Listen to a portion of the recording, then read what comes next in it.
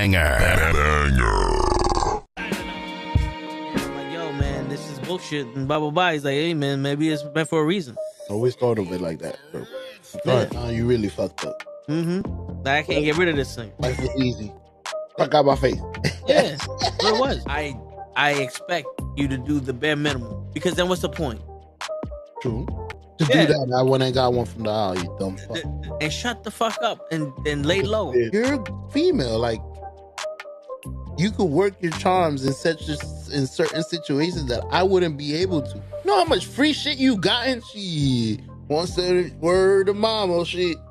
Oh, got him.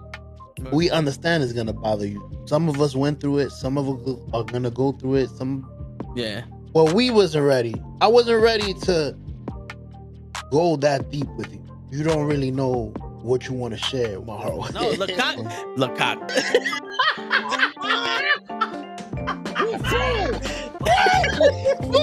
Send hook, send cock. I do not agree with these guys. Word. Get the fuck out of here and do it Sunday morning. Get the fuck out of here. Yeah. Get the fuck out of here. Get the fuck out of here. We don't want you here, asshole. Get the fuck out of here. Don't you come back.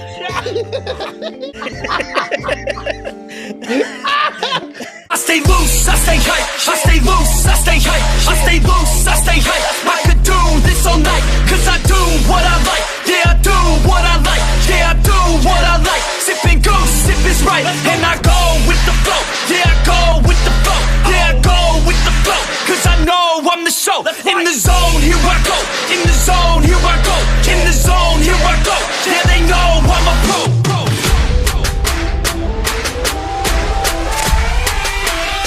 Let's go, let's go!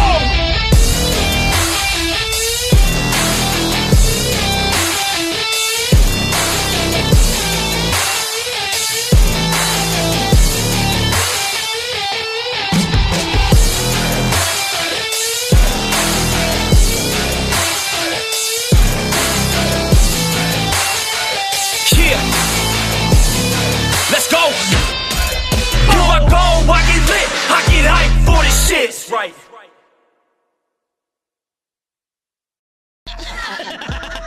Word. He be like, I got a left elbow and a right elbow. I can break your face with an any elbow. Make sure that you get elbowed in your elbow with an elbow. Got the arm ball, get the phone ball, get around with the bomb ball.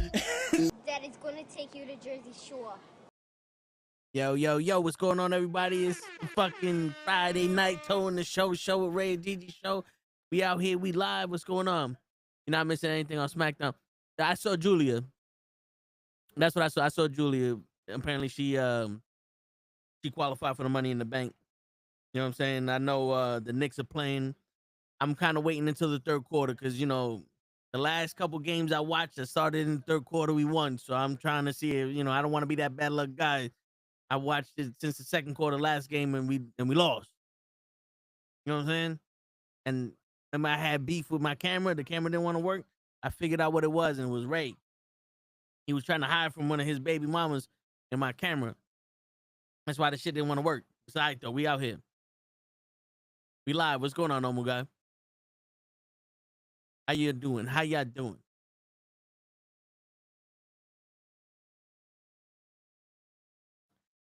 Shit, man.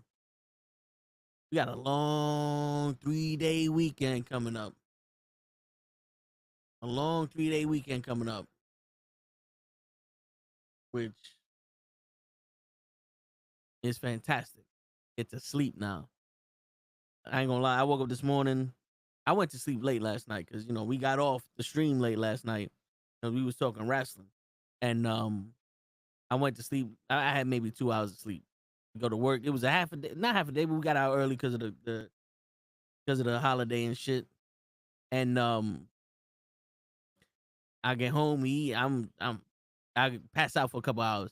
I'm like, yo, I can't wait to go to sleep and wake up on Tuesday.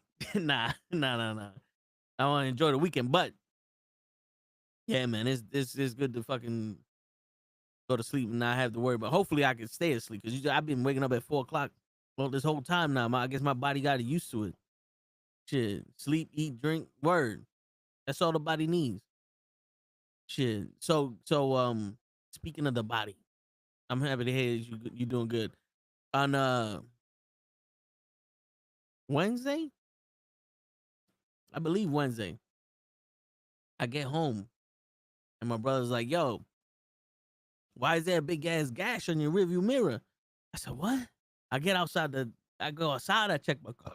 I check my car and there's like it looks like a bike or something metal scraped my side mirror. And it was like 7 inches long, 6, 7 inches long. And it's a thin scrape, but you could feel that it dug into the plastic. So I'm like, fuck, man. So I'm looking for the piece to see if I can replace it because my shit is blue, and apparently the only one I can get is white. They don't have this blue anywhere, right? So I'm like, yo, $180 for a white one. Like, I ain't trying to do all that shit. So I was like, you know what?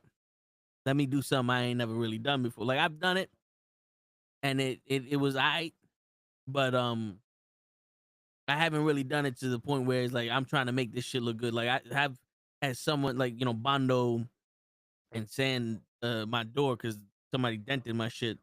But um that came out. It came out alright because we couldn't find the white that matched the car. So, but we had air compressor and we sprayed the shit. This one is a different technique. I'm gonna take this little plastic piece off. I got the sandpaper.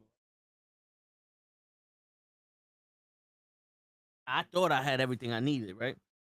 I bought the paint. So get this shit. I bought the paint for. This is what me and Hutch was talking about on Wednesday. I bought the paint for $32. That's including shipping. It was like $25. It's a little bottle, so I gotta use a paintbrush or some shit, right? So I bought the sandpaper. I got the little thing for the Bondo, and I'm like, yo, I just need a little Bondo. So I picked this up. I'm thinking like, yo, this is Bondo, and I didn't read it apparently because when I put Bondo in, this popped up. So I said, oh, this is small. This is cheap. Let me get it. This is JB Weld. This is if you wanted to stick plastic and metal and shit together. So if I had a loose panel or some shit, I could put this in. Like I could glue that shit on together. So I'm like, all right. So I had to go buy the Bondo. I got that shit on Amazon. It's supposed to be coming in on Sunday. But yeah, then I got this fine ass grit sandpaper and shit. So I'm gonna try. It shouldn't. Yo, listen. Nothing is that hard. Right? You know what I'm saying? When you do it, nothing is that hard. So this is gonna be the first time I'm gonna take the motherfucker up, sand it, sand that scratch down, get it nice and flat. Put the Bondo in there, even that motherfucker out, let that shit dry, then paint over the shit. Try to flatten out that paint, put the clear coat on that mother. Cause I got primer, paint, and clear coat. So I'm gonna primer it, paint it, clear coat it, try to flatten that motherfucker down. I might try to flatten the motherfucker down with each pass. Like I put the primer on there. If it's bubbled or whatever, try to flatten that down. Maybe put another coat, and put the paint. Try to flatten that down. Then the clear coat, flatten it, like just because I want it to look as best as possible. I don't think this is gonna be perfect. But I want this shit to look. I don't want to see a blue line. Like I want to see good at least. But we're gonna see how that shit work. I also, a lot of shit's fucking up on me, normal guy. I got you. You see the dragon ain't in there no more, right? Because the dragon's over here. The dragon's here. Now this is an air bubbler. You see this? That's the air stone. The air goes through this and it comes out the mouth. For some reason the air stone is clogged or some shit. So I said, fuck it. Instead of paying $20 for a new dragon, I spent $8 for a new air stone. Now I see I can pull this motherfucker out and probably just put the new air stone in this hose. What I was thinking about doing was just putting the hose through here and connecting it. You know something? That might be the best thing to do. Just add the air stone to this shit if I can disconnect it.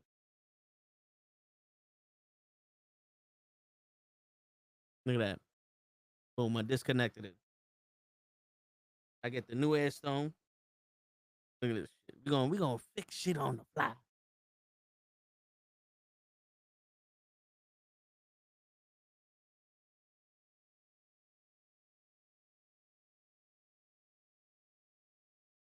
shit come with a whole mess of shit, the hose and everything.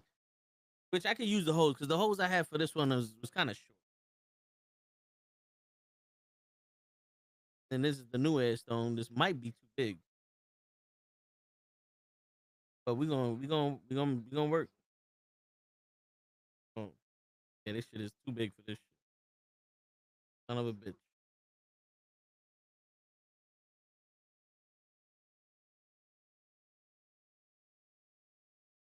This don't fit in the bottom, but I might be able to. Now that I disconnect this, I can take the hose out. Check that motherfucker. It don't look like there's anything blocking this shit. Yeah, so I might be able to just cut this motherfucker open, get this air stone in there. I mean, for $4, the shit ain't bad. LC Green looking good out here. Normal guy. I don't know if you noticed. What the fuck, Alexa? Oh yeah, Alexa not winning. She talked to the dumb doll again. Oh my god. I missed it because I was setting shit up and I was doing all this other shit. I see the Meechin and EFAB tag team match with Piper Nevins and Albadon. That's who that is, Albadon. I see that shit. Alba Fire and they. I don't know where I got Dawn from. Was that the other girl? Yeah, I should be able to cut this shit open. Open that shit up a little bit, fit that motherfucker in there, and we good for $5. That's the problem nowadays. You back in the day you used to. Oh yeah, this shit is fucking. I would need the Dremel. I have a Dremel. That's a tomorrow problem. That's a tomorrow problem. But yeah, I saw Tiffany telling Alexa and Charlotte that they are the old models and that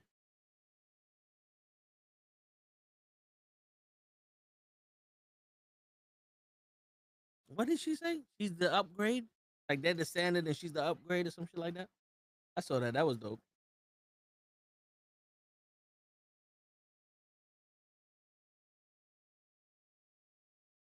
Yeah, I might have to definitely go figure out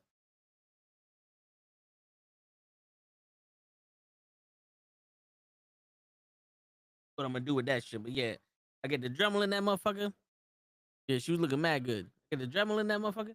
Open that shit up. Say fix that shit for $5. And if that shit don't work, and then I just put that air stone in that motherfucker and just put the dragon in there. But it should work. Hopefully. Hopefully, right? Dremel tool bits. Let's see. Alina. Oh, I'm over here like, oh, what the fuck? One of the videos I had just started playing. I'm like, what the fuck is this? Grinding tool set. Let's see what we got here. Are these universal?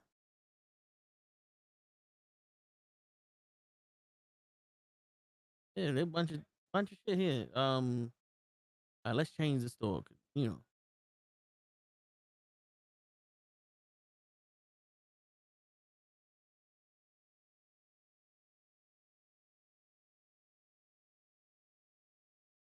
All right, this shit isn't stop. But all right, so let's see. Grinding bits. Stone rotary. So that stone might be able to sharpen a knife, no? I don't know. Large diamond rotary grinding wheel set. Is that a cutter? They got a cutter?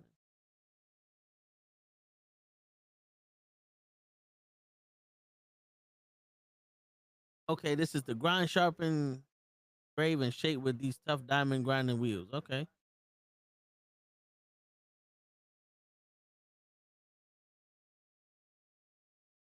Let's see. I gotta see what the name of the grinder we got.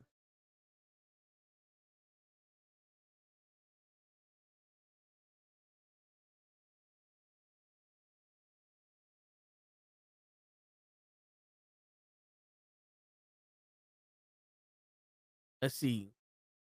Let's see if Harbor Freight Dremel tools are universal.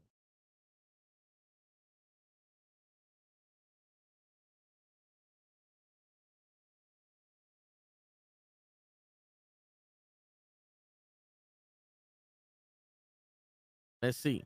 Yes and no. Some Harbor Freight Dremel bits are and accessories may be compatible with Dremel tools, but not all of them will work universally. The compatibility depends on specific model of Dremel tool and type of accessory. You think Street Profits? I think so. Because they just showed fucking Jacob and what's his name? Matoa now?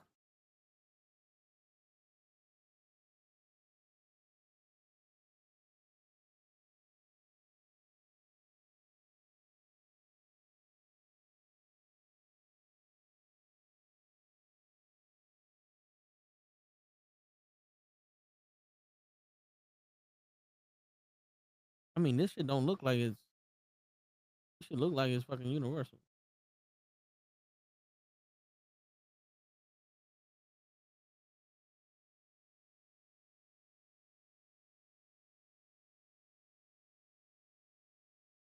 Where you went? Home Depot? I think that the Street Profits will retain because to give those tag team titles to Fraxium right now, not for nothing. It's like you just fucking throwing these motherfuckers anywhere, huh? Like let the Street Profits do some shit.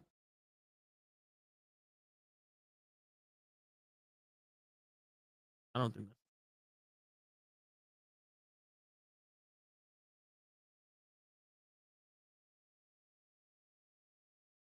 I think that's the name ram. I don't know. What do you think, normal guy?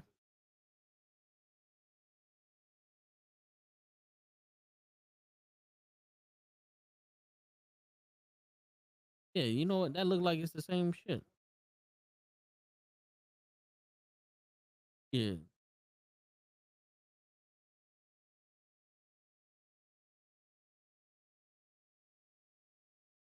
And also, Bray Wyatt would have been his birth. Oh shit! I didn't know today would have been Bray Wyatt's birthday. That's crazy.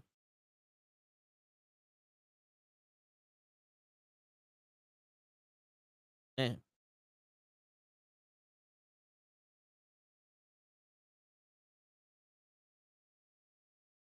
200.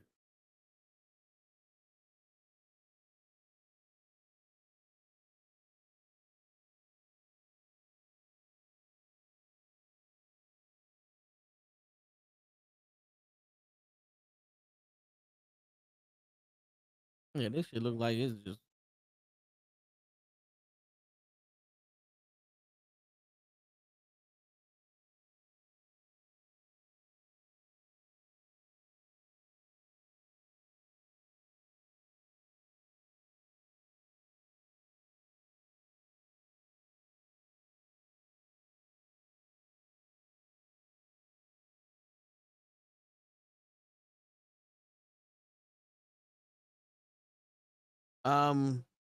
I don't know. WWE might do some bullshit and have Street Profits lose.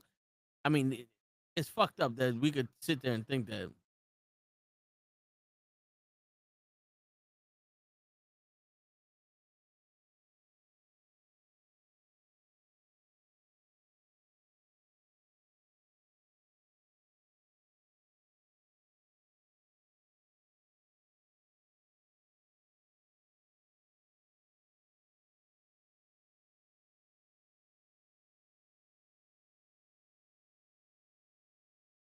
Shit, yeah. It's sad that we gotta fucking say that. Yeah, they might do that shit because they don't know what they're doing. Already cut off wheels.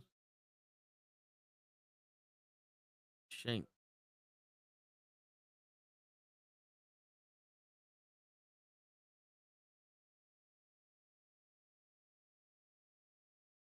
Shit, Bray Wyatt would have been a year older than me. That's crazy. Bray Wyatt would have been a year older than me. Hmm.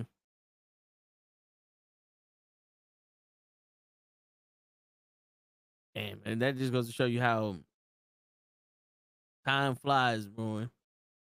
And when it's your time, it's your time.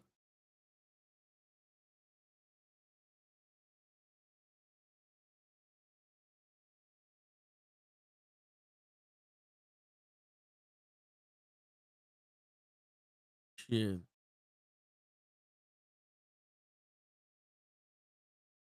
I'm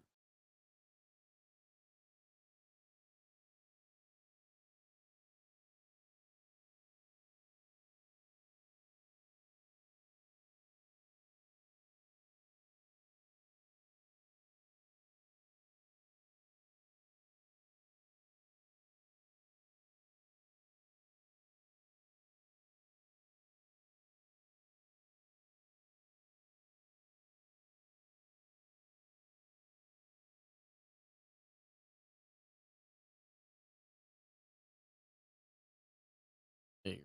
All right, but yeah.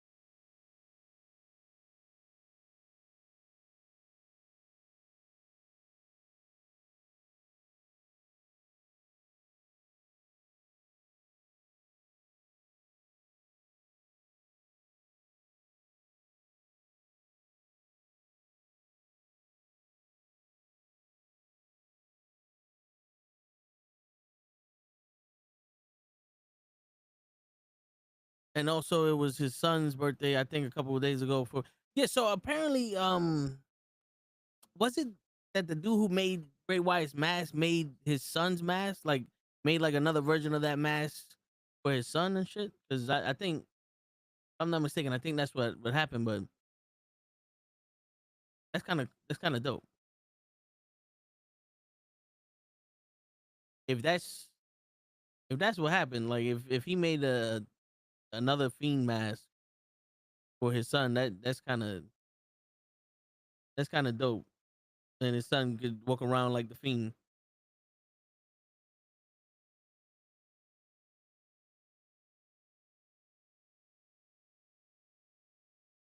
Let me just take a picture of this shit real quick.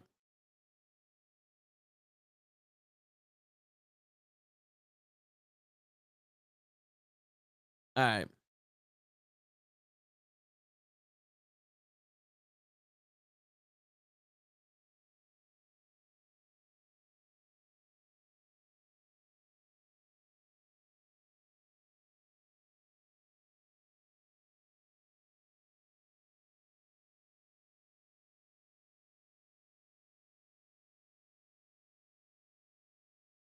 When the fuck did Jimmy start going with the Phoenix?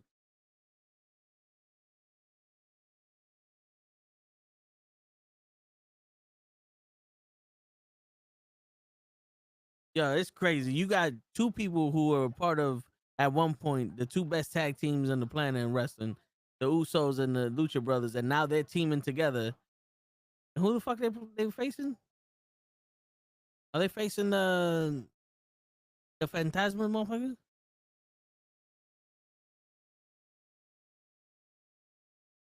That's weird as shit. Not for nothing. That's weird as shit. It's like, damn, you put this is thing in Hawk. No, yes, was it? Yeah, Sting and Hawk versus fucking the Harlem Heat. All of a sudden, hey, where this came from?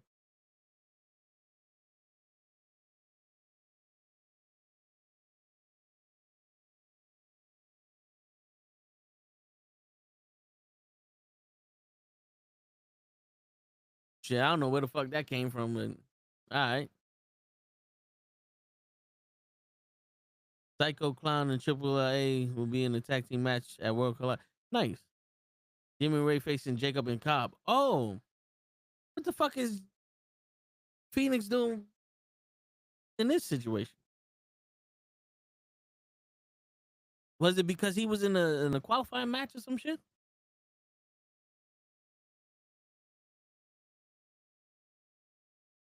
All right, normal guy. I'm lost. Why is Phoenix teaming with Jey Uso to face Jacob and Cobb? Oh, they're gonna show the highlight from last week. Okay, so Jacob and Solo. Oh, okay, it was a triple threat match with Solo,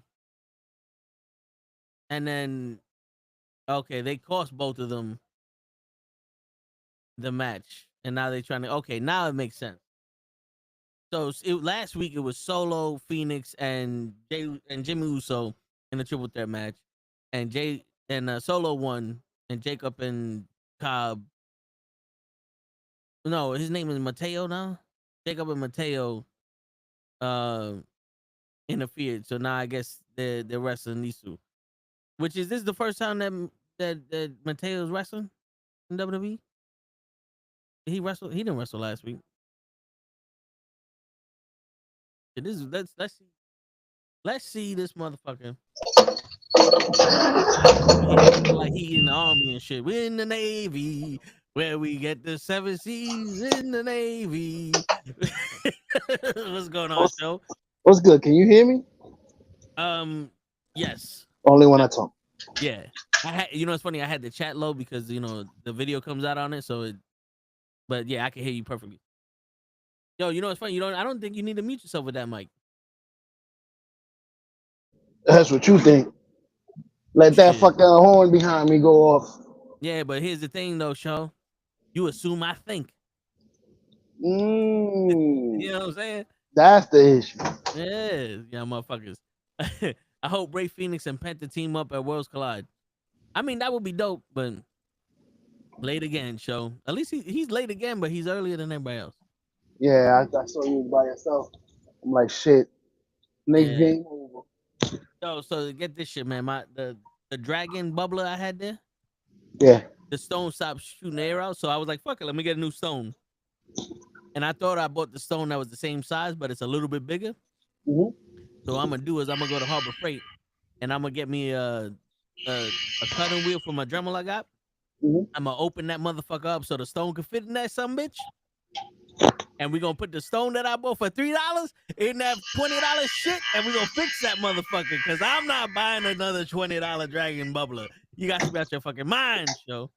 Problem solved. You fucking buddy. I'm going back to the old school way where you fixed it. You didn't get a new one. You make your own. Word, I'm broke. Shit, yo, speaking of that, I gotta fucking fix my side mirror. Somebody scratched the shit out of the side mirror, and it's like deep. So I got Bondo, but it turned out it's fucking JB Weld and wasn't Bondo. So I had to buy other Bondo that's coming out Sunday. But I'm gonna repaint that motherfucker. I found this website that matches your paint code, and they give you the primer and the clear coat and everything. So that way you have everything you need to touch up any scratches and shit. You go buy the aerosol can or like it looks like the nail polish. I bought the nail polish for $20. I said, fuck it, I'm gonna try to do it with a paintbrush. I seen the technique on how to do it.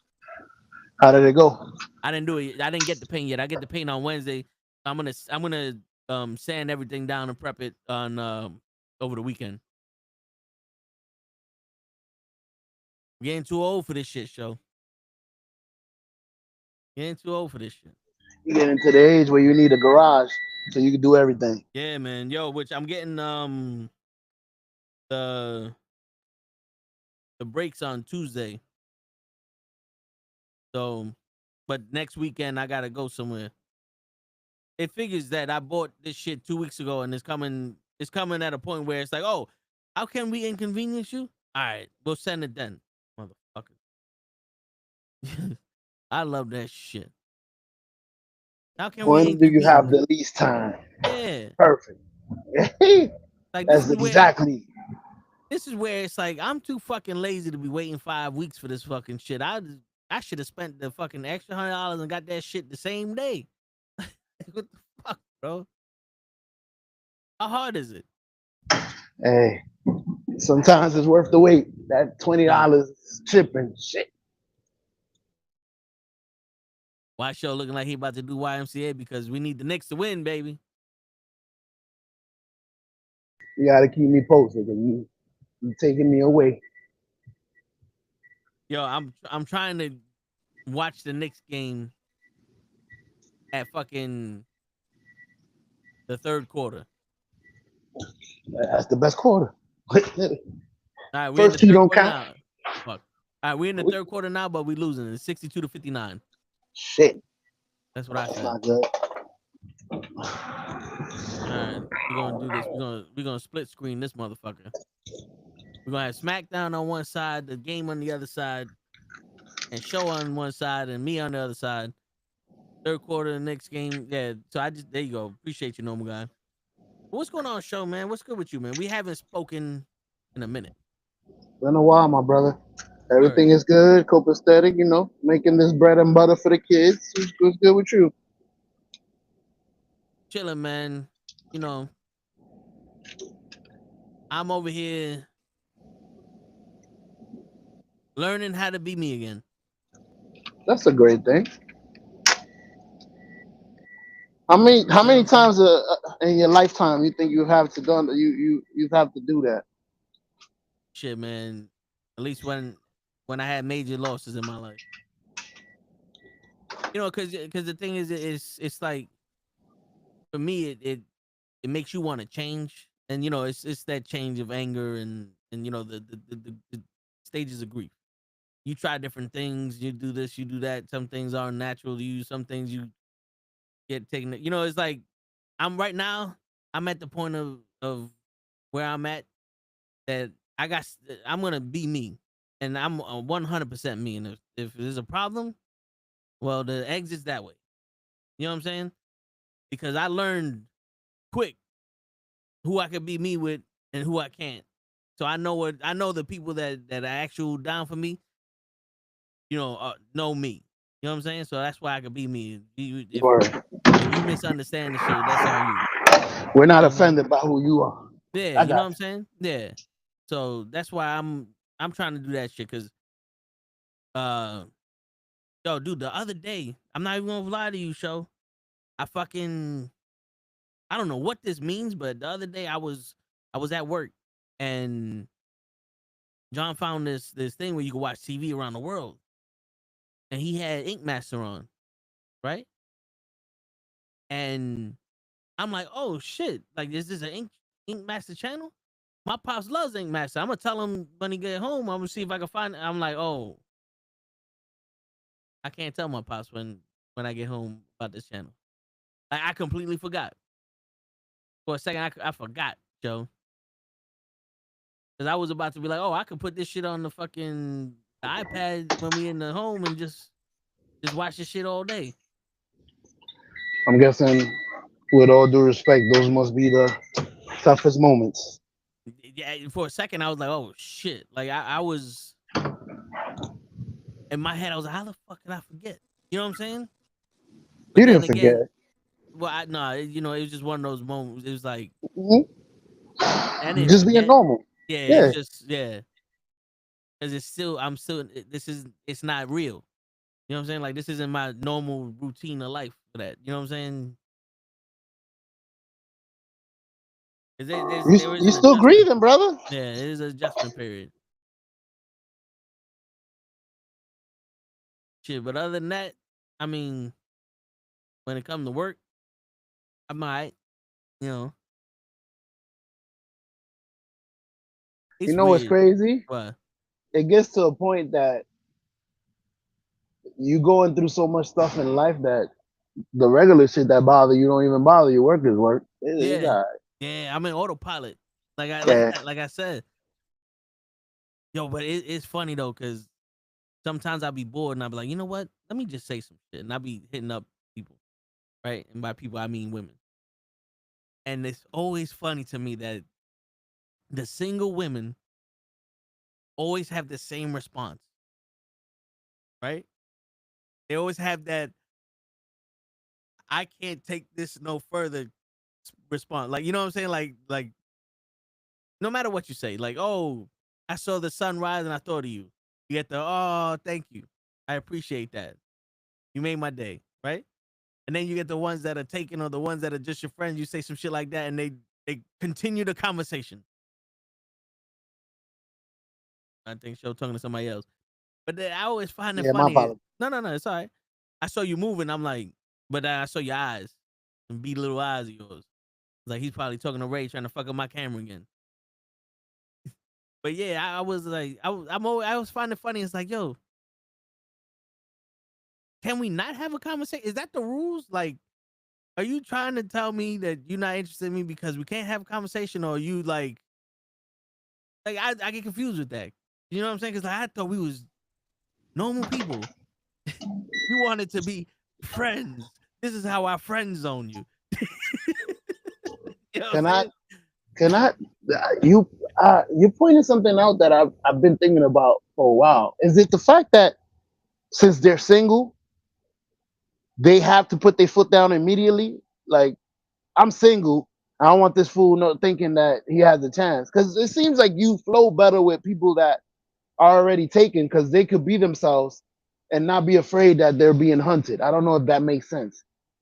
Yeah, because to be honest with you, that's how I feel also. Okay. But it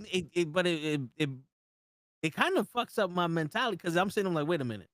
So this girl who's taken has no problem engaging in this conversation, but this girl who's single has a problem with it, and I'm sitting there, why?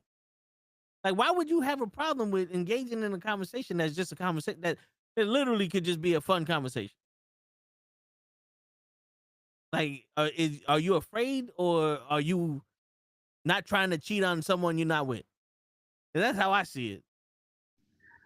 I overvalued myself at a 10, and I saw that you might have been a 7. So I'm waiting for my equal 10 to come, even though I'm really a 5. But go ahead. yeah, right. You know, like I told this one girl, I said, "Yo, it's okay. You can say my shit is corny. I'm just trying to have some fun. It's boring at work right now, shorty." And she starts laughing. I said, "You see how simple that was? Oh, we not in love. It's right. I didn't get you pregnant yet. You good. You can laugh at my jokes. It's okay." Like, shit. Fuck you think I'm gonna do? Show up at your job now? Oh, you laugh, you're mine. I don't know where you work. I'm too lazy to go over there. We just gonna talk. The only time I'm ever gonna rush to you is when you say, "Come over, I'm horny." Boom, I'm there. Boom. I'm like Urkel with Laura. That's You right. know what I'm saying? Other than that, I'm gonna be where I'm at. You know what I'm saying? That's crazy, bro. To then complain that all the good men are taken. Yeah. Oh, that's something I said that to Ray. Right. This one girl, it was on TikTok. She's over here. She's like, "Where the good man at? All these guys out here speaking for y'all good men. Y'all good men, they nowhere to be seen, and they making y'all look bad." And I send that shit to Ray, and I go, "Where the good men at? You just done rejected all the good men. All the assholes is left. They ain't speaking for us. We went You somewhere didn't else." even let us talk. Yeah, I'm like, shit. Here's the thing. You shut us down. We went home. This is what you left with. Surprise. Like, you can't talk about where's all the pasta at when you go into a fucking bakery.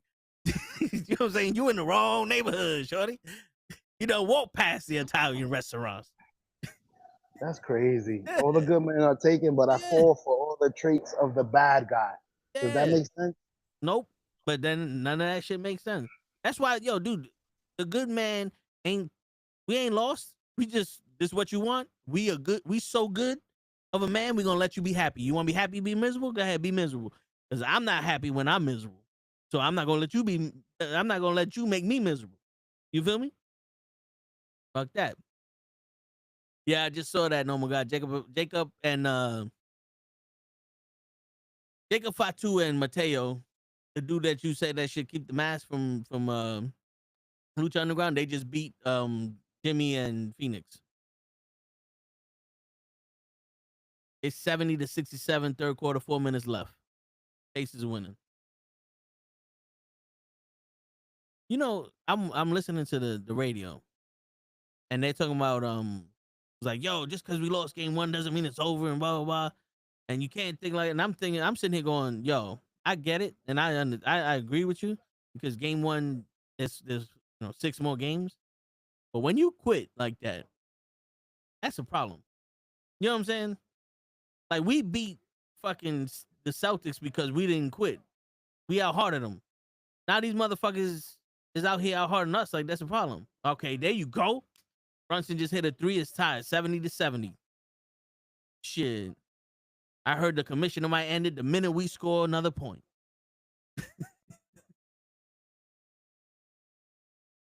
They are hating on us. The fucking refs suck, bro. Yeah. I wish that we could get I wish Jalen Brunson could get the calls that all these guards are getting. Shea Gilchrist and all these other But motherfuckers. he's not flopping. That's true. I hate the fact that these motherfuckers is flopping like crazy. Like yo, the fact they wanted to call a fucking foul on him in game 1. My man was nowhere near homeboy, and my man fell on the floor. You saw that? Where he went like this, and nowhere near his face, and my man hit the floor, and he stood there like, what are you doing? They were trying to say he hit himself with the arm. Normal to Hodge could have played better. Yo, facts. Me and Hodge last night on the Knicks team, we would have destroyed them by 30. What the fuck? Our truth just saluted a picture of fucking John Cena. But yeah, man, going back to the conversation, I don't understand that. And then the thing is, it's like, because I don't understand their logic. Are you trying to be nice and you're accommodating me in conversation, or what I'm saying to you, like you really like the attention and the shit, but you're on some nah. Because for some reason, like in my head, I'm sitting like, because I'm getting mixed signals. I'm getting like, we're having a conversation, and when it's a normal conversation, this shit is non-existent. But when I have a conversation with you that doesn't mean nothing, we're talking forever. Because I'm telling jokes and I'm keeping you occupied. Which actually made me think of something. But think about this, show. Which girl would you rather want? Somebody that you text and say, hey, good morning, beautiful, how you doing? And they respond back to you? Or someone that you say something stupid, like you just text some stupid shit like, yo, I saw some dude run the red light and it made me think of how fast you run through my mind every day. And they respond to you. Like, which girl would you rather talk to? Depends on the type of guy that I am. And you know the type of guy that I am. I'm like you, so I'm a fool. So I would want to be able to be myself with you. So I would want to joke with you and say, if I brought you a star, would you accept it from me? And I would want you to smile and be like, damn, if you went through all that trouble, the only thing I got to do is receive it. Like, smile. Like, you see what I was trying to do. I was trying to break the ice. Yeah. Relax. So, for me, it's that person. Sorry. Yeah, so, no, because originally that's what I thought, too. But then I'm thinking, I'm like, yo, you know what's crazy? If I can't have a regular conversation with you, but then when I come out of left field with some shit and we talk, is that something I really want? Because sometimes I don't want to come out of left field. Sometimes I want to be like, yo, how you doing? And have a conversation and talk to you. I don't want to have this fucking conversation, because like when I reevaluate the conversation, I don't want the conversation to be, like the heart meter, when you're in the hospital, doop, doop, doop. Like, I don't want the conversation to be like, doop, doop, and then I have to say something wild for you to respond back to me. So I'm like, yo, you know something? This might be a sign, like, homeboy, you're wasting your time. Even though this is a fun conversation, you might be having this fun conversation with the wrong person. You know what I'm saying? Because if you can't participate in the normal shit, then how the fuck, like, it's like sports. If you can't play your position, why the fuck am I going to put you in another one? You know what I'm saying? Like, you can't dribble the ball. What the fuck I'm gonna make you the point guard for? You know, like that's my logic. I don't know if that makes sense to you or not, or people in the chat, but that's my logic. Like, it's weird how I'm getting older now. I'm starting to realize, like, yo, I don't want to work so hard just for a fucking conversation, even though it's flawless. Like, it's effortless. It's effortless to me to have a stupid conversation. Make sense? I'm gonna let he parking in the truck. Gotta give him concentration. Yeah, it makes absolutely sense. It's like, why am I wasting my time if you're not even willing to give me the easiest part of this thing, which is free conversation? Yeah. Cause I mean, it's like, you know, you've been in the part where, you know, like I call it the dance monkey. You know, where it's like they just here to see the monkey dance and entertain them, but anything else, they're not Yeah, into it. You know, and sometimes I ain't trying to dance. Sometimes I'm trying to head bob and just be on some, yo, what up? And then, you know, the, the translation of friend is different for men and females. Because I guess friends for females is whenever you're convenient. And friends for males is whenever the fuck we talk. Like, yeah, that I can hit my friend up like, yeah, what you doing? I'm in the middle of beating. All right, cool. When you finish, let me know, man. I want to get something to drink. You know what I'm saying? Like I know the women ain't built like that, but it's still like, yo, listen, you know, what happened to the friendship? I guess that's where they get the whole men and women can't be friends, because it's a different standard. You gotta be different with your female friends and your male friends.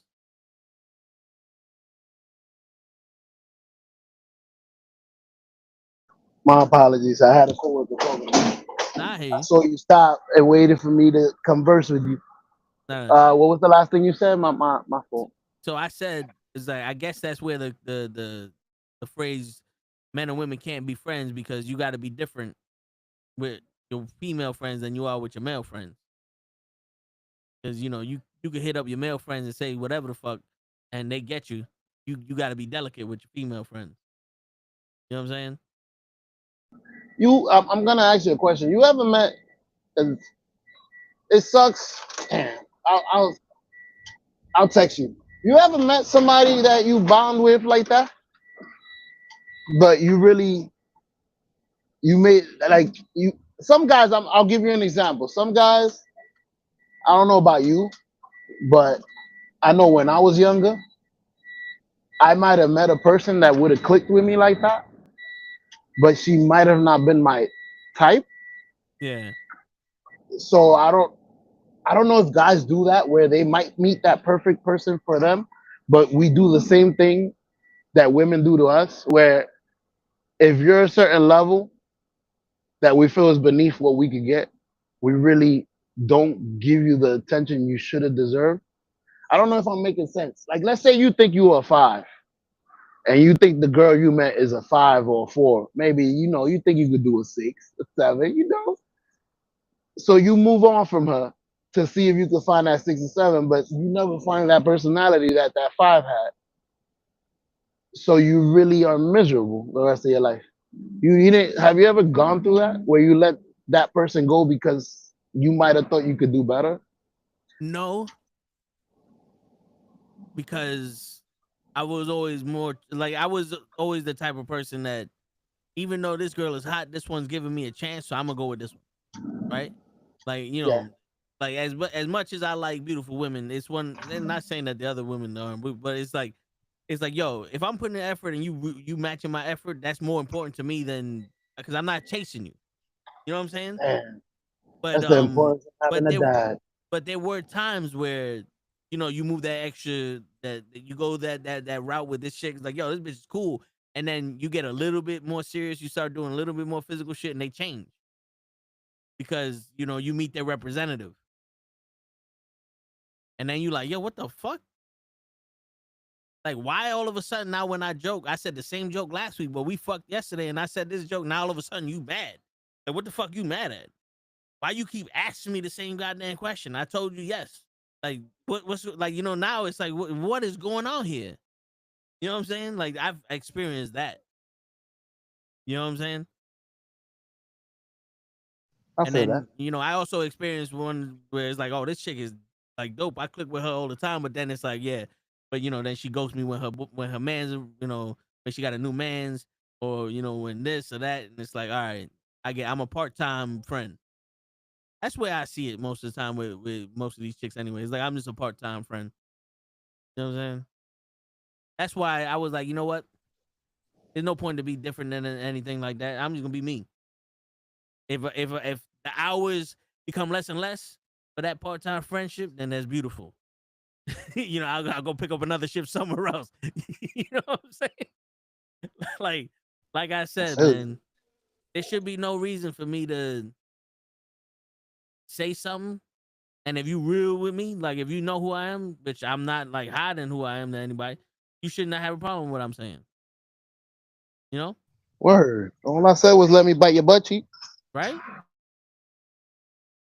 Shit, it's funny because this I'll tell you after the because this morning We got a lot of conversation after. Yeah, this morning I like, you know, I don't want to say something and then start any beef with. I don't think they watch this shit, but Hey, you just want to like you know, it's not appropriate for the world to see because that's a private conversation.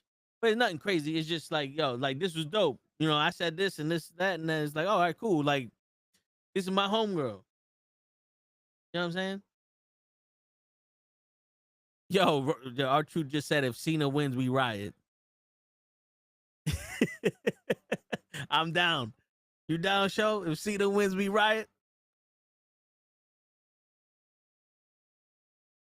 Let me unmute myself because I look like a fucking R2D2 now. Shit. But let's riot, bro. Word. I'm down. Word. Yo, it's 81-79 paces, 19 seconds left in the third quarter. All right. Dude. Literally, the Knicks forgot how to play defense. And they forgot how to set a pick, I guess. Oh, no. The blocking foul?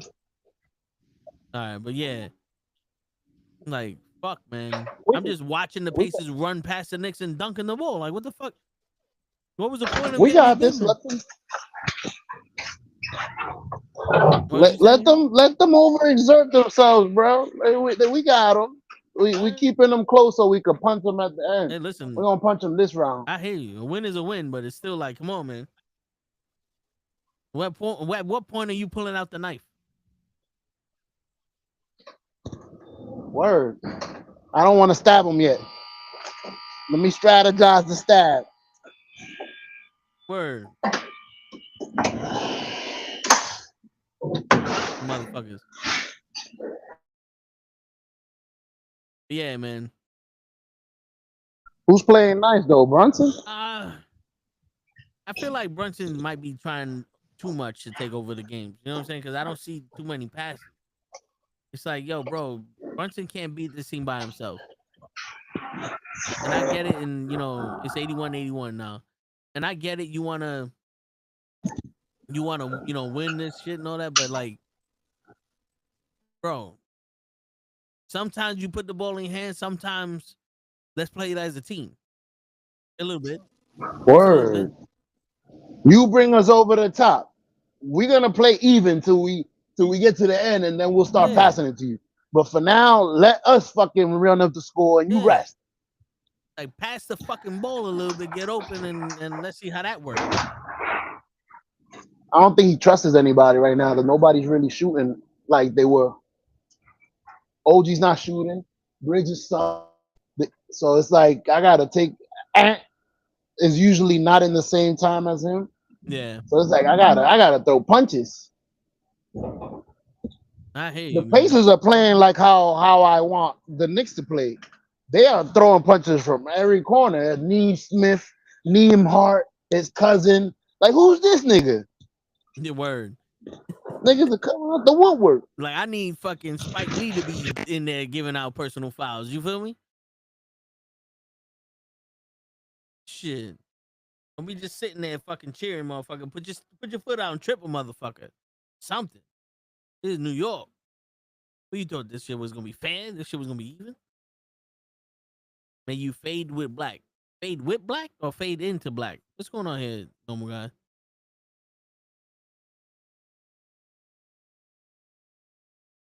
Like, yep, I knew it. I knew it. Show was leaving. The minute we said Spike Lee, he left. He must have a problem with Spike Lee. He must have a problem with all them spikes.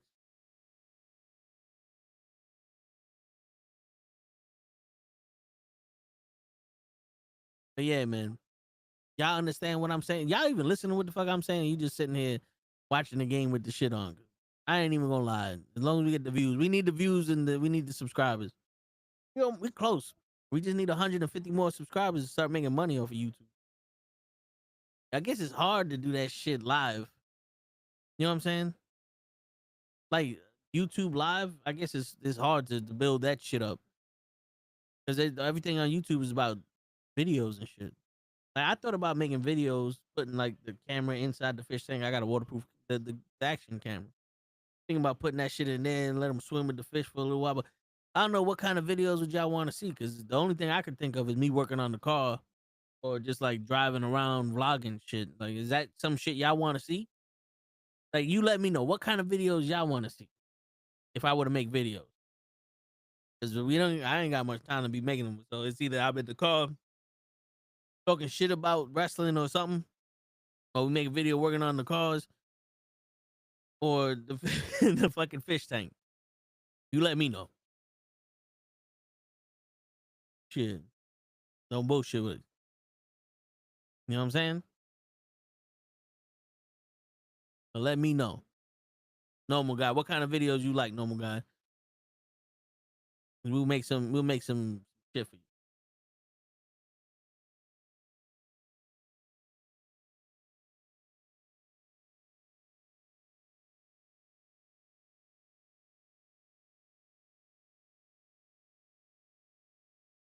Maybe talk about wrestling. Would you watch that video if I was talking about wrestling? If I were to make videos about what, like the news or something?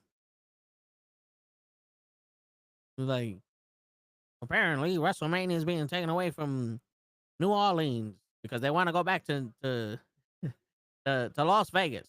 My opinion, why are you taking away from New Orleans? They could use the money. But is this a ploy for TKO to monopolize Vegas because they have UFC there? Tune in next time. Would you? Is that the type of videos you want to see? Like I could put that 20s twang on the motherfucker. You know what I'm saying? I could do that. Is that some shit that I know you laughing now, normal guy. Y'all laughing now, but when I put it in there and ain't nobody watch it, I won't hear none of that shit about eat shit. You know what I'm saying? I don't want to hear we heard people. I don't want to hear that. You know what I'm saying? But we'll see, man. We'll see. I gotta figure out which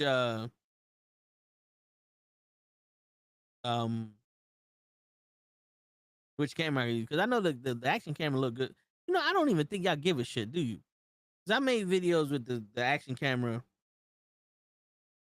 and my regular camera, and I don't think y'all give a shit about the quality that much. It's not that big of a difference in quality anyway.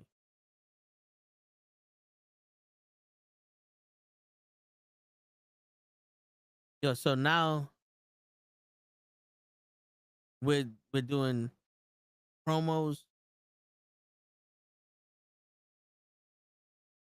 It's a triple threat match with Naomi, Jade, and Nia for the number one contendership of the women's title. Okay.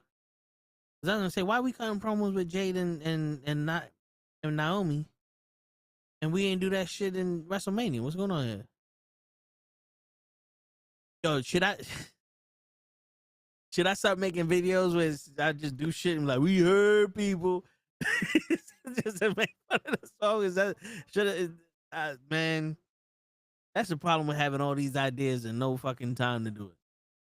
Just fucking kick a bottle. We heard people.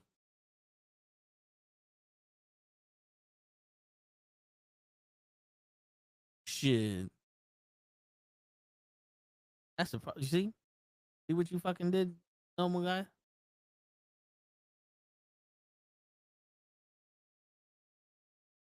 Okay, so it's a qualifying match for Money in the Bank next week. Nia, Jade, and Naomi. Who would you have win that match? We heard people gives me night pits. You like that song, normal guy. Stop fucking around. You know you like that song. Shit. I'm just saying. When I first heard it, I was like, okay. And then, like, when I heard people say, I was like, okay, I get it. And then I heard the song, and I'm like, oh, that's literally all it says. Okay. All right. Now, we got a 20-minute entrance. We heard people. I'm like, oh, wow, turn this shit off. After the 18th, we heard people. I get it. I understand now. I know what that means. I speak English. I know what that means. Shit. Oh, yeah. So who would you have win that? Nia, Jade, or Naomi? Because I kind of want to see what Jade could do in the ladder match. You know?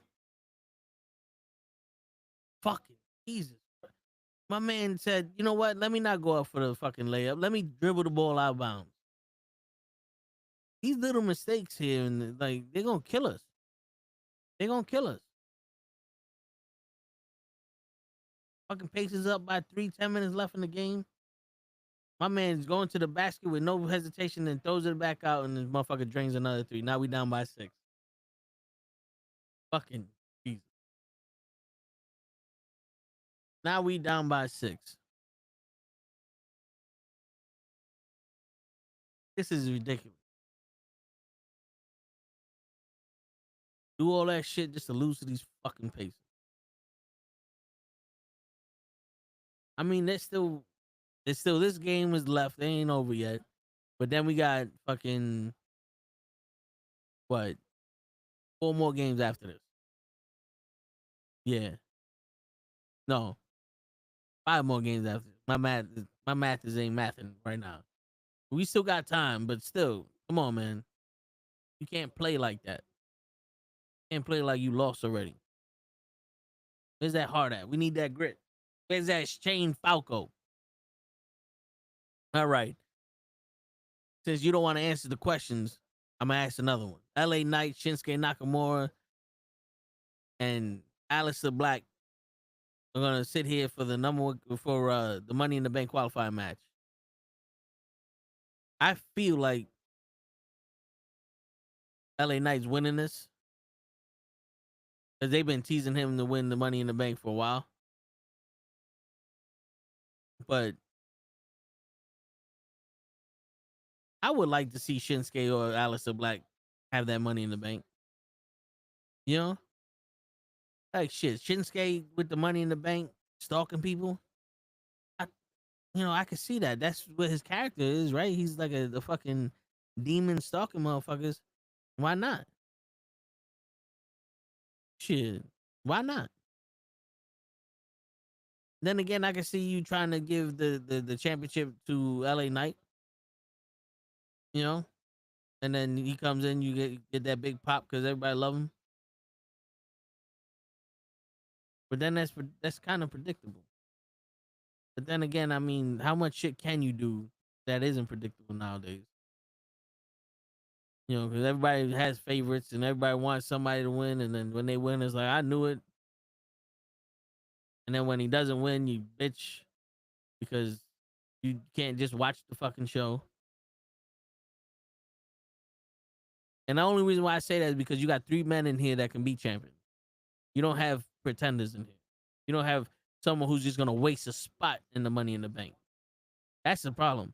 When you give somebody a win that's just gonna waste a spot in that spot, like you got the Royal Rumble, but there's only 10 people, and you give one of them to Jim Carrey. It's like, all right, you just wasted a spot that you could have given that to somebody. Like, that's a waste. Like, you know what I'm saying? Like Logan Paul versus Jey Uso right now, Saturday Night Main Event. It's a waste of a fucking match. Like, what did Logan Paul do to get a number 1 contendership? showed up.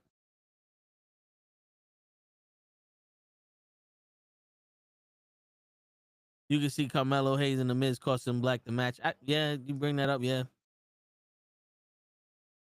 But did Carmelo Hayes qualify? Is he in a qualifying match? Probably not.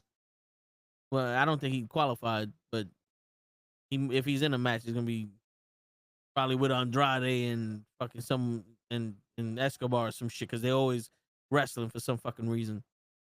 Oh, Chinkaska off the second rope. They call it a jumping knee. That's the shit. You know what? Fuck it. If it's not gonna win the match, might as well not call it a finish.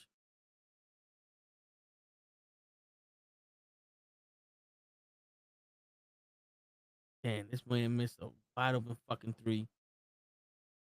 91-95. He threw that shit out of bounds. Yo, Thibodeau, you wanna like call some plays, maybe? Like right now, the Knicks look like, yo, whoever has the ball, just fucking shoot it. No one's gonna run. No one's gonna set a pick. No one's gonna try to get open. You're just gonna play isolation basketball. Everybody on the Knicks is playing isolation basketball when they get the ball. Like, come on, man. The Pacers are passing the ball 4 or 5 times in a row before they shoot that fucking wide open 3. Look at that.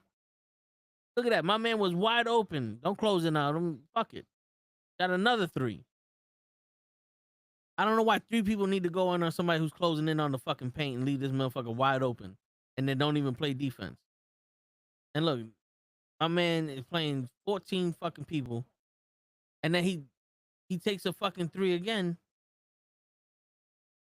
Why he's covered? What's going on here? Who's missing the assignment? Come on, bro. Like, this is ridiculous. If y'all want to fucking give up and just let them win, then give up and let them win. Go home. You don't need to watch this fucking 28 years later. Damn, at what point?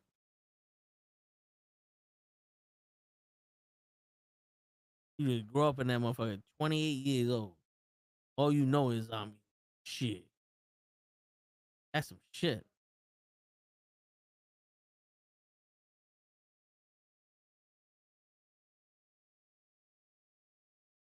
Y'all remember 28 Days Later?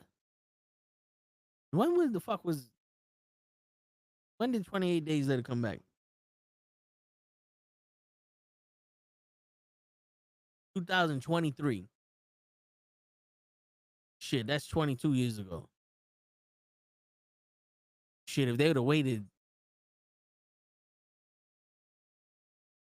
6 more years, 28 years later, that'd have been dope. This movie came out 28 years after the first one. 28 years later. And it was like, hey, look at that shit. But, you know, fuck it.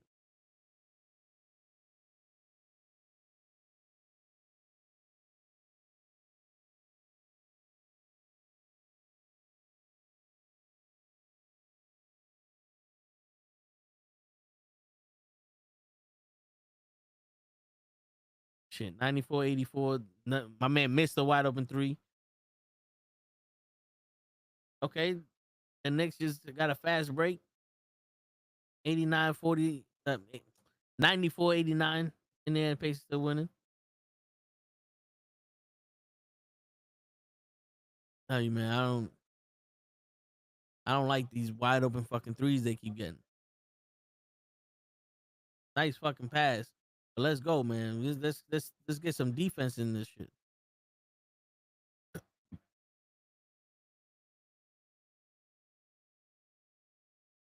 You watching this triple threat match too?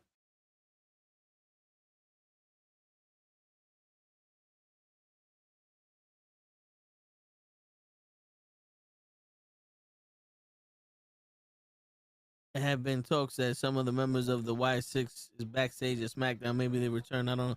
Well, if she's starting to talk to the doll, then that gotta mean something about the Y6 at least. Shit. You know what I'm saying? Because that'd be kind of stupid if she starts talking to that doll for no reason. Like let it bring her into the Y6 something.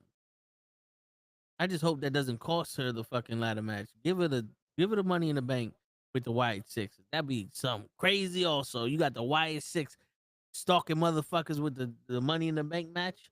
Shit.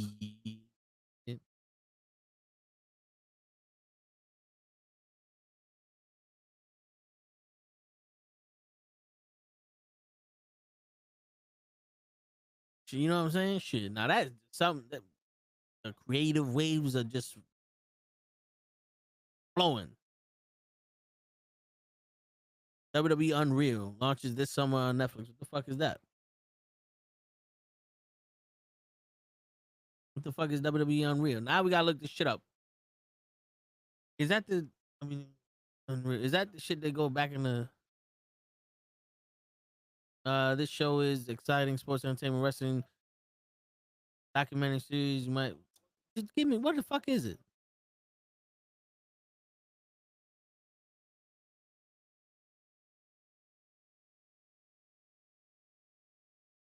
You're not gonna tell me what it is. Just documentary, reality TV. So I guess this goes. This shows you behind the scenes of how they do shit, huh? Which I guess they're making more money with opening up the curtains than actually wrestling. There's probably more people interested in how this shit works than actually seeing it work. I mean, it's interesting, but still, it's like, you know, you gotta watch the fucking product at least.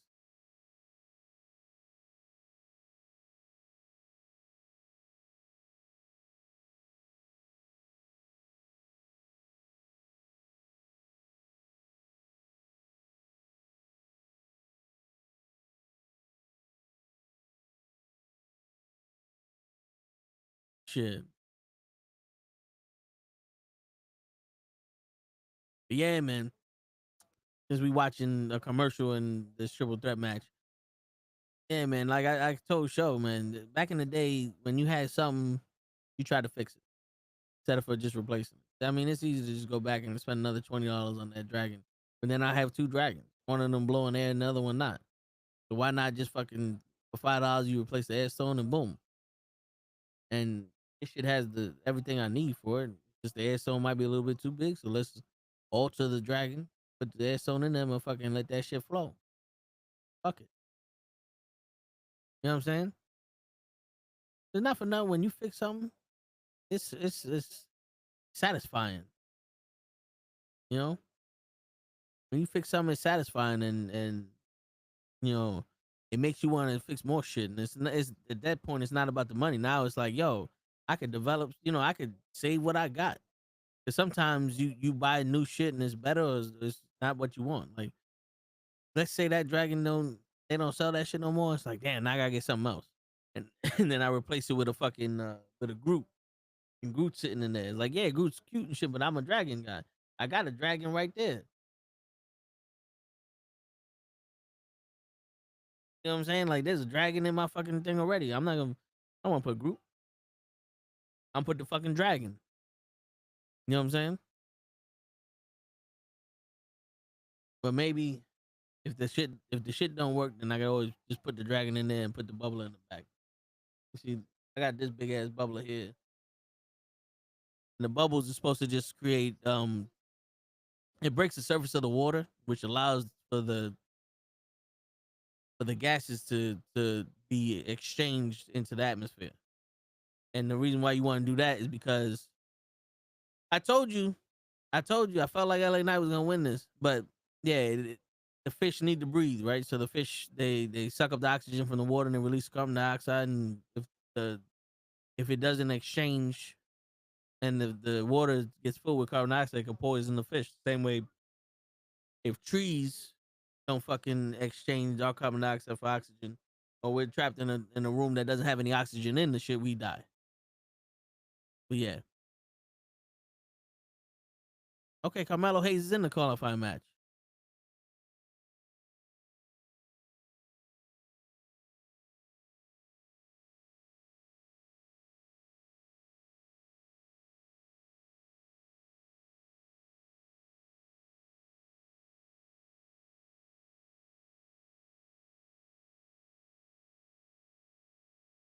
Oh shit! The Miz said that he gave his opportunity to Carmelo Hayes. Let's give Carmelo Hayes a fucking shot, bro.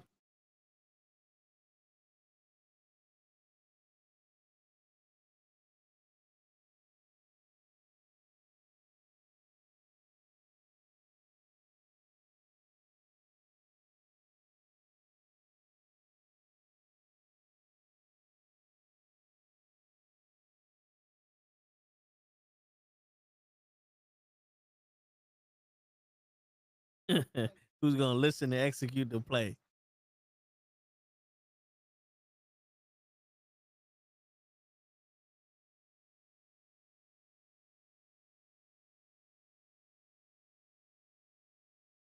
So Mello don't Miz and we are all him. All right, they just putting shit together, huh? They just gonna say fuck it. Just say words. Say words together and we gonna make that, we gonna hope that works. Fuck it. Right? Why not? Shit. Memorial Day weekend's coming up. I might,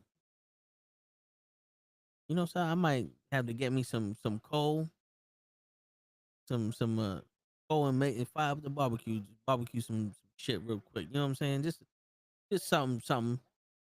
Why not? It's fucking Memorial Day.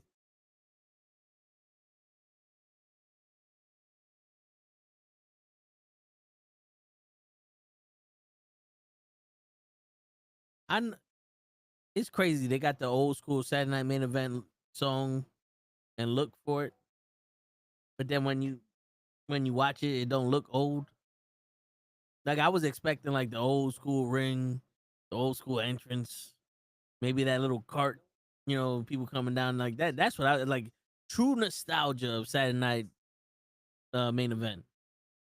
They just made that shit fucking. They updated the shit out of it without the song.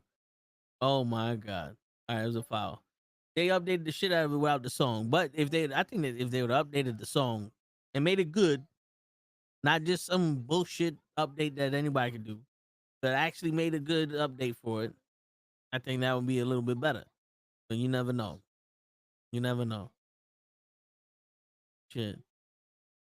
I ain't never washed dishes and had shit transfer from one dish to another dish when you got soap all over you. Like you don't clean out the sponge. All right, whatever. But yo, 100 to 94, faces up. 5 minutes left. We got this. And we missed the first free throw. All right. As time goes on, I don't see why Six returning tonight unless they do something in the main event. Well, who would they attack in the main event? First of all, who is the main event? Because we already had Julia move on. Who the fuck is the main event of SmackDown? Why am I shit not saying? I don't understand. I put this shit on there and I don't know why it don't pop up no more. This is bullshit. This is pissing me off. This shit is pissing me the fuck off. Tag team champions match.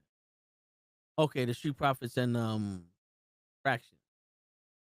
Man, that's the main event. Wow.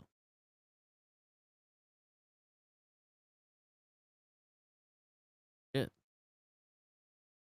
Okay. Well, things just hit a long too. 97 100. 4 minutes left. Let's go.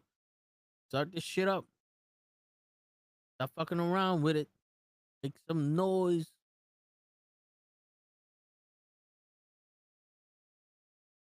And wide open. Fucking drains. Yeah, like they're gonna do the same move 5,000 times a game, and every fucking time you gonna fall for it. Stop closing in. Give the motherfucker the two. Why you gonna leave that shit wide open for a fucking three? Like every goddamn player on the Pacers is shooting threes on you. Stop with your shit, man. Fuck.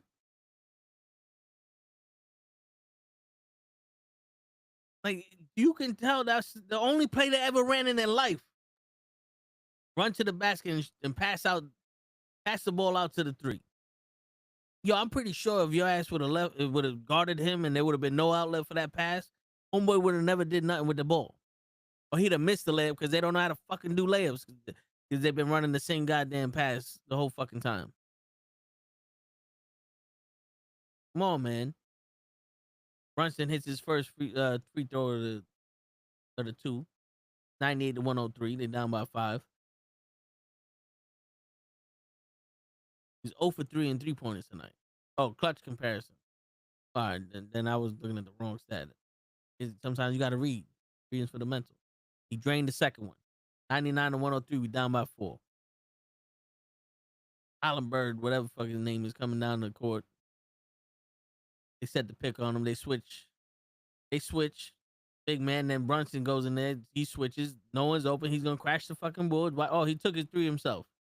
And he drained it. The mismatch in height, and he just drained the fucking 3 right in Brunson's face. Brunson passes the ball out. Gets the ball back. Now, instead of there you go. He set the pick. Pass that shit. There you go. Where's the foul? All right. I guess we don't get calls. Now the defense is you just broke down. The defense just broke down, and they gave a wide open 3. He missed it, but then they got the rebound because they don't know what the fuck they're doing. Holy shit!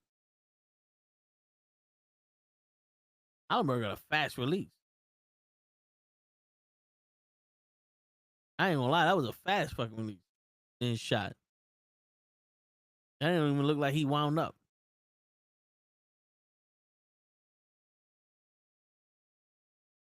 And they called the foul on. So it was 106-99. He hits the first free throw. 107-99. Jesus Christ. What's going on here, normal guy? Looks like the Knicks about to get swept if they keep playing like this. Yeah, if they keep playing like this, they're going to go back home. They ain't got a long way because we still in the fucking garden, but Jesus. I know we didn't waste all our fucking heart and determination on the fucking Celtics.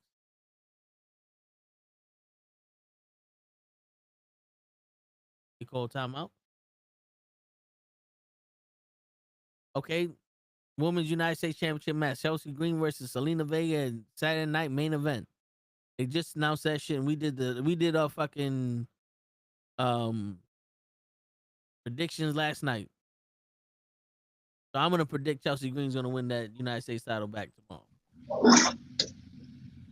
And Damien with this bad energy. I said, yeah, Damien, no bad energy. But right now it's 108-99. The Pacers are winning. 3 minutes left.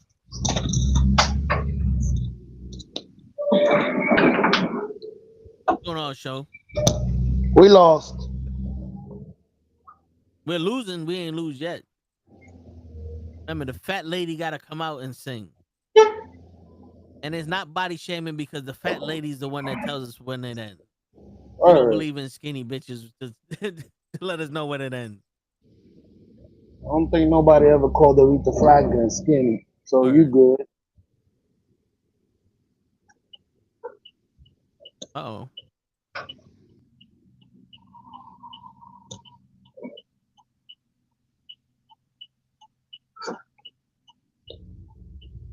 So Carmelo Hayes and Jacob is in the triple threat qualifying match for the Money in the Bank.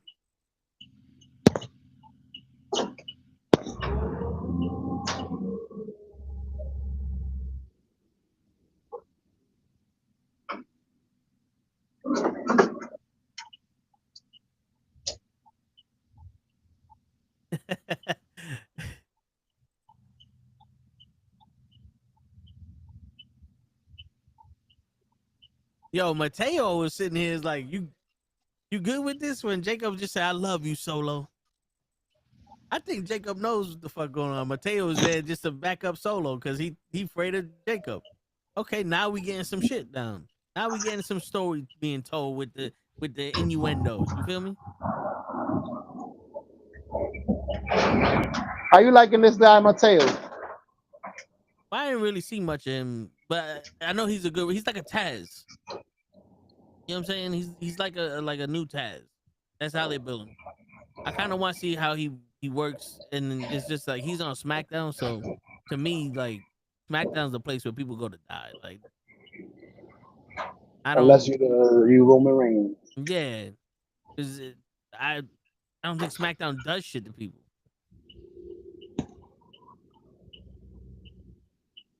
But yeah, show. You just been watching the game, regulating. I know you wanted to bring up some topics. I don't know if you remember them. Nah, I don't. I remember. I wanted to, no. I wanted to talk about something in the comic podcast. I remember it was. It was. Is if we had our own powers with powers or some shit like that. Yeah. No, I didn't know. I wanted to talk because I didn't know. I didn't know the Scarlet Witch and this guy were twins. Oh yeah, Quicksilver. Yeah. Yeah. He was gonna explain something. So Quicksilver and the Scarlet Witch are Magneto's kids in some renditions of the comic. In others, they're not. But they are twins. Yeah, I think they did that because of the way they used the Scarlet Witch, that they had to change it or some shit like that. But yeah, I forgot who the mother of the Scarlet Witch was. But see, again, they do this shit. Like, yo, dude, I'm telling you right now, if you fucking play defense and didn't allow someone to be open on the 3, I don't think this motherfucker knows how to do a layup. 4 times they crashed the board and passed the ball out for a fucking 3. I don't think they know how to do a fucking layup. There you go, Brunson. Fucking force that shit in there. It's 110 to 107, 1 minute left. Bridget, stop fucking around. And where's that clutch fucking turnover? Come on, let's go. Where's OG, man? I haven't heard that name all game. Shit, I don't know where the fuck that motherfucker at. But he's pissing me off. It's all normal guys' fault. Word. Yeah, sure. I was talking about you watching Under Siege. Under Siege. Motherfucker, ain't that a movie with Steven Seagal? Shit. Oh shit, DJ was in here for a minute. What's going on, DJ? My bad. Woo. There you go, we hear you. I'm walking myself into tonight.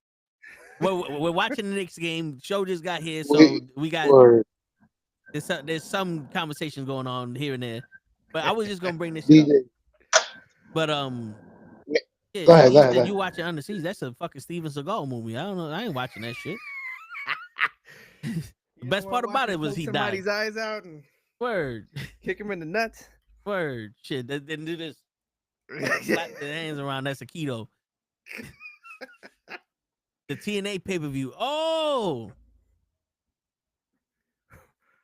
Nah. I'm not gonna watch it. There's too much shit going on this weekend with wrestling. I'm not gonna watch that. I might not watch Double or Nothing. Yo, they added another match to the Saturday Night Main Event. What we got? Selena Vega versus Chelsea Green. We were just talking about that. Yep. I think somebody was watching the show. Yeah, I think so. Because I said it. I think Chelsea Green might be winning this shit back. And he was like, and they were like, damn it, we got to get our United States champion out there. Word, you know? And here we are. Mm-hmm. Oh, shit, Bianca Belair is back? Well, they showing a photo and shit. But so earlier, me and Show was talking about, I find it funny. Because, you know, I send out text messages to multiple women. They're supposed to be my friends. So I keep it funky, keep it light. I always find that the single ones always tend to respond the same way. With the, oh, thank you, or, you know, keep it short and sweet. But the taken ones oblige me. And we have conversations, some stupid-ass conversations the rest of the fucking day. And I'm like, yo, what's with this shit? Like you can't have a conversation with a nigga? Like, you responding back to me doesn't mean that you want to fuck? I'm going to go get you pregnant now. Them the rules. Somebody's going to get pregnant. Yeah, like, I'm not Homer Simpson. Like, I made you laugh. Now you're my girl. Nah. Like, damn. Yeah, like, that's not how this works. It's okay to have a conversation. I'd be Ray if I could do that. Right? Everybody Shit. that may laugh. Shit, you know what I'm saying? But I'm like, fuck, what's going on here?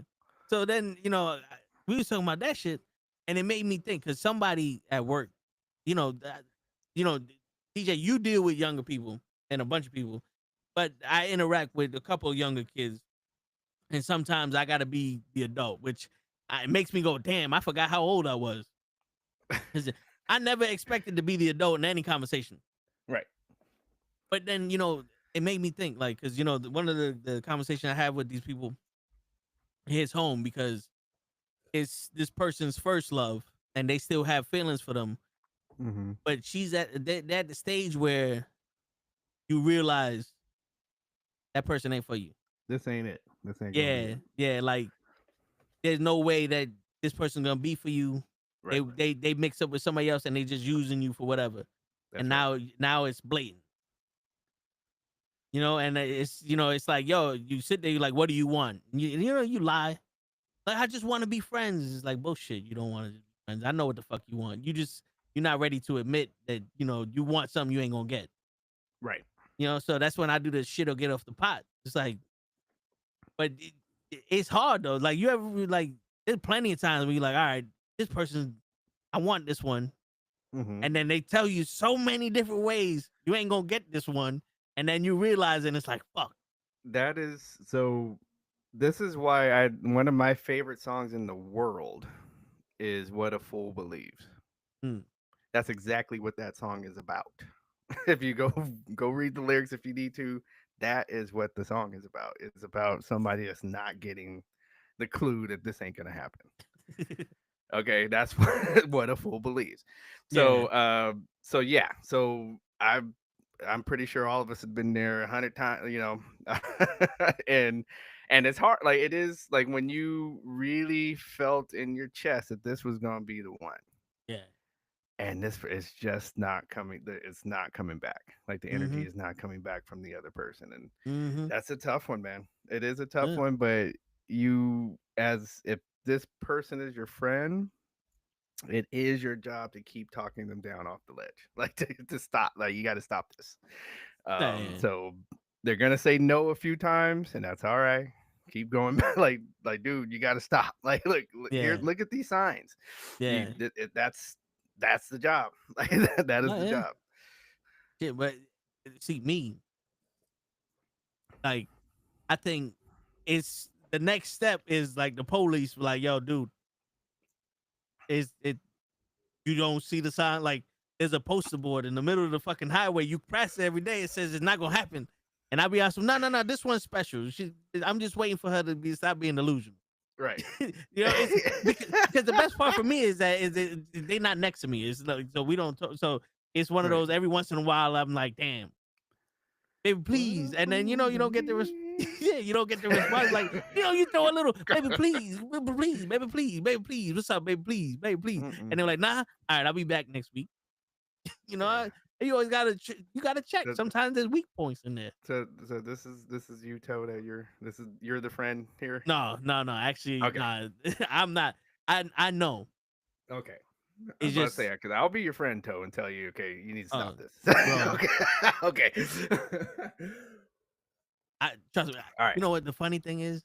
Yeah. Now, this is gonna be real with you, DJ. Sometimes, when you try to vent to people, they don't understand what you're saying. And like how you said, you'll be the friend and be like, yo, this ain't gonna work.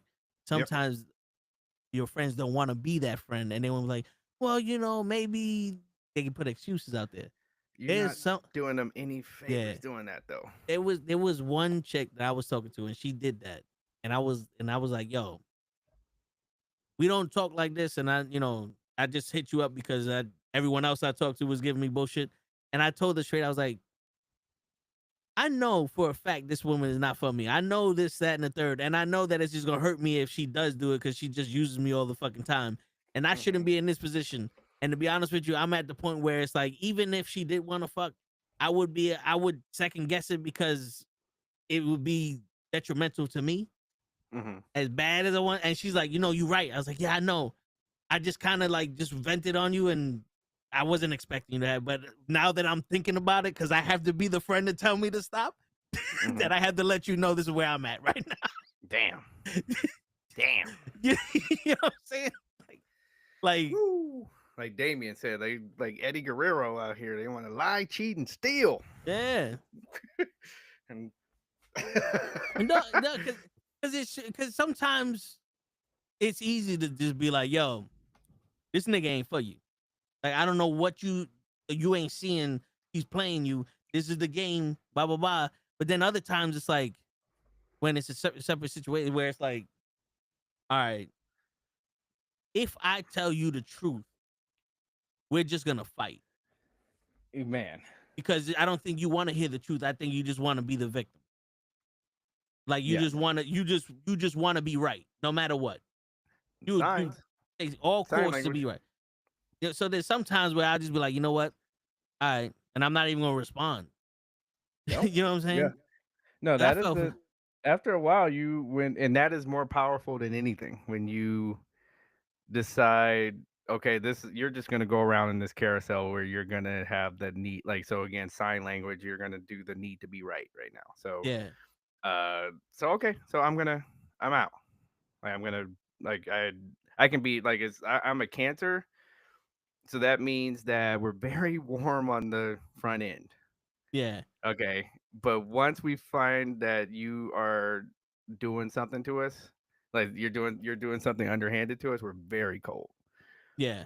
Just as warm as we were, that's how cold we are. And then so boom, it's cut off. Like and it's very cold. No. And I've told some females this before, and I don't think they believe me because I'm very warm. I'm very I'm a hope, like, you know, once I'm pursuing you or we're into something, like I'm a hopeless romantic. Yeah. I do all that little stuff. I like doing it, you know, like, so it's not like I'm not forcing it. This is my personality. But the second I see, okay, wait, you're just taking advantage or you're not really into this and you just like the attention, then like it's Mr. Freeze. So is it nothing more disrespectful than to have that effort be taken advantage of? Exactly. Because it's like, yo, I'm not doing this because I'm just somebody that likes to buy flowers for random women. Like, bitch, I like you. Exactly. And you know, and it's like, oh, okay, fuck me. I got you. Fuck me. Yep. And the Knicks lost. Yeah, I saw. I was like, Ray done messed up the Knicks again. 114, 109. It's because we can't. Yo, they keep crashing the board and throwing it out to a wide open man for three. It's like we gotta play defense. But yeah, I don't know what that means, but I'm a Pisces, right? I'm a hopeless romantic also, but I'm the type of person that. Have you seen The Fish to Save Pittsburgh? No. Highly recommended. Write it down. The Fish to Save Pittsburgh. Okay. It's a movie, right? Yes. Yeah, and I'm not going to even tell you nothing about it. I just want you to just watch it and then come back to one of the shows one night and be like, "Damn, I saw that movie." Shit, you got to buy it. What's the name? The Fish that Saved Pittsburgh. It looks like a basketball movie, but all right. It is. Okay.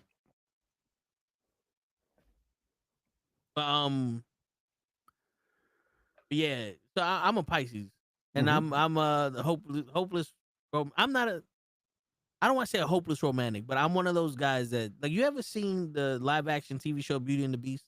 Yep.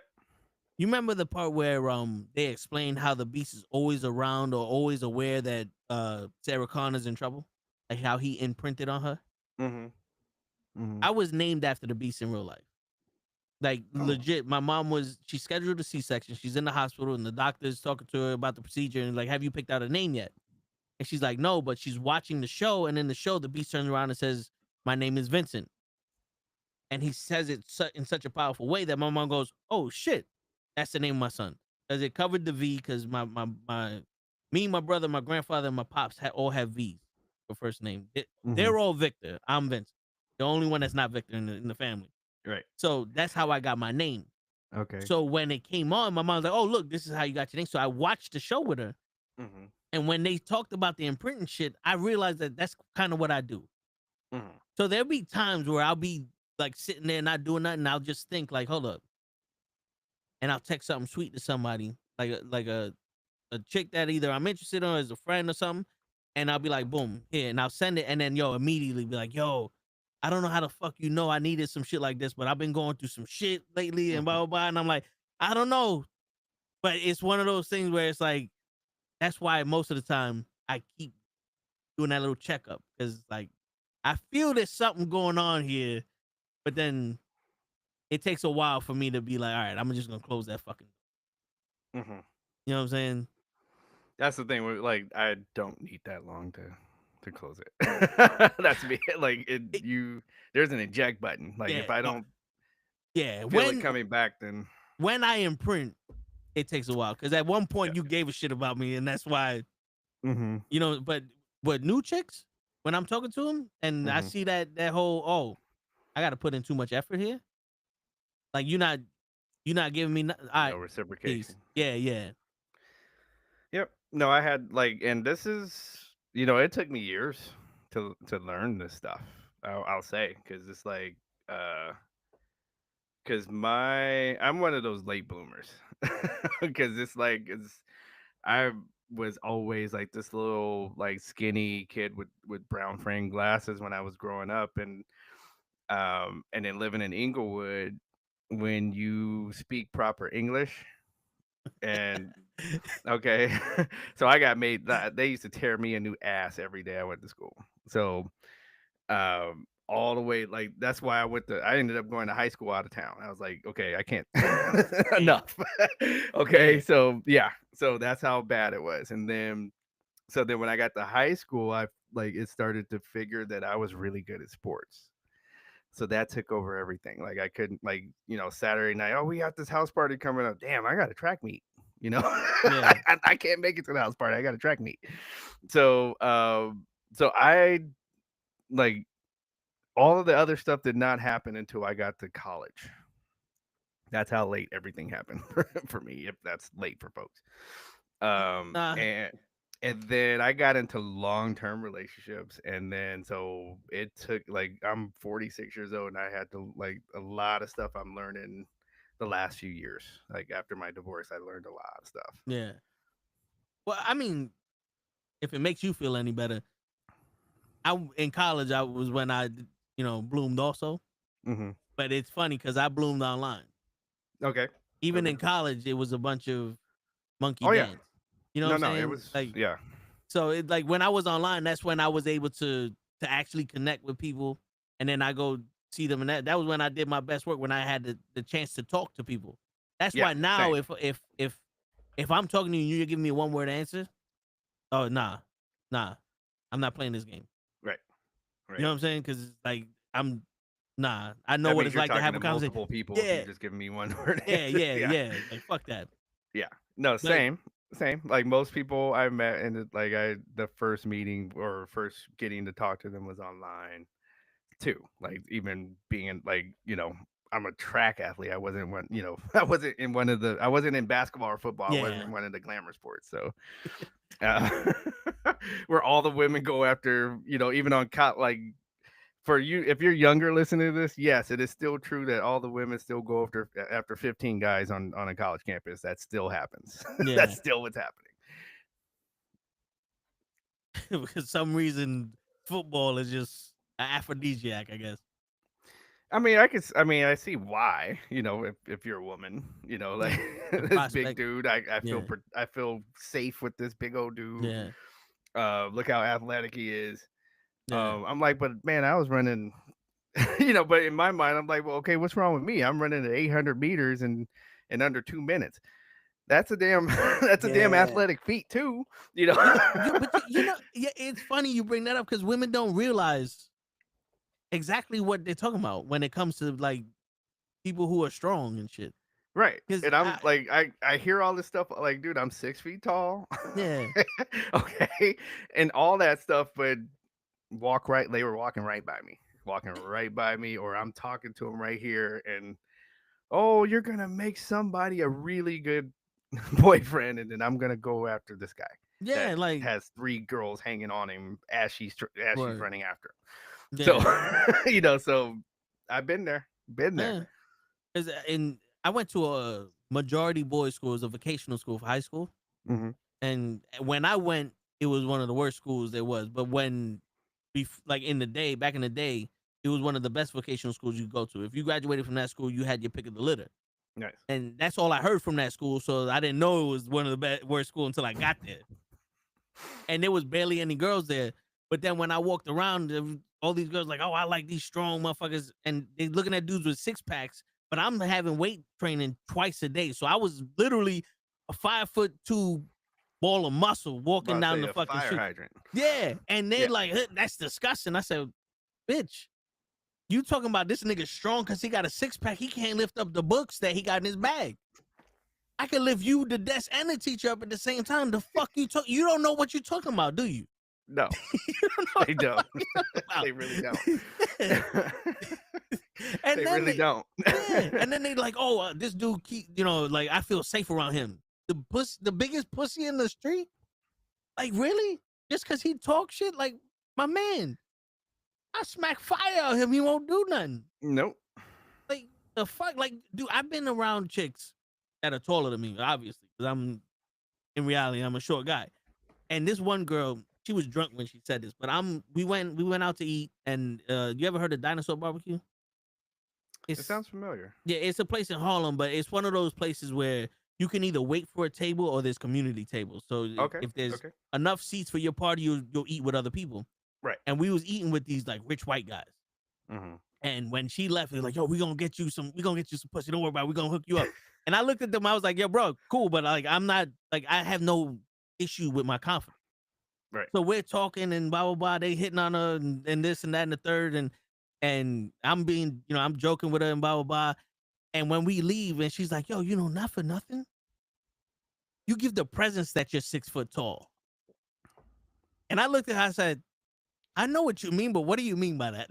Like, she's like, no, because you're short, but when I'm around you, you don't feel short. Like, is it because I'm confident? It's like, yeah, like you, like you make it seem like you could have fucked up everybody at that table. I was like, I probably could have, but I'm not gonna sit here and be like, oh my God. Like, I've been short my whole life. I'm not the one that got to deal with it. You got to deal with it. Right. Yeah. And then they don't get that. I'm like, yo, bro, what does him being tall have to do with anything? They made ladders. It's like you said, it's the perception. So of this guy can do anything. Basically, he's taller than me and all this. And that's not, as we know, as men, we know that that's not reality. Yeah. It's all about what's in his chest. It's not about any of the other stuff. Yeah. Is facade. When it comes down to is what is in his chest after that rib cage, what is in there? If it ain't in there, or if it's the size of a walnut or something, he ain't shit. Yep. Okay. And we know this as men, but this is like they just see this facade, and they, like sometimes I really wish that, like, we could give like TED Talks to women and they listen to it. They wouldn't, because they think they know better. Right. That's the thing, is the second part is the hard part. Okay, we had Kevin Samuel try to tell him like what was going on, and it's his tone. Okay, are you listening to what he's saying, or are you just going on the tone? See, that's the problem with that shit also, is because when a man speaks, you have to have that tone, because it's the tone of, I'm not playing, nigga. You know what I'm saying? At some point, you gotta take the tone of, no, this is serious. Like, bro, stop being. I remember one dude called him up, and this was before because he used to speak to men. Right. I've watched from that was one of the first shows that when COVID started. Yeah. I was like, okay, damn, we're gonna be in the house. Yep. What do I want to watch?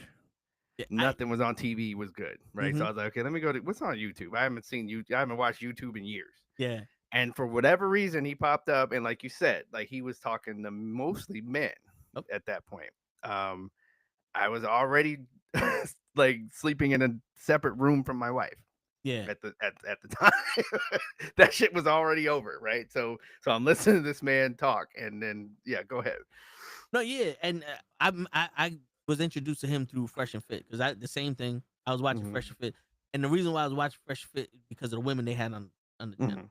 Like to be honest with you, I don't need like sometimes you gotta learn the little things here. You ain't crazy until you hear those things. But from them, I'm listening to them like you're saying the same shit, but the women out here are beautiful. Right. You know what I'm saying? I'm looking at the women, and then I heard him speak, and I'm like, oh, this motherfucker remind me of my mom's because my mom's was she was a straight up chick. She'll tell you straight to your face. Like this one girl was going out with my next door neighbor, and she's like, oh, we've been together for 10 years. And she goes, and ain't no ring on your finger. What you wasting your time for? And she's like, what? And my mom straight, I was like, this nigga ain't gonna marry you. He's still hooked up with his ex. And she's, it took another 2 years for her to see that. And then they broke up. And now she did her thing. But my mom told her straight out, like, it don't take long for a man to want to marry you. No. And because my pops took a year but and that's fine. Yeah. Because you want to know, like, okay, in a season of a year, how is this woman gonna be?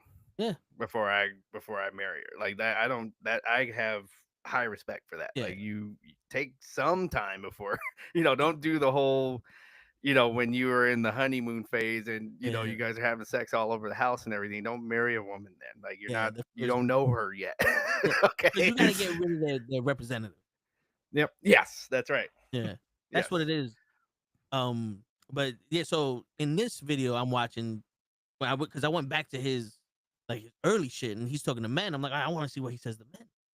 And this one dude is like, yo, I can't, for some reason, these women don't like me, and I'm trying to have sex. I'm a 19-year-old virgin, and this and third. I remember. And he turned around and said, if all you want to do is have sex, then pay a hooker, get that shit out the way, get the awkwardness out the way, and then start talking to women like a man. And he kept saying some shit. He goes, oh, I figured it out. You an asshole.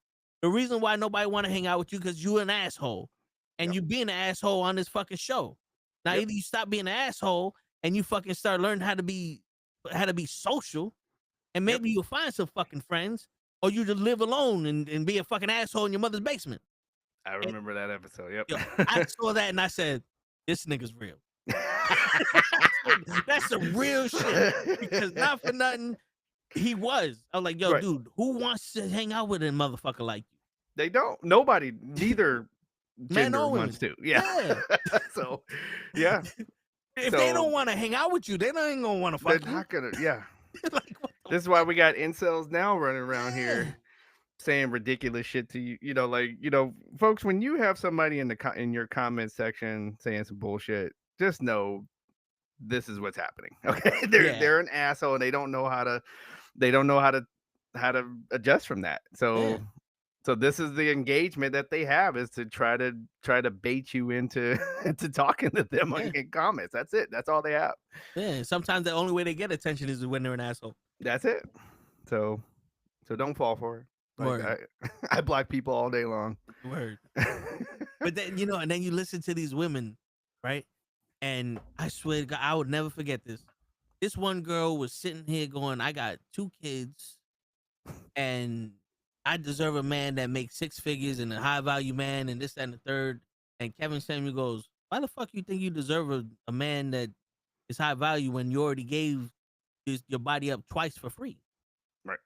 And then I love the deserve. That's the thing. And then she said that there was a plumber or somebody that was making decent money that was into her. Yep.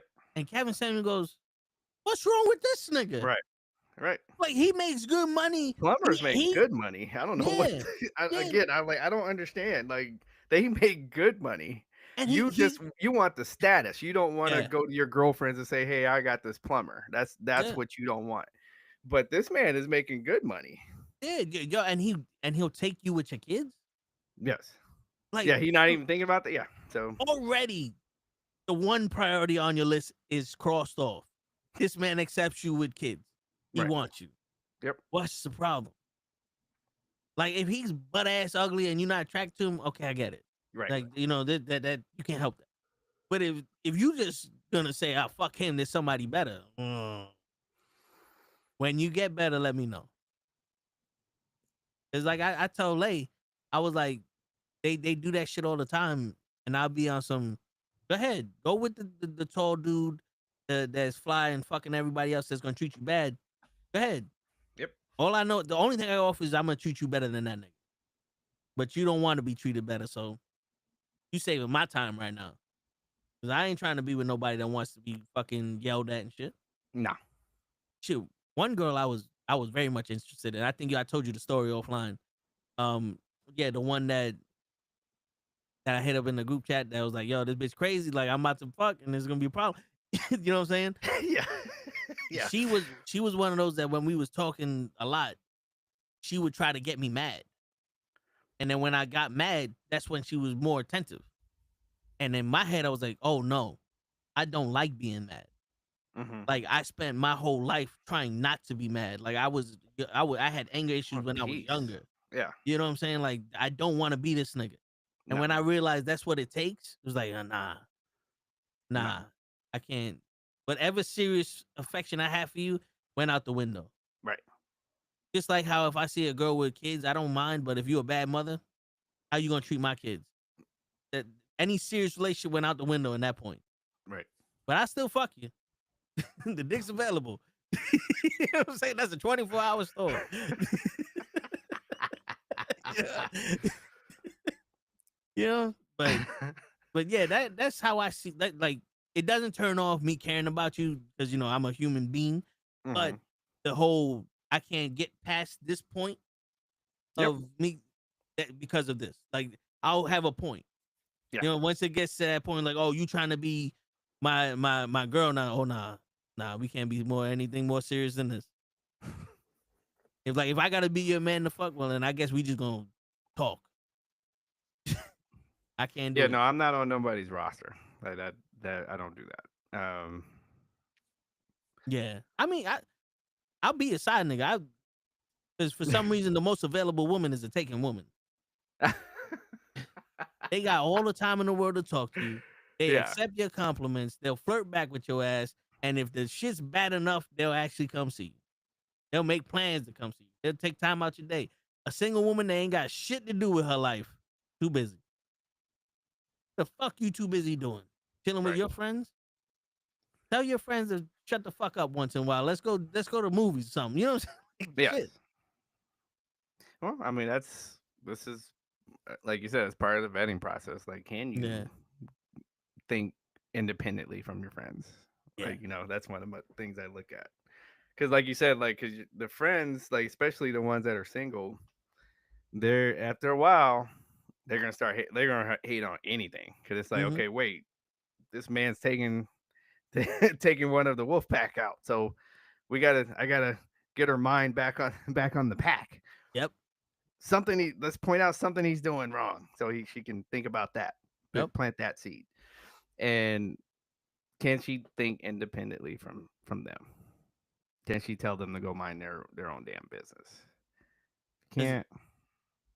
Okay. And it sucks because there's a bunch of girls that'll be right for a dude but wrong because of the friends.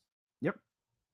And the same thing with some of the friends. Like, I know some dudes that they're more worried about how their friends see them with this chick than hell no. You know what I'm saying? Like, you see me with somebody, know that I don't give a fuck what you think. I just know that. Yeah. Me too. It's like, because it's a perception. You got these young guys, or you got these guys that their confidence level is not that high. Oh shit! So the Wyatt Six just interrupted the tag team main event, and they put a cake with a candle on the floor. I guess because it's Bray Wyatt's birthday today. That's right, it is. Yeah, so I guess they just celebrated Bray Wyatt's birthday on SmackDown. Nice. So, yeah, but it's they have that thing where it's like, oh, I can't have her around my friends. They might judge me or this that. My shit is like, hey, this is who I'm with. If y'all don't like her, too bad. There have been times that like a girl will be like, hey, like, we want to go, like, I want to go out. And the brothers would call at this, like, almost at the same time. And I will tell them, like, none of y'all have vaginas. So I will see y'all later. Like, we hang out all the time anyway. Like, I will see y'all later. But there were a couple times where I know a chick wanna chill, but I know she's not giving no pussy, Mhm. and I'll be on some, you know, something. I'll be all right. Not No, tonight. that in that case, Yeah. yeah. No. Yeah, not tonight. But Right. my cousin, she was going out with this dude, and I met him a couple times. I don't know, there's something about him was like, I don't know, this guy gives just this asshole vibes, right? Yeah. And then, you know, they break up, and I hear the reason why they break up, and I was like, yo, I don't know, I had this feeling like he was an asshole. And she goes, why didn't you say nothing to me? I was like, because You you weren't looked gonna happy. listen. No, it wasn't even that you wouldn't. It was like you looked happy. Well, Like if he made you happy, but he's an asshole to everybody else, that's fine as long as he treating you right. right. But if you was miserable and he looked like an asshole, then I'd have been like, yo, what the fuck you doing with this nigga? You know what I'm saying? Because I don't care if he's an asshole as long as he ain't an asshole to you. Right. You know what I'm saying? But also, how you gonna tell somebody like, yo, your boyfriend looked like an asshole? That's what I'm saying. Like, especially at the beginning part of the relationship, you can't tell them a damn thing about it. Word. Shit. It's sometimes you can't tell somebody shit when they see it in their face. Like, you know, he burned down your house, right? That's not love. That's bad. That's a bad thing. Oh no, well, you know, I'm gonna give him another chance. Yeah. So when he pointed the gun in your face and pulled the trigger, what was that, by accident? Yeah. Multiple times. He had a hard day. He didn't mean it. Word, the bitch stabbed you multiple times. It's okay, you back together with her? She was on her period, and so there's a week of the month you gotta run for your life every night. Word. Like the fuck? Like, I joke around with the whole stabbing shit just because, like, logically in my mind it makes sense that a woman needs structure. So if she's gonna stab you an even number of times, that's like her subconscious doing. This is like her selfishness and her like anger just coming at you, right? But if it's just a wild shit, then that's emotion. You only get emotion because you truly felt some shit for this nigga. That was an emotional fucking attack. Cool. Either way, if you're gonna try to stab me, we done. Don't get me wrong. It's just my logic is like, I mean, there's one difference than another. Bitch, you did that because you selfish, not because you love him. No. You know what I'm saying? Because you know, my brain worked different. Same. I'm like, you know, ever since, like, remember the Muppet Babies cartoon? Yeah. So ever since watching the Muppet Babies and Gonzo, where, you know, like everybody's like, I still remember this episode where everybody's going over, oh, well, you know, Kermit's a frog, and Miss Piggy's Piggy is a pig, and Rolf is a dog. Gonzo, what are you? and this man said, I'm a weirdo. And that was it. Like it was like an epiphany. Like, I'm like, yes, that's it. So yeah, yeah. At one point, you got to be like, I don't fit in a box. Like I just don't. Hello. And I tell people that when I'm like, I'm gonna tell you now, I don't fit in a box. Like you're gonna just try to describe me to your friends, and you're not gonna be able to like use a label. Like you're just gonna have to describe how the night went, and how I look and whatever. But you're not gonna be able to put me in a box. Yo, never believe me until we start doing stuff during the date. Yep. And they're laughing their ass off at some of the stuff. Just like, you know, I'm like Tom Hanks sometimes in the movie Big on dates, you know. So you know, so then they get it. They're like, okay, this guy's he's something else. Like he's something. Shit. And it's weird because it's like I never expected that from you. Well, you never got to know me, did you? You're right. What do you mean? Yeah. Like that sound boring. You just know one-dimensional people. Nope. I'm into a lot of shit. Nope. I'm definitely not, you know, I'm not an NPC. Yeah. For sure. Yeah. I remember one time I was talking to this girl and she was a part of this thing in Manhattan where it was like a networking thing. You know, where you go there and you meet different people. And she met a group of people and they like wanted to volunteer. And I was on some. I mean, this bitch, like, I could have a conversation with her. Like, in my head, I was like, I think she's worth this. So I went to volunteer to help clean some woman's farmland. You know, like the trees fell down or something like that. She was the older woman. It wound up that this woman reminded me of my mother. You know, she had blue eyes, blonde hair, and the way she, like, the look she gave, like, for some reason she reminded me of my mother. But anyway, while we're driving up there, I'm letting people play their music. And this girl goes, yo, how come you don't play your music? I said, because you don't want to hear my shit. She's like, what are you talking about? What do you listen to? I was like, nah. I got such a wide range of music that we'll be here sitting fucking listening to Motown, then we'll go into crying, and then we'll go into death rock. Like, you're not ready for this shit.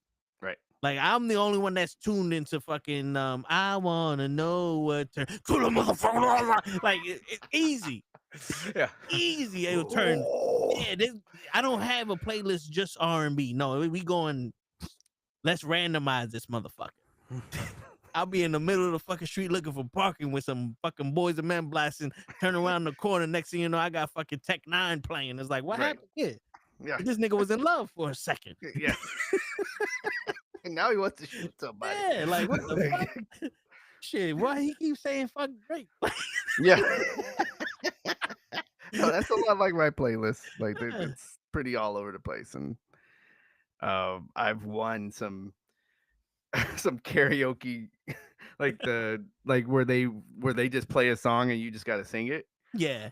I've won that a few times because they look at me and they think I don't know. Like, I can tell they were looking at me and they were playing certain songs thinking I wouldn't know it. And I was like, nope. Tennessee whiskey, come on, keep it going. You have to try harder than that. So yeah. So, you know, like you said, like I just like music. So yeah. Anything that sound good that I can fuck with.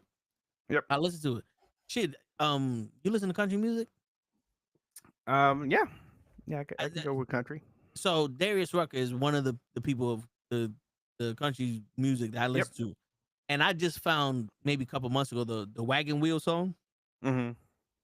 And bro, I heard it in a bluegrass channel, and I was like, this song sounds catchy. Then I started listening to Darius Rucker, and then I heard his version. I was like, oh, this shit is dope. Like, he made this shit dope. And then I'm just driving down the highway in the fucking Wagon Wheel in the Bronx, just like, yeah. Like, I'm the type of motherfucker, I'll drive down Harlem playing NSYNC. Motherfuckers looking at me and like, you got boots on the ground. It's like, you know, like, yeah, it's like, yeah.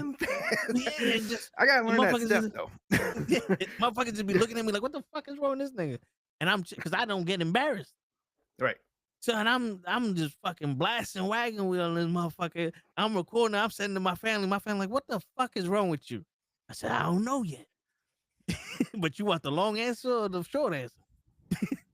My daughter had to learn real quick not to be embarrassed when I came to pick her up because I'm like, all I'm going to do is turn it up if you get embarrassed. You know that. Oh. So here she is trying to put her folder up to her face, right? So I roll down all the windows, get into the parking spot right in front, and we're gonna have a funk good time. And I get out the car and start doing James Brown stuff, right? So I said, like I said, the more embarrassed you act, the more I'm going to turn it up. So.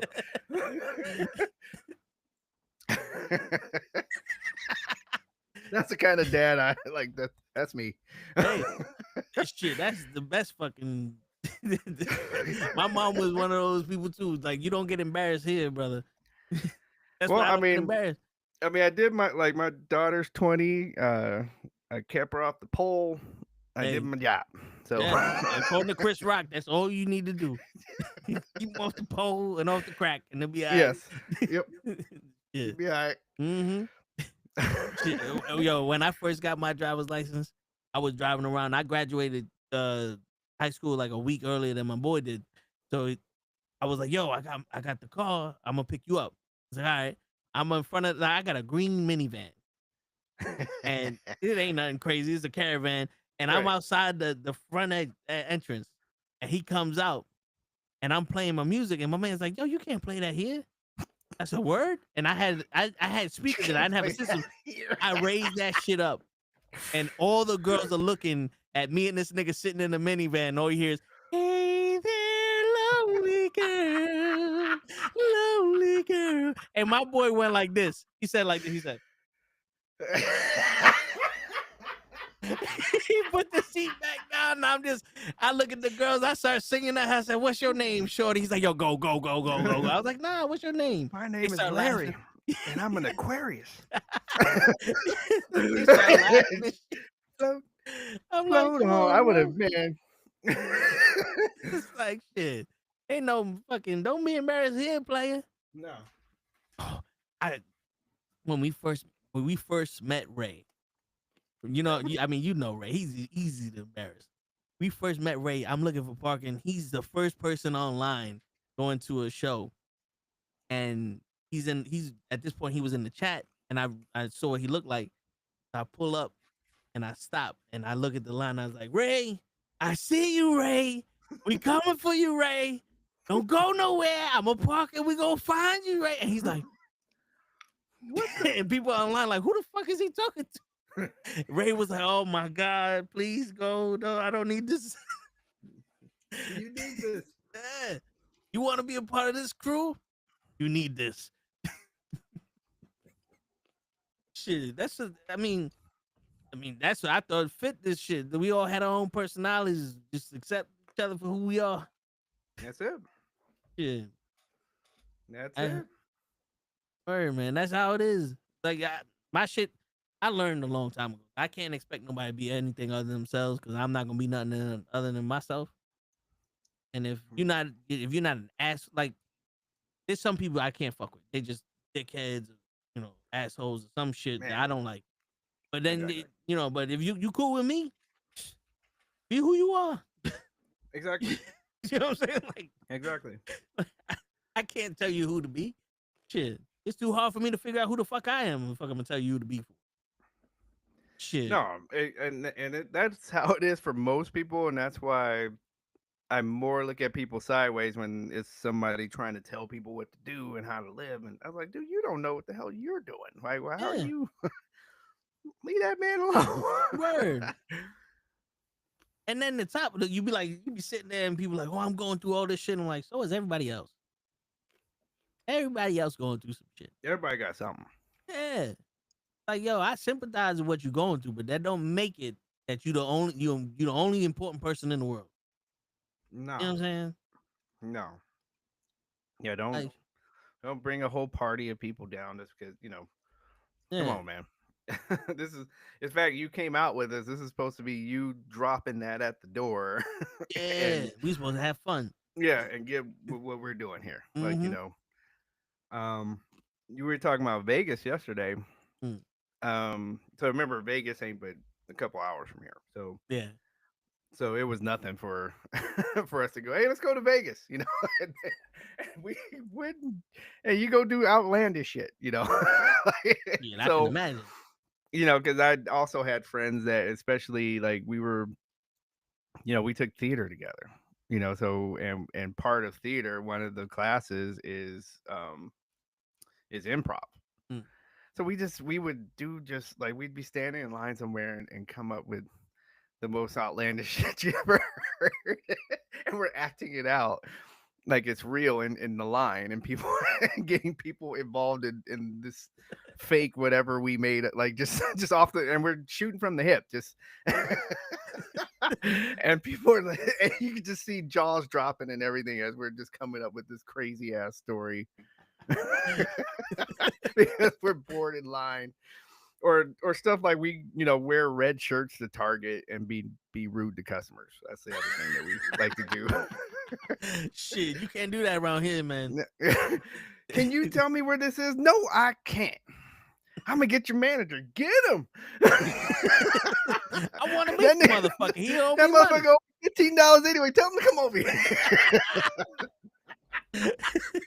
Shit, you can't do that in the Bronx because there ain't no fucking people working in the goddamn Target. What's going on, Gigi? You just got out of work. Damn.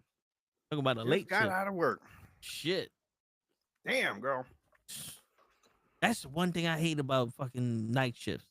I used to work at the airport, JFK, and I used to have the 5 to 1 in the morning. Dude, when I got home and I woke up, I had to go to work. Like literally, it was like, damn, I ain't got no time. Like, I can't eat lunch. I can't take a proper shit. I gotta go because traffic is gonna be an hour away. So it's like I gotta fucking leave as soon as I wake up. I hated that shit. Hated it. Once I worked at LAX for a summer, but I was lucky enough to have the day shift. But that shit is not easy work. Like that shit, working at the airport's fucking hard. Yeah. Sometimes, like I used to be the ramp agent, you know, so I was the one that put your bags on and off the plane. There'd be times where it's like, yo, this is the plane you got. Like, all right, cool. But it's what's called a layover. So we'll empty it and then we'll fill it. Right. And there'll be times where it's like that plane ain't leaving for 3 hours.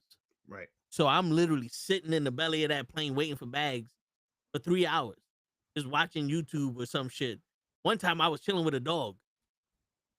You know what I'm saying? Like we put this dog in the belly, we strapped it down, and I'm just sitting there, me and the dog watching YouTube. I'm showing the dog like, look at this motherfucker right here. Yeah, because he was scared, like he's shaking and shit. So I was like, I'm not gonna leave this motherfucker up here. So I was like, look at this motherfucker right here, and we watching YouTube together. I'm like, dude, damn, but sky cap. Yeah, but then other times, yep, my bad. But like Mexico, their planes are so small that they don't have all there is belly. So the way that like the big planes work is that we put your bags in this box before it gets on the plane, and then we'll drive to the plane and we'll put the box in the belly in the big section of the plane, and everything's already organized. And then the loose shit that comes late we'll put in the belly, just to the open spot. Mexico is all belly, so we'll have 200-300 bags that we have to physically pick up and throw out of the plane. And the belly, I'm short, so I got to be bent over. Imagine your ass in there trying to fucking move a bag bent over, 200 bags just moving and putting on a fucking on a trail. It's like that's backbreaking. But sometimes you get that 3-hour gap, and the other times like motherfucker, I can't get a break. Yep, just planes coming in. Yep, I was a sky cap, and let me tell y'all, there's people like the list of people you don't mess with, like people that are handling your food. And the people that handling your luggage, don't mess with them. All right. I remember you got that wrap on that motherfucker. Dude, so this one guy, they pull up in a limo. He and his wife get out. They got about 15 bags. And it's just 2 of them. Jeez. And they're going on this vacation, and they're all perfectly tan, and they both got $1,000 outfits on. I'm tagging all these bags, and this man pulls out a wad of money that he can barely hold in his hand, and he starts flipping through it. He gives me a $5 bill, and he walks into the airport. I was like, bet. So I took his wife's bags, and I sent them to Anchorage, Alaska. His bags got there perfectly. Bags and golf clubs got there perfectly fine on their plane. Her $5 worth of bags. Yeah, her bags went to Anchorage, Alaska. Do not mess with the people that handle your luggage. Word. I mean, shit, bro. This, like, I understand sometimes people they can't afford the fucking tip shit. You pull out a wad of money, demand $100. You know what I'm saying? 15 bags. Yeah, like come on. Or be like, yo, bro, I appreciate you, man. Just something to be like, my bad, this bitch crazy. You say a damn thing. Yeah, you know, like, my bad, this bitch crazy. We going for that for the weekend. I don't know what the fuck she need all these bags for. Let me help you. You know, yeah, he didn't say a damn thing. It's like, shit, you think we serving? That's the problem. I don't like when people act my like friends are like, why'd you send her bags? I was like, oh, because he's going to have to hear that the whole trip. Because if he lose his shit, he lose his shit, he can go to Walmart and get some. She lose her shit, nah.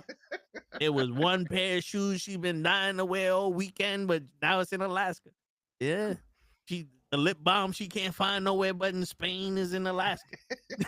Ain't nothing gonna make her happy. I was like, trust me, I know what I'm doing. Yeah. Nothing gonna make that woman happy now. Because we know why she with that. It's gonna be the worst vacation he ever has. Yep. Shit, we know why he with that yeah. Shit, man. She there to take pictures of herself. Exactly. All them bathing suits is now in Alaska and shit. Can't Amazon no fucking overnight bathing suit to herself. Not in the Well, fucking. see, and this is before cell phones, Oh, right? yeah. And this is when I can go as a sky cap. I can go to the plane. So I used to mess with people like when they were late. I was like, dude, you're never gonna make it. Oh man, you know what? Give me 100. I will walk your bag to the plane. And sure enough, I could do it. Like I can swipe a couple times and I can go literally right to the plane. They don't do that no more. Yeah. Yeah. but yeah, I used to not even knowing what's in the bag. Just putting the bag on the plane. Hey. Shit, no, I hear you. Now the security's so fucking tight, they will be on some, yo, if you walk through a door and somebody's come behind you, close the door in their face, let them scan their own shit and come in. Yep. And we had to, like, security would be by the door, and it was literally, I opened it up, I closed it, they open it up, they close it, and it's a line of people opening and closing the door just so they could scan their thing and then know who's going in. I'm like, why don't you just have us scan it while the fucking door's open? Like, there's a scan reader. You can scan the shit. It don't matter if it's open or not. It was the same thing when I worked at Apple. Oh. When you work at Apple, I'm talking about you're just going to the damn break room and then you're going outside to the garden. So to go outside the garden, you gotta swipe your ID. Even if there's something like you said, if somebody's right behind you, you have to close the door on them and they have to swipe their. So Apple didn't play that either. Shit. You would think they have government fucking secrets or something. It's a fucking cell phone. You get it? I'm like, don't turn out facial recognition. Like, yeah. Like, yeah. Like, there's some rooms I can get in just putting my face in the camera. Yeah, and you got cameras up there. Like, who went outside at 2:00 in the morning? Right. DJ and look like Rebecca went outside too. Why didn't she scan? I don't know. She the door was open. What you want? Right. We caught her. Like, what she stole a flower from the garden. Get that bitch. We're gonna use that for one of the new colors. Yeah, motherfucker. That was the best yellow we had. Get her. Someone took an extra pack of M&Ms. That's not for you. That's for section B. God dang it. I'll buy him a pack of M&Ms. Like, he goes to $1.50, motherfucker. Shut up. Oh man, I hate that shit too. In the hospital I work at, we have a faculty club. It's like a restaurant. Mostly the doctors go there, but anybody could go there. You know, it's just regular food. And it's like buffet style, but now with COVID, it's behind the thing and they have to serve you. So you tell them what you want and they serve you. Now, the older women, you go there and they're like, hey, Poppy, how you doing? And they feed you like you their child. I'm like, oh, thank you. Appreciate it. But the younger women and there's one dude, they feed you like this is their food. Right. Like someone said, share your food. And they say, here goes 2 grains of rice and 1 piece of chicken. Now get the fuck out of here. I'm like, no. I don't know if you know how this works. I'm a grown man. I need food. What the fuck is this? There be times I wait. Like, no, you can go. I don't like this nigga. I want this girl to fucking give me food. Right. Even if it's 2 extra kernels, I don't care. She giving me this food with love. I don't know what the fuck. You got other food coming out the back. Right. It's like I never understood that. No, like the people that act like Dwight from The Office, where they act like it's their money and it's their food, like you're saying. Like, dude, when you're gone, they're gonna replace you. Yeah. Like, it ain't that serious. Word. It's a pack of pens, bro. Order the fucking pack of pens. They don't care. Yeah. You're a warm body. Yep. And yo, dude, and they will be happy to replace you. I've seen it. Where it's one of those things where it's like, yo, this person makes X amount of money and they figured out a way to get rid of them and they hire somebody with less pay. Because now they don't have the experience. I've seen some people pass away at in the office, or while they're still had a position, I'll say. And 2 weeks later, somebody's sitting at the desk, a new person. I'm like, God dang! Yeah. Didn't even wait for them to get buried yet. All right, nope. This is Steve, everybody. He gonna be taking Luther's space. Like what? And don't forget to sign the card, like as they're introducing the new person. Like, yeah, this motherfucker's in there. Like, what happened to Luther? He died. When? Diabolical. He died this afternoon. Why the damn? What, was Steve waiting? Was it a jury system? He was an alternate. What the fuck? What's going on here? He was on the bench. Yeah, the motherfucker been waiting outside this whole time. I can't wait till the motherfucker die. They called the bullpen phone and shit warmed up already. You don't even need to practice. Came in here and started typing shit. He got a code already. Like the fuck? It take a week to get that ID. Where you got that shit from? Why you got business cards? I had to order mine. Yeah, like what the fuck? Oh wait, he got that nice fucking keyboard. Wait a minute. Why is keyboard light up? Why? Yeah. My screen mine feel like green. cheap plastic. Yeah. My screen is still green with a little dot. Like, what happened? This motherfucker got a 4K monitor up in this motherfucker. Do I gotta quit and get rehired so I can get some of the good stuff? Word. Like shit. You gotta pass to the break room?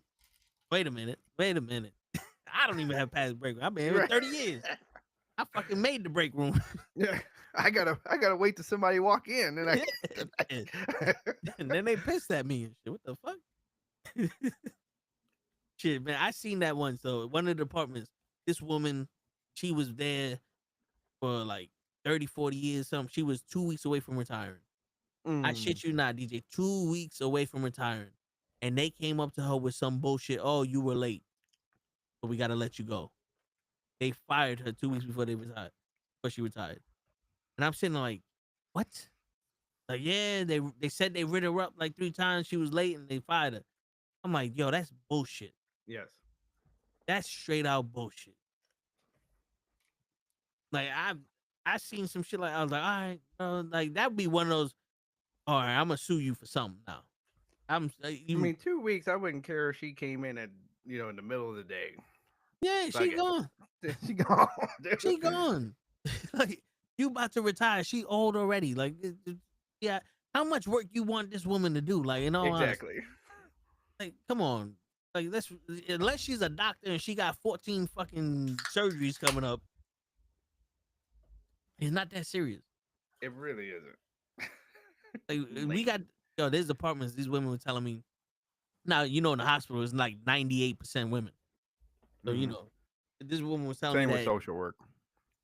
Yeah, like when she took off, everybody in the department hated them. Like whoever calls out sick, the next day they gave you shit for it. And I'm like, why? These are your days. Like you can't be healthy all the time. Like, and that's even mentally too. What if I wanted a day to just fucking? What happens when you take vacation? They would be pissed at you because you took a week. Like those are hours you accumulated. They owe you those hours. Right. Like fuck. This was a part of the contract. Give them to you. Yeah, like this is a part of the contract that you signed when you got here. What's the fucking issue? It's like God forbid someone has a, and then you wonder why your fucking department sucks. Right. Yeah. No morale. Yeah. Everybody's burnt out. Oh, yo, I told that shit to one manager. She hired a fucking motivational speaker. And it was at the end of the day and the dude set up. I said, what the fuck is going on here? And I'm talking to the manager like that. I work in the mailroom. I own your package. You can't tell me shit. Your patient needs medicine. I got it. Remember, I'm the one running up the stairs to bring this shit to you, not nobody else. So you're a tech? No, so now I'm the supervisor of the mailroom. So when we handle the mail that comes in and the medicine and the supplies and everything that comes in from like the post office and UPS that they order for the hospital for the building we're in. That's what we control. The two of my best friends are ER techs, and they. Oh, okay. I get all kinds of stories, but yeah. No, yeah, but I also am training right now to do facilities because my department is also part of facilities. So I would be putting in like work orders and stuff to get the hospital fixed. So like, let's say if the walls are scuffed up, I will put a work order for somebody to paint the walls. If the toilet don't work, I send somebody to go fix the toilet and shit. So that's what I'm training to do now. But yeah, so I've been doing the mailroom shit for like 15 years now. In September, it'll be 15 years. Nice. And I told her at the time I was there for like 7. I said, You don't need a motivational speaker. The problem is that these women are not. It's not that they're motivated. They're not motivated. They don't trust each other. You need team building exercises for these women. They only talk shit to each other because there's someone back there saying that someone over there that ain't shit. Yep. And then it was true because what the manager would hire people say, yo, don't talk to this person because this person, you know, they like to talk and blah, blah, blah. And it turned out she didn't like black people. So she was more like the Spanish people. She was more catering to them. She, you know, she didn't talk to them and she always spreading rumors and shit. And I'm like, you can see it. If I'm here, look at, yo, dude, in all honesty, DJ, let's say you're working in a hospital and the person next to you, like you're in the front desk or in the reception area, and your doctor, you know, you have two doctors, the person next to you have two doctors, but you're part of the same department. And I come up to you and like, the person that's sitting next to you, this is their doctor's medicine. Wouldn't you be like, yo, give it to me, I'll give it to them when they come back? Yes. Not there. They be on, I don't want to be responsible for that shit. Come back later. She's not here. I'm not taking it. Damn. And I would have to hunt somebody down to take the shit. And I'm like, what? Damn. It's like, so fuck the patient because you got a problem with her. And the real problem you got with her is because someone else told you this bitch told sick. Yeah. like what? That's you, dude. The one time I heard somebody say some shit about me, I walked up to that person. I said, so you said this? It's like, no. Like, this person said you said this shit about me. Like, nah, I ain't say that. So what was the problem? What was the conversation? I ain't say nothing. Here? Yeah, it was, because I'm over here like, so what was the issue? What was said that was misconstrued, or is she just starting shit? And he's like, oh, you just starting shit. All right, cool. Don't fuck with me no more. Like, I'm not afraid to just be like, what's the issue here? What's the beef? like, you know what I'm saying? like, because I can't sit there. If I don't like you, I don't like you. But I'm not gonna sit there and not like you because someone else said you said something. Like, wait, what'd you say? No, you earn my dislike. Yeah. Because that's another thing, DJ. Is like, once I don't like you, it's over. It's over. I've seen. Shit.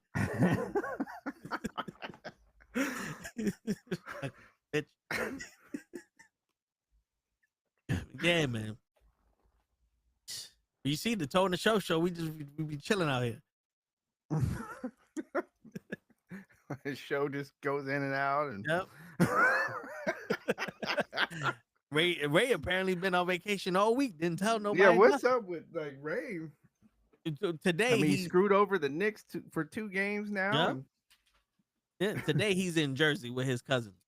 Okay, and he over here talking about I can't get the app to work. I'm like, if Show can get the app to work, anybody can get that. What's going on? Show is doing all kinds of stuff. Every time he pops on, he's doing something. Yeah, I think he was on a Broadway stage one time when he came on the show. Yep. And you can't get that. He's over here practicing his Michael Jackson moves and shit. Yeah. He was gonna be Tito. He's bowing at the last thing, and people are like, "Oh, hey, guys, hey, everybody!" Flowers getting thrown at him and shit. Like. That's why I had to learn how to speak Show. He don't get very many. Dance number from Staying Alive. Word. With the wig on and shit. No, part 2 where he was in Broadway. Yeah. Fuck. And then Kenny just like the joke goes, he just left you on the doorstep. Said he's your problem now. Yeah. I'm like, God, dog. I get dropped from 2 shows in a year. Huh? It was like shit. Don't worry, DJ. Something I said. You safe here, DJ. Don't worry about it. God, dog. I remember when I opened up the door and you was just like this. You just looking for the way. I was here with somebody. Y'all started saying stuff. I was like, God, dog, what the? I remember. This is a circus. Yeah. I remember you was like, and my head was like, oh, DJ was not warned. Nope. Not at all. Baptism under fire. Then one day you said, fuck it. I hear you. I'm just gonna jump in. Fuck it. What's the worst that can happen? Yeah. The bitch pussy blue. What's the worst thing that happened? My supervisor watches the show. I mean, yeah, right. Shit. Like, hey, I'm off the clock. Word. And we ain't doing nothing to represent where we work anyway. So you don't know. I'm not even using my government name for this show. Yeah, right. So when I first started podcasting, though, I was I was teaching in a classroom. Yeah, and that's what so my partner at the time was like, yeah, you need to use a moniker because these kids are fucking nosy. Yeah. I was like, you're right. so yeah. Nah, I hear you. There was I don't know if you was aware when I used to do the tips of the day. Oh yeah. There was one time I did it at work and I had my work shirt on, and my boss doesn't follow me, but she got a recommendation on the shit. She saw it. That's funny. She pulled me to the side and she goes, "Listen, technically what you said doesn't mean like you didn't do nothing out of the guidelines of, you know, being on social media. But because you have the Columbia shirt on, it can, you know, cause problems. So if you have the Columbia shirt on and you say reckless shit, Columbia can let you go for that because, you know, you're representing them." So then I was like, all right, I can't be in anything that has anything that associated with them or anything like that. So No, I was like, right. all right, hey, right. I take the shirt off. That's why most of the time you see me with the wife beaters, like, and you see it with show with a fucking sticky pad note on his chest. We covering up all that motherfucker. You don't know where we at. Yeah, I represent the knuckleheads. I don't represent nothing else. Yeah. And even half the time I say shit, the rest of the knuckleheads, they don't represent me. Yeah. One of my favorite shows, like I have XM radio, and I love Quake's House.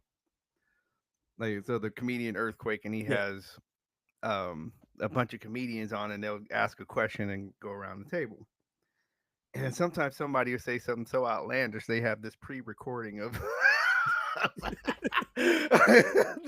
the views expressed are not attached to the station. Oh man, so then you just hear everybody cracking up laughing every time they have to hit the button on somebody.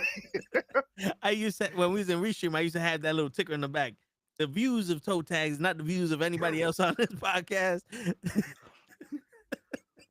Our views of the new world order. Your word, shit. But I mean, shit. That's how.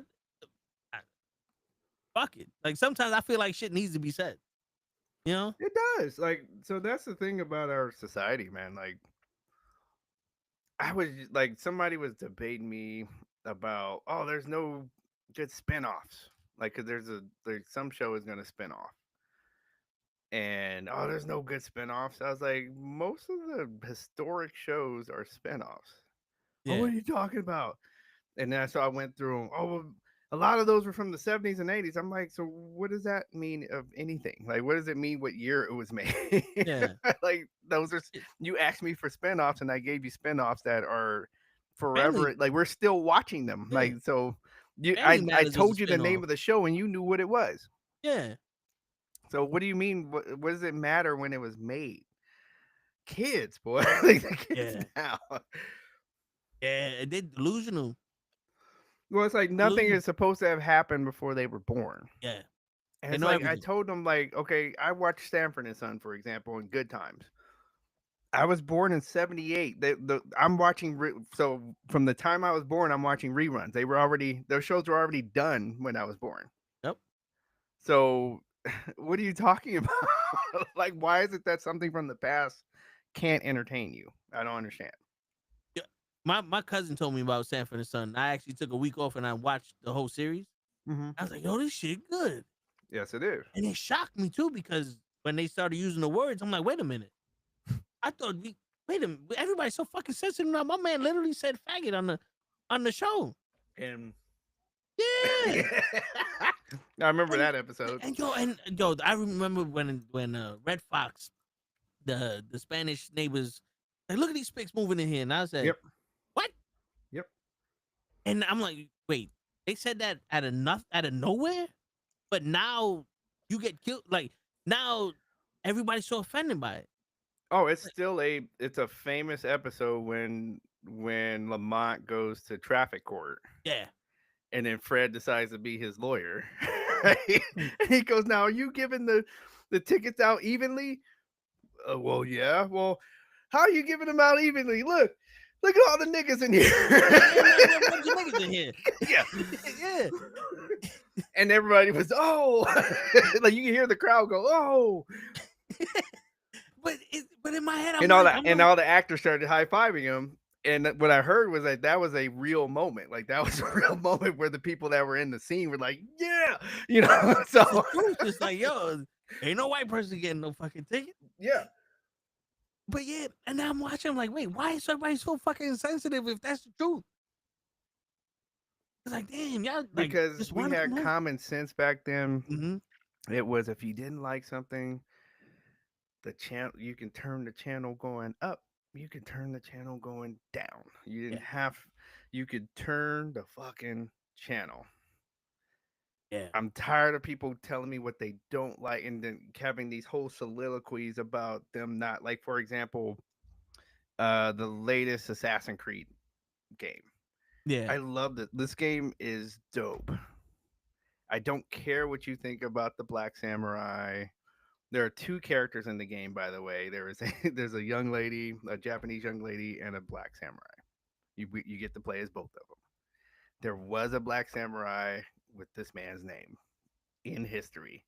You go to Japan, you can see statues of him.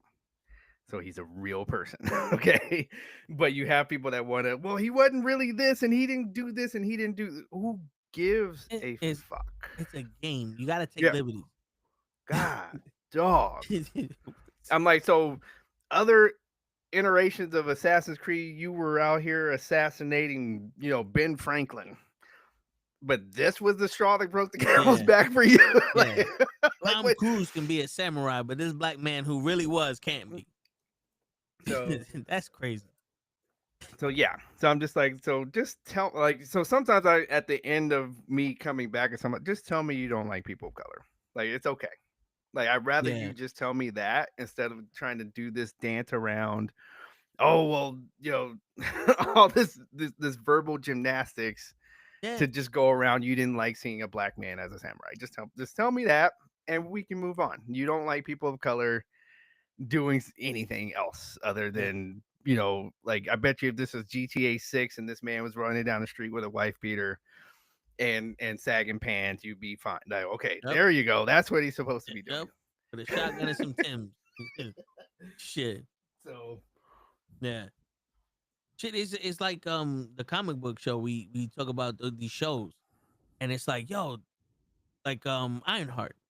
Mm-hmm. It's the most disliked trailer on YouTube, and I'm like, fucking reason. And I'm saying, like, yo, the only reason why you don't like it is because it's a black woman.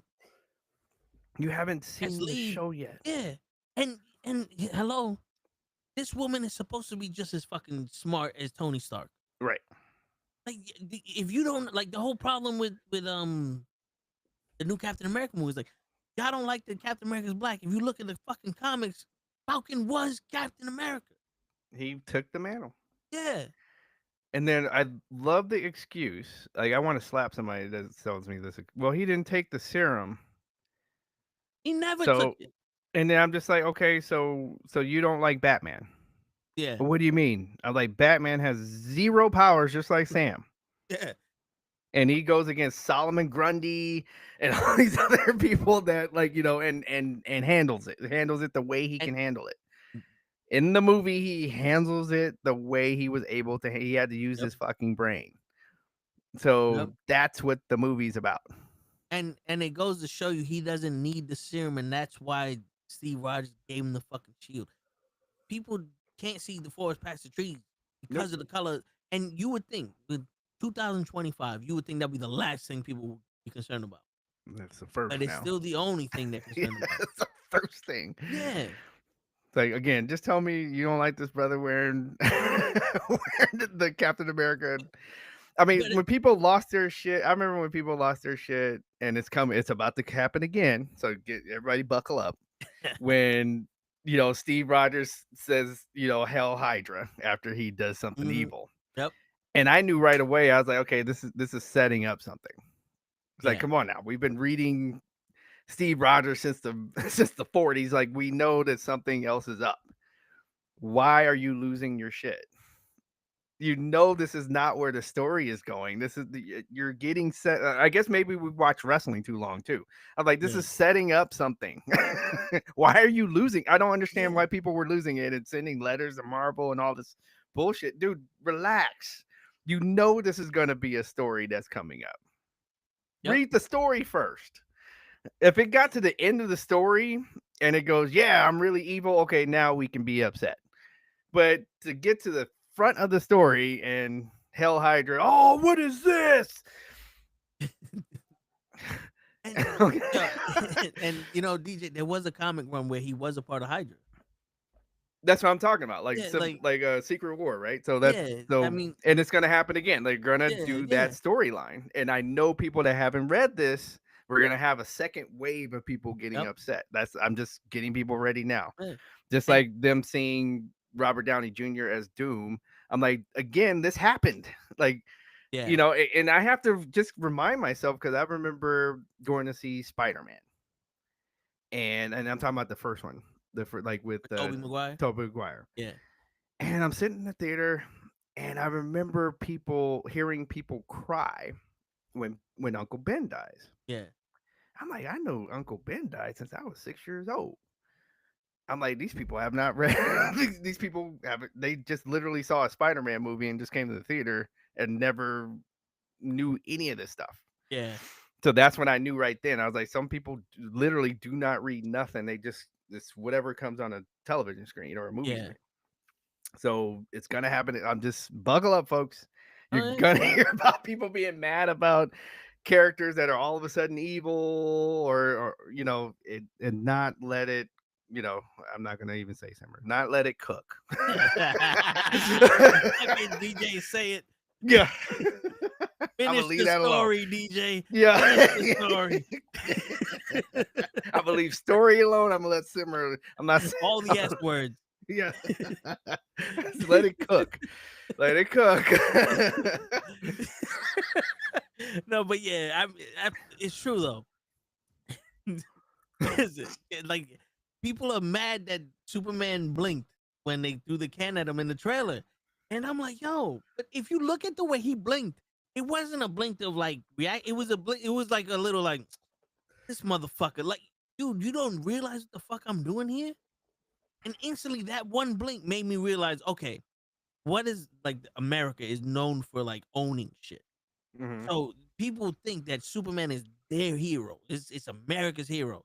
He's an alien from another planet. Yep. And his whole thing is to protect people. Yep. Guess what's out there in other countries? People. And if they're in danger, he has the speed to go there in seconds to save them. Why are you getting mad? He's saving people around the world. Oh, here's the one that I laughed at. So when the robots are holding him to the yellow sun as the yellow sun is hitting him. And this is how far I think our education system has just failed us. So, and he's, looking like he's in pain as the sun is hitting him, right? And people are like, oh, what is this? The yellow sun would never hurt Superman. I'm like, it's not like, so have you ever broke something and had it reset? Yeah. It doesn't feel good. And it's still radiation going through his body. I'm like, healing doesn't feel good. Yeah. After you've healed, he feels good, but not the process does not feel good. And imagine how much pain Superman has to be in. Right. To need help to get healed. So I'm like, again, watch the movie first. You don't even know what's happening. You have no idea what's happening. For real. Like, what the fuck? Like, I remember all one this time pre-hate. Like, let's pre-hate everything. Shit, I remember one time there was a cartoon where they literally hit Superman with a nuclear missile. And it turned him like super skinny. He's like, right. And it fucked. And he went to the sun and it took whatever, but he was in pain and he came back and he was better. and they were like, "Yo, you sucked up so much radiation from the sun that you got radiation poison." Yep.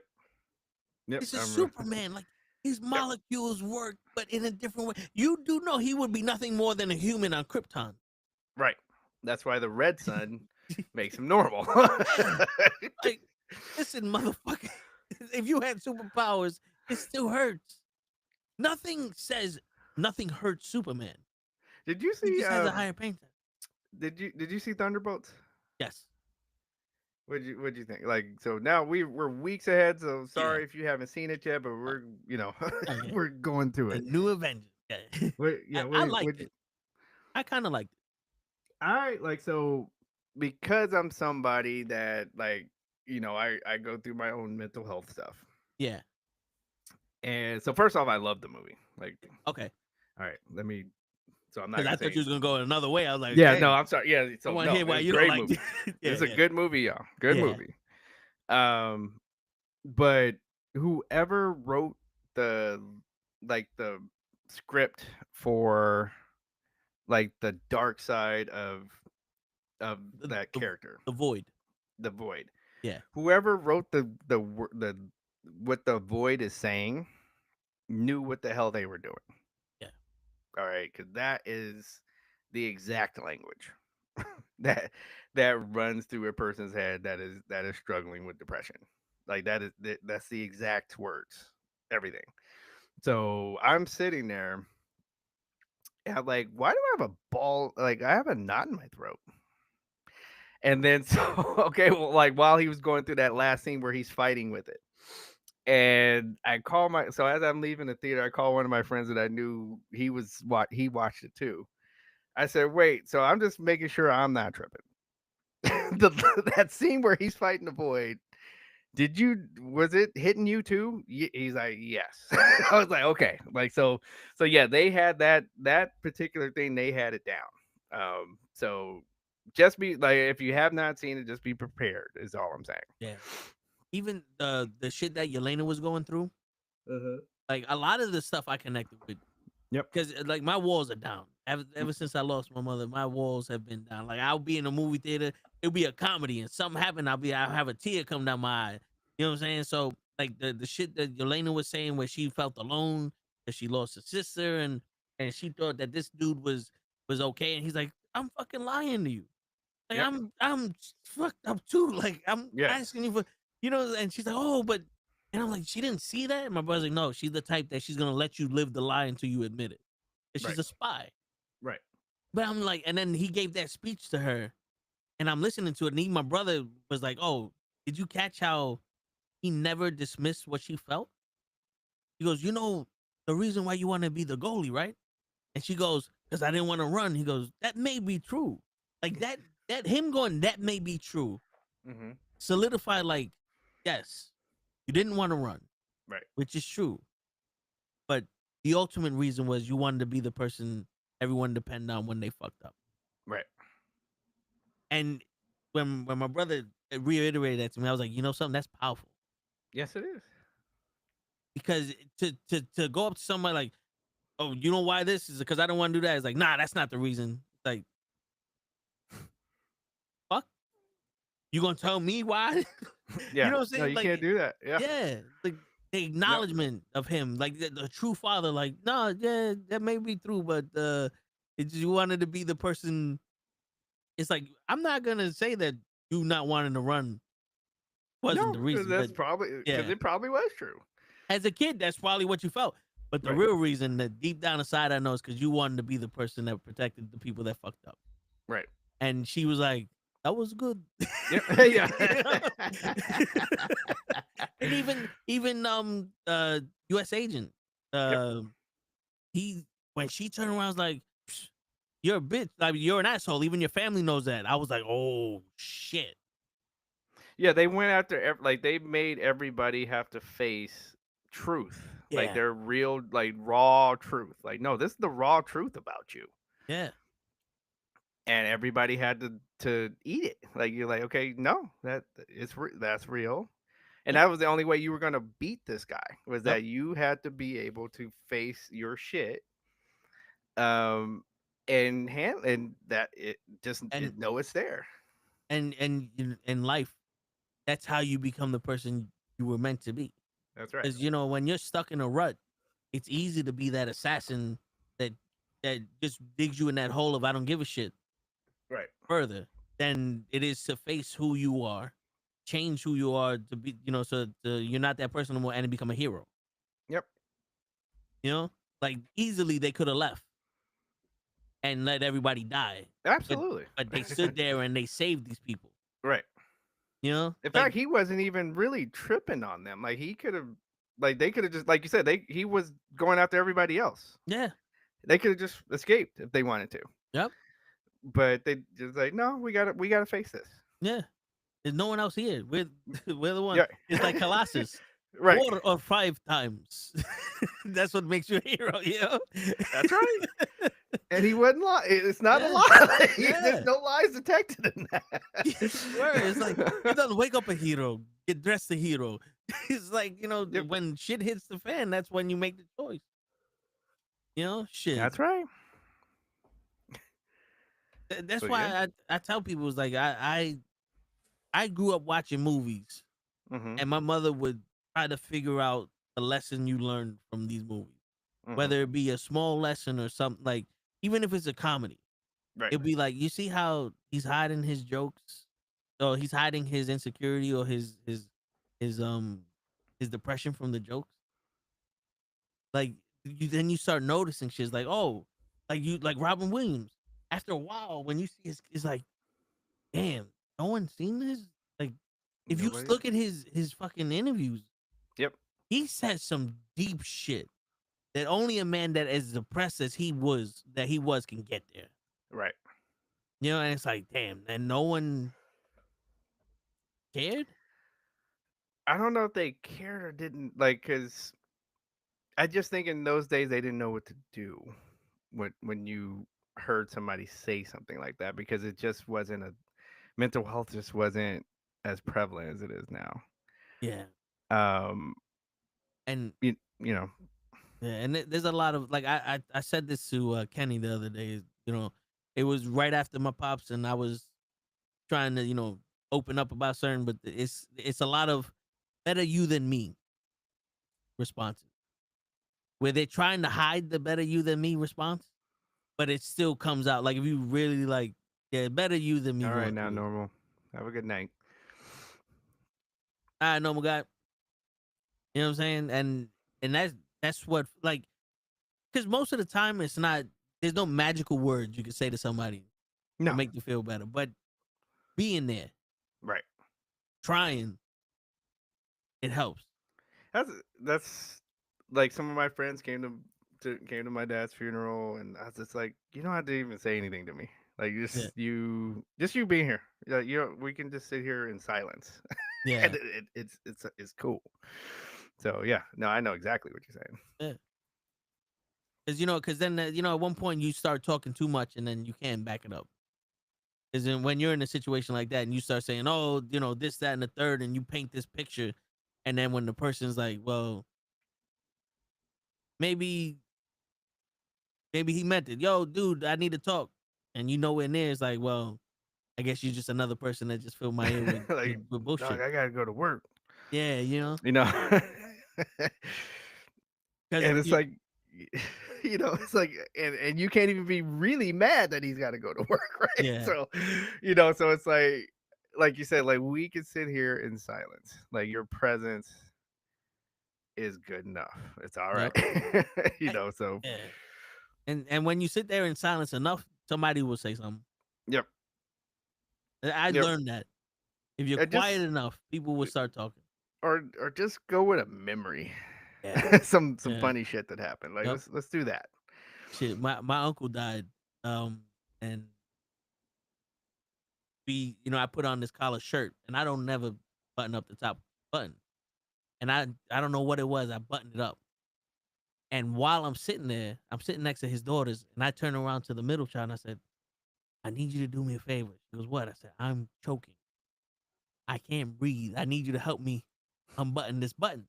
So she's doing it, and her mom turns around and goes, why the fuck are you choking Vinny? And she goes, no, I'm not. And I'm over here. And the minute she said that, I'm like, oh.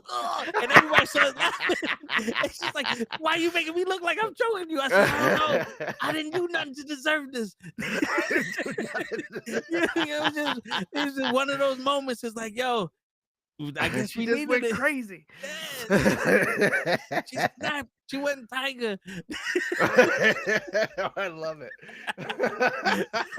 Yeah, sometimes you need some moments like that to break it up, like break up the,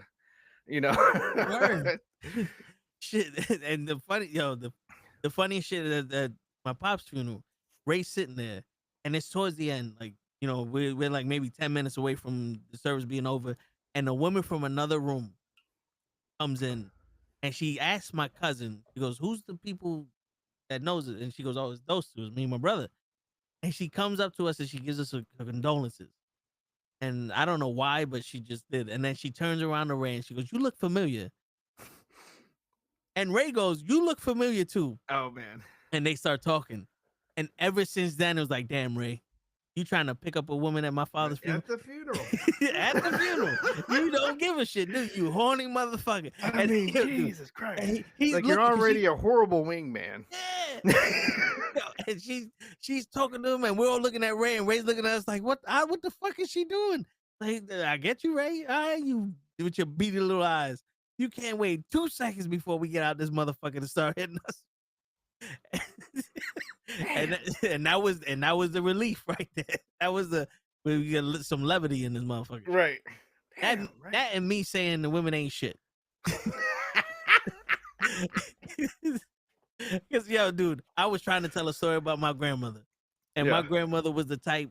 She's like, well, at this point, just get a bitch pregnant because I want grandbabies. I want great grandbabies. And I told Grandma, I said, Grandma, women ain't shit nowadays. I'm not just gonna fucking have a baby by anybody. That's right. And that sparked some shit. And I'm like, all right, I guess I can't tell this story. let me go to the closing. Vic, you take it now.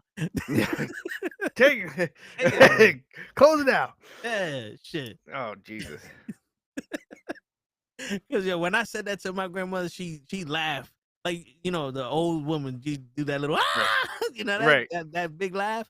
She gave out that big laugh, and she's like, like, she looked at me like, what am I going to do with your ass? Yep. And that, because that was the moral of the story. It was like, I learned how to love people the way they are from these people. You know what I'm saying? Man, you better. Shit, yeah. Yeah, because I'm the, from, we just had a Mother's Day brunch, and, I'm the uncle now, that the single uncle that everybody wants to talk to when we have family events. Yeah.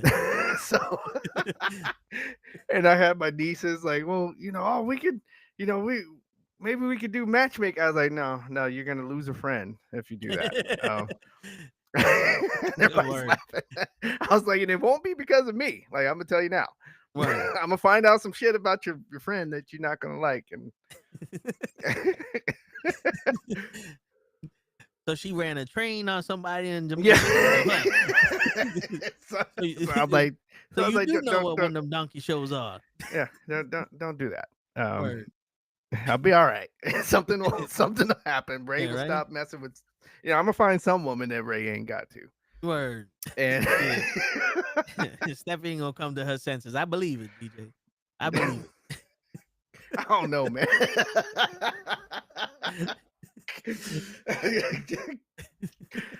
Shit, like I don't know. I think now too many people. It's too many people now. That's hey, so, nah, it's all right. Wait until she gets to the main roster and they let her simmer.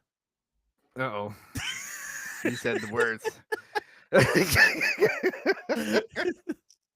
Oh man. All I'm gonna say is that when Gigi goes to everybody's apartment and whoops you guys' asses one by one, I'm gonna be over here chilling. That's all. I got my passport. I could go to fucking Cali. That's a damn shame you need a. That's a damn shame you need a passport too. Come on. Right.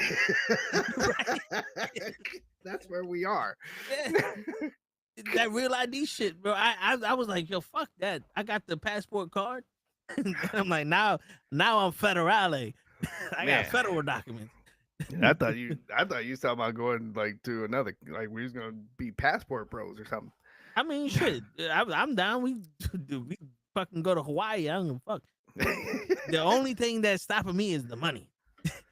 Once I got the money, we got the time. Well, you know, I'm a travel agent on the side. Shit, you are. Yes. Well, we're gonna have to speak then. Shit. Yeah. I gotta go to DR in February. Oh yeah, I got some packages for that. Oh shit. I've been thinking about doing cruises and all that, but I never like. I don't know. But everybody goes, you need to go on a cruise. I want to, but then again, it's like I don't know. I'm not a social butterfly like that. I'll be the type of motherfucker. I'll be like, I feel weird sitting on the deck. Let me get some ice cream. So Damien got a good point here. I want to because there was some more because I remember when Snow White, like, so people talking about like the live action Snow White and stuff. Yeah. And I knew it was gonna bomb, not because of Snow White being Latina. That wasn't it. It was like, so if you remember the cartoon, the movie was what brings you to the movie are the dwarves. Yeah. They have all of the character. Snow White had she was bland. She had she was, she's a almost like just an item in the story. Like she's not really all that. Like there's nothing to her. It was the dwarves that made you want to watch that movie. Yeah. When I saw that they were gonna do it in AI, I was like, it's gonna bomb. They should have go find 7 dwarves, like actual dwarves that get the guy from Game of Thrones and go from there. They're not, nobody's gonna be offended because those are good actors, by the way, and it's gonna be more. It's gonna bring more humanity to the movie and the characters that we want to see as in this movie. Not Snow White was never the center of this movie ever. She was not the center of the cartoon. You can go watch it for yourselves, and that's how I knew that this was going to bomb. Like nothing to do with any of the other stuff. But of course, the climate that we're in now, they're going to blame it on anything else. So I heard like they were saying that she didn't need a man to come save her, and she saves the day herself, and there was problems with Gal Gadot and another woman because one was Jewish and the other one was Palestinian. And I'm like, first off, isn't this supposed to be a love story? Exactly. At what point do we not tell our men that, or our boys, that sometimes you got to grow up and be a man and handle hard shit in order to be with a woman? Like that's the story there. It's not just Prince Charming for the dragon and now he got the bitch. It's like, no, sometimes you got to stop being a child and handle your business. Right. You know what I'm saying? I am the man. Yeah. That will fight for your arms. Right. Yeah. but if she's over here, she don't need a man. Now it's like, why would a dude want to try it? You just basically showed, even if you was a man, it don't matter. Yep. Yeah. You can do Go everything ahead and fight yourself. the dragon and the witch on your own. I'm gonna go find a woman that actually needs me. Right. Like, or at least wants me to be here. The bare minimum wants me to be here. Like, dude, like, like all this, yeah, we full circle. There's always a circle in this motherfucker. Oh, and then I'm tired of men. Like, we just gotta be the villain. Mm-hmm. I'm tired of that. I don't know. Like, I'm pretty sure you guys on this show, you probably talked about that stupid ass bear thing. Like like I'll choose the bear bullshit. Wait, what? It's like 100% of bears ain't gonna eat the fucking baby, but 100% of men are gonna rape them. Like, what?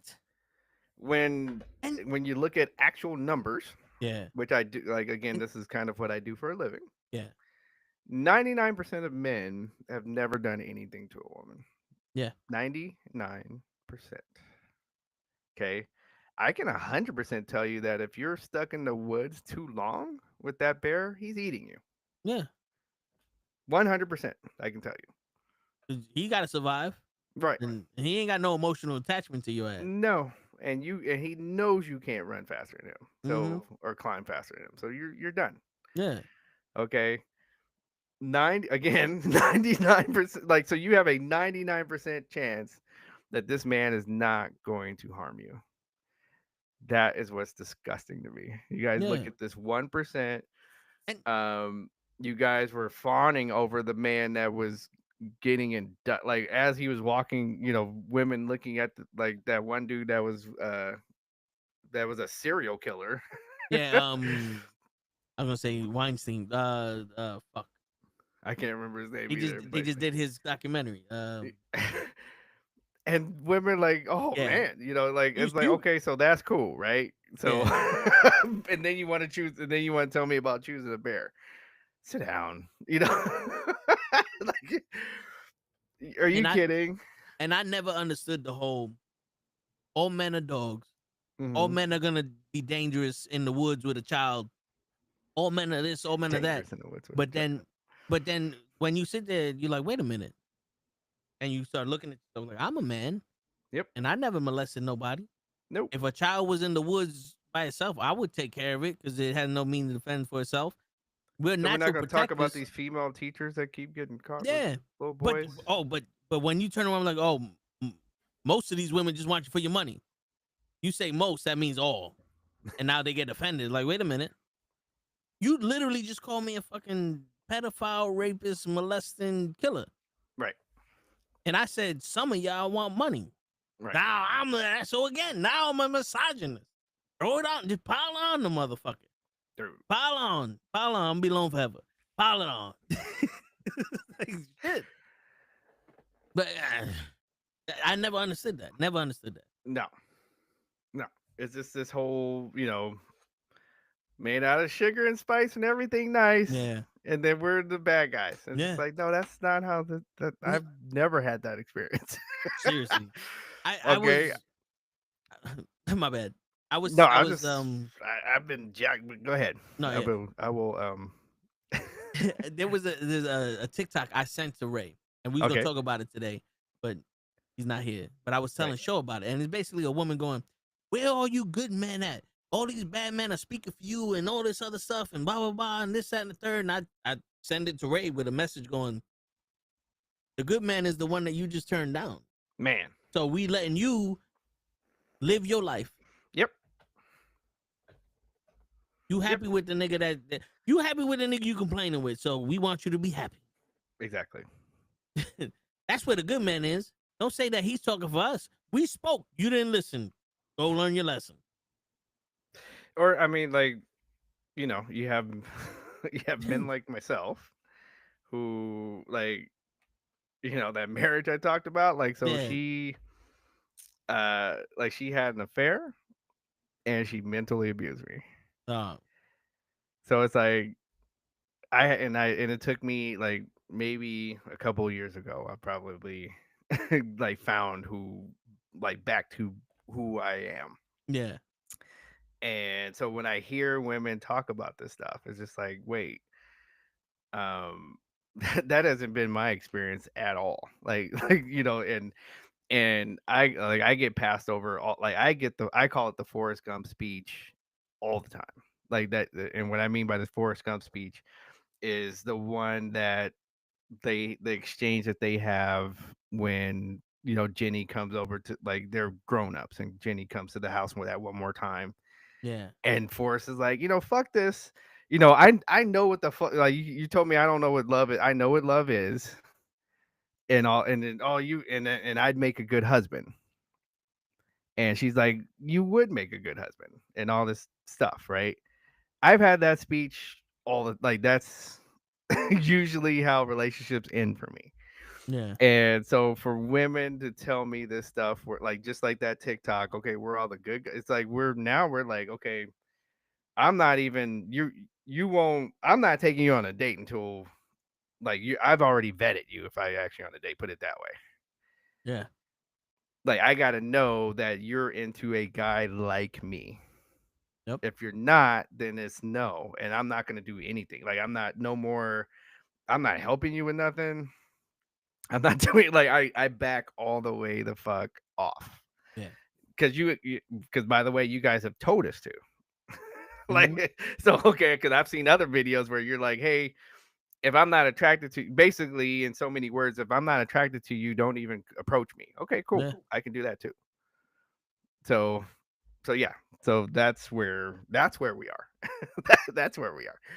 And yo, I agree with you 100% with that shit. Like I tell people like, yo, I gotta talk to you for at least 2-3 weeks before I ask you out.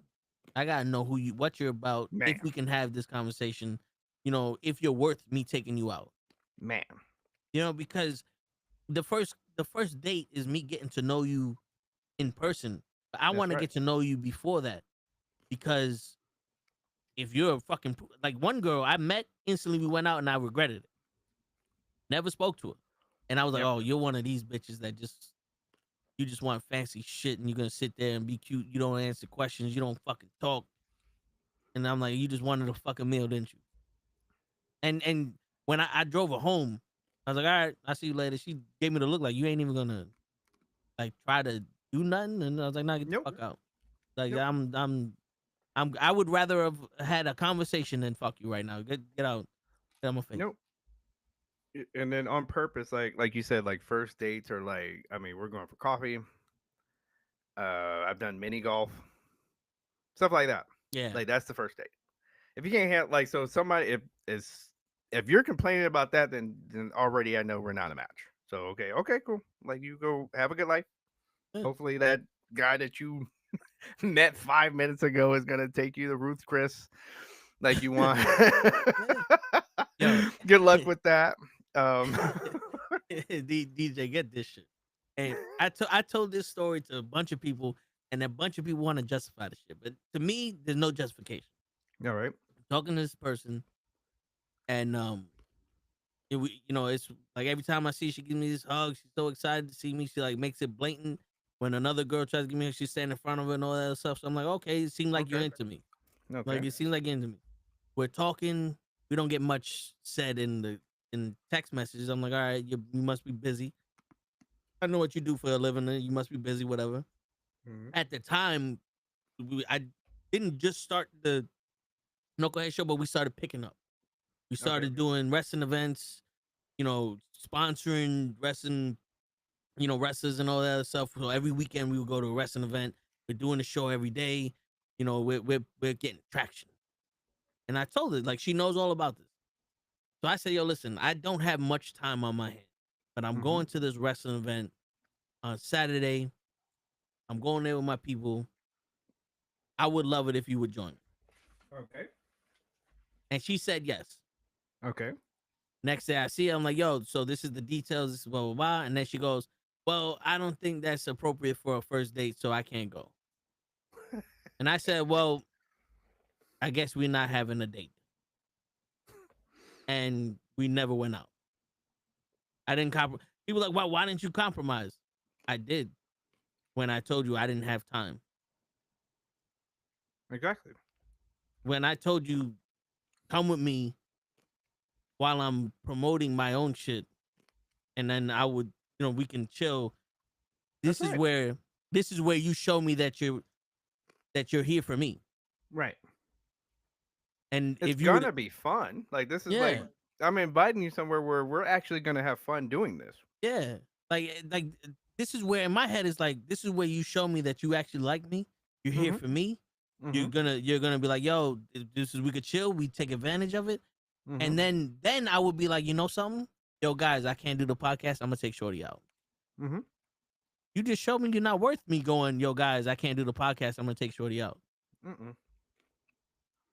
Okay, like, so what were the people defending her? What were they saying? They're like, oh, well, maybe she's not into wrestling. Maybe this. No, it should be more personal because you're gonna be there with your friends and this, that. And I'm like, but I told you I don't have time. Like this is all predicated on me being busy. But not only that, So you said, okay, I got a lot of things going on, limited time. I'm inviting you to something. I've already thought out. That means if I invite you to something, I already thought out, okay, she's gonna come. There's downtime. Like if you come at the time I tell you to come, there's a lot of downtime that's gonna happen. Yeah. So it's not gonna be the whole time, having to share time with the gang. That's not gonna, like, you already calculated that. Yeah. And and then when the show starts, you don't even, like, this is probably somebody that doesn't even know if they're gonna enjoy it or not. What I've learned, and what you've probably learned as well, when a woman likes you, none of that shit matters. Mm-hmm. You could say, "Hey, I'm a garbage man, and I got to work a lot of hours at the at the site. You know what? I'm so busy. Can you just come here to meet me at the fucking dump?" If she likes you, she would go have the first fucking date at the dump. Mm-hmm. Yeah. Again, any guy that doesn't know this and is listening to this, that was a bar right there. I'm trying to tell you. You can invite her to any. You can say, we're gonna walk through the park and drink water. If she likes you, she's gonna do that shit with a smile on her face and have a good ass time with you. Yeah. If But she also, if she's gonna doesn't go like through you, that shit, you gotta make sure that it's worth it. yeah. You know what I'm saying? Like, you can't No, be you got to do your dud. part. Yeah. Yeah, No, yeah, you can't be lame at that yeah. point. But I'm Not just like saying. you, not enough for you to be lame. Right. I gotta throw that out there too. You gotta for make her my laugh. fellas. You gotta do some, Yeah, do some goofy shit to Take, make her laugh. she'll give you the chance. Yes. Okay. I'm just saying. Yeah. If it turns into, no, take me on a quote proper date, then you just like what movie was that where you do the door test and she doesn't open Bronx the door, Tale. you leave her. Yeah, Bronx Tale. Okay, Yeah. it's the same thing. Yep. It's the same. You cut her the fuck off if she cannot handle. This is the first fucking date. There should be no expectation on the first date. Yeah. None, zero. There should be no expectation of the first date. Yeah, I tell you this. So, Cho, he's one of those people that he's always trying to find the bright side. So he's like, you gotta play the game. You gotta play the game. So he's one of those people like, maybe this, that, and the third. So give another chance, whatever, right? So I said, you know what? Fuck it, Cho. And this is how I spoke to Cho, because he delivers to my building, and that's how I met him. So there were times that we're face to face, we're talking. I said, fuck it, Cho. This is what I'm gonna do. I hit her up, same girl. I said, do you have time to take off? She goes, yes. I said, all right, take off next Wednesday. What I'm gonna do is I'm gonna pick you up around 10 o'clock. We're gonna go have lunch. Then I'm gonna take you to Dave and Buster's. We're gonna spend the rest of the day playing video games at Dave and Buster's. Then we can do whatever you want for dinner. Wednesday comes, I took off. I told her I took off. Oh, I couldn't get the day off. I said, all right, cool. I went out to the movies and I had a nice lunch by myself.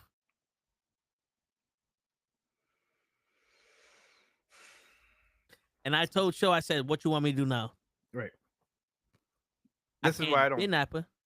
Yeah. And this is why I don't play games. Yeah. We're too fucking old to play games. That's high school shit. Word. High school and early 20s. The wait 3 days, the callback, and all that bullshit. Listen, like we talked about earlier. Hey, I like you. I'm not gonna beat around the bush and fuck around and have to talk to you for 2 weeks and all these game shit. Like, no, hey, I like you, and let's I'd like to take you out. I'd like to hang out with you and get to know you. If that's not enough, then again, okay, I'm moving on. Or if you need to play a game, okay, go play games with the little boys over there. Yeah. I don't. No. No, there is no game to play. Yeah. There's no game to play. That's what you end up finding out. After a while, it's like, wait, there is no game. Because at this point of our lives, it's one of those we're vetting you to see how long we could be with you. Exactly. Because if you was a wham bam, thank you, ma'am, there's no effort being put in. Right. And you want to fuck? No, all right, cool. But if I'm literally putting effort into you, is because I want to see if this could be a long, this could be the future. Exactly. I'm not, well, this would be a good 6 months. And then I find somebody else like, no, you're not a job. You know what I'm saying? Like, this is like, I want to see if you're worth my time and me investing in shit. Right. But I guess they don't see that shit no more. Because he kept going, I like the little things. I said, well, I guess my shit, my chests were too big. I can't give you the little things. I don't know who you are. Or the things that they call, like, I mean, one of the phrases that I can't stand is bare minimum. When they say things like, "Oh, well, holding the door open for me, like that's the bare minimum." It's like, so wait, so now we're bare minimum in chivalry. Like, so now things I was, raised to do. Yeah. That's bare minimum now. And what happened to the guy that you just walked by and didn't even say thank you to that held the door for you? Yeah, exactly. It's so all on, again, we got to be the villain. Yeah. Like, it's always, we have to be what the cause of all problems. And it was some man's fault. Like, always. Yep. All right. Even though, again, I look at numbers all day long. Fellas, when women talk all that stuff, there are more women with children than men. Like, if you look at, like, if you take the whole population of men and the whole population of women, more women have children. Yeah. What that means, in case, like, just in case it goes over your head, that means that they are only having babies with a particular amount of men. Yeah. That's what that means. So who's the one going around town doing what they like, the accusations are confessions to me. Like, that's what the other thing I've learned. When people make all these accusations, they're really confessions. And so men are dogs, and they all they do is cheat. Not like they're really like women. Yeah. I'm trying to and some of you probably already know this. Like, they cheat like crazy. Oh yeah. And the people that they go for, like, I mean, if me and Toe were in jail right now, if we were doing this show from a jail cell phone, and we were on the little app that they use for matching people up in jail, we'd have all kinds of women in the comments right now. Yep. Just from being 100%. Yeah. 100%. There's only women that only fuck with niggas from jail. It's just crazy. You know what else I noticed? You know how they be like, oh, this bitch is crazy, she's jealous, she's this, she's that. You know how you make one of those girls scared? Show her that she doesn't need to be. Like, in all honesty, you would definitely see a girl is afraid to be with you when you can show her that she does not need to be jealous. Because you're that guy that's not gonna treat her like shit, and she will run away from you. That's what I'm telling. Like, so this is how most of my relationships have ended. What you just described, exactly what you just described. Like, I show that I don't do it. Like, once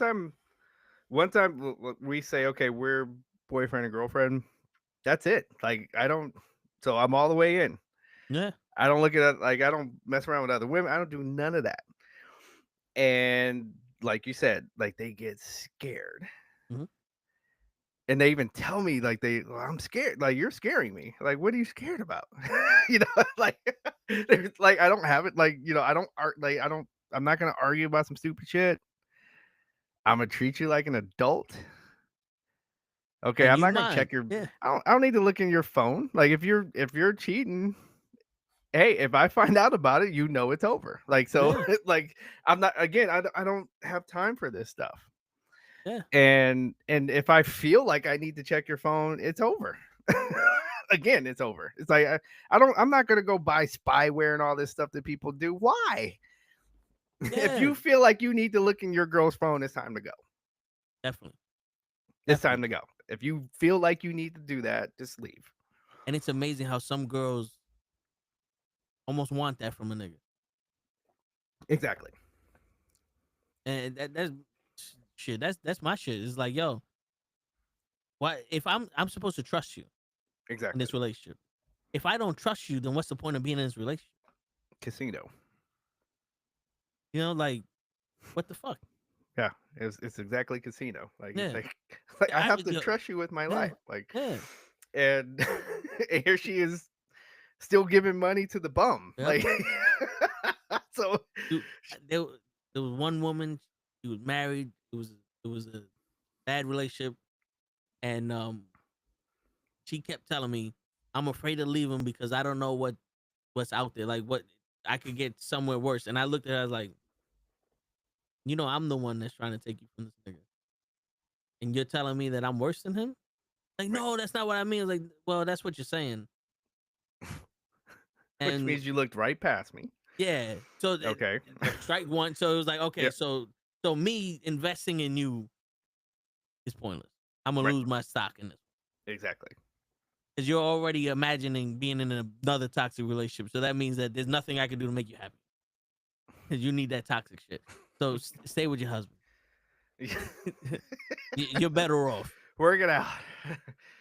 Yeah, go to couples counseling. Yeah, because the problem is you're not gonna find someone worse than him, and you're gonna be miserable. Right. Because apparently you love being miserable. So, yeah. Yeah, I mean, dude, it's and yo, the young kid, like I'm pretty sure you know these young kids now, their confidence is shot because, like I said earlier, a couple weeks ago, was, you know, a dad worked so many hours a week to feed his family, you know, and the mom was like, the best I can do to show you some kind of appreciation for this is your chair. No one sits in your chair. Here goes the big piece of chicken. I saved that for you. No one has this.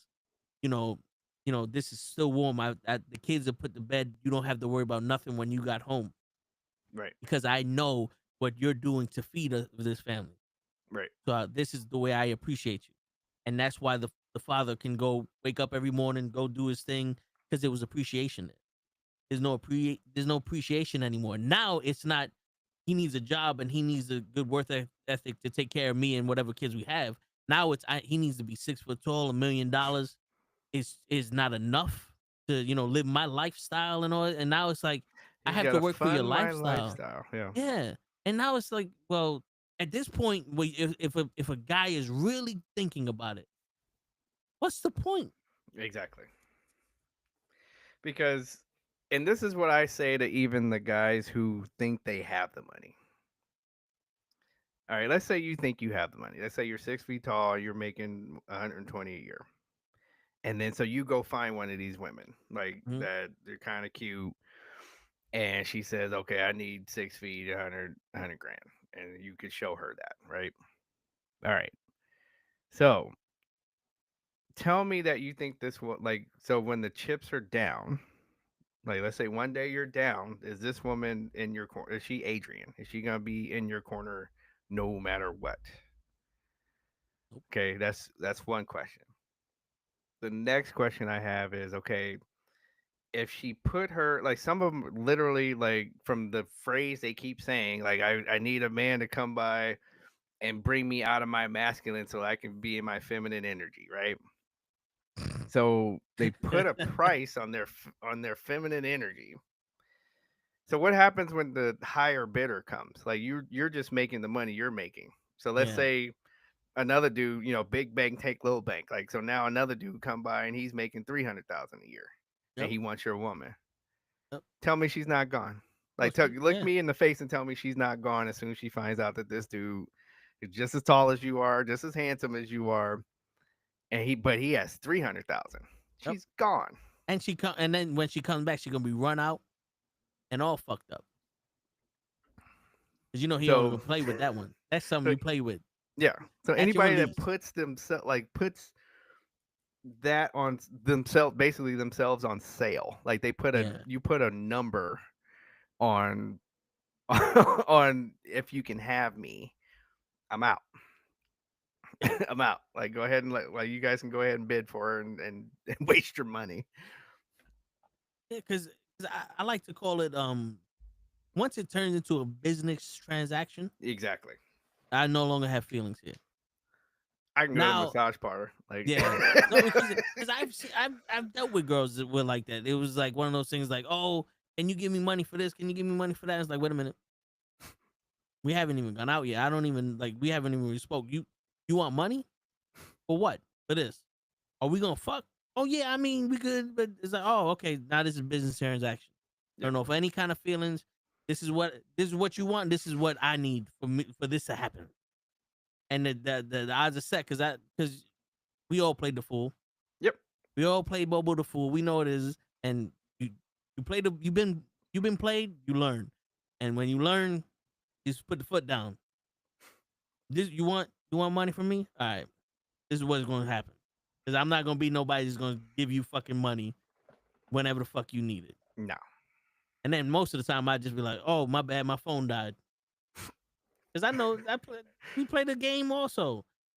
They'll yes you to death, and then when when they got the money, you're gone. Yep. Like, come on, the game.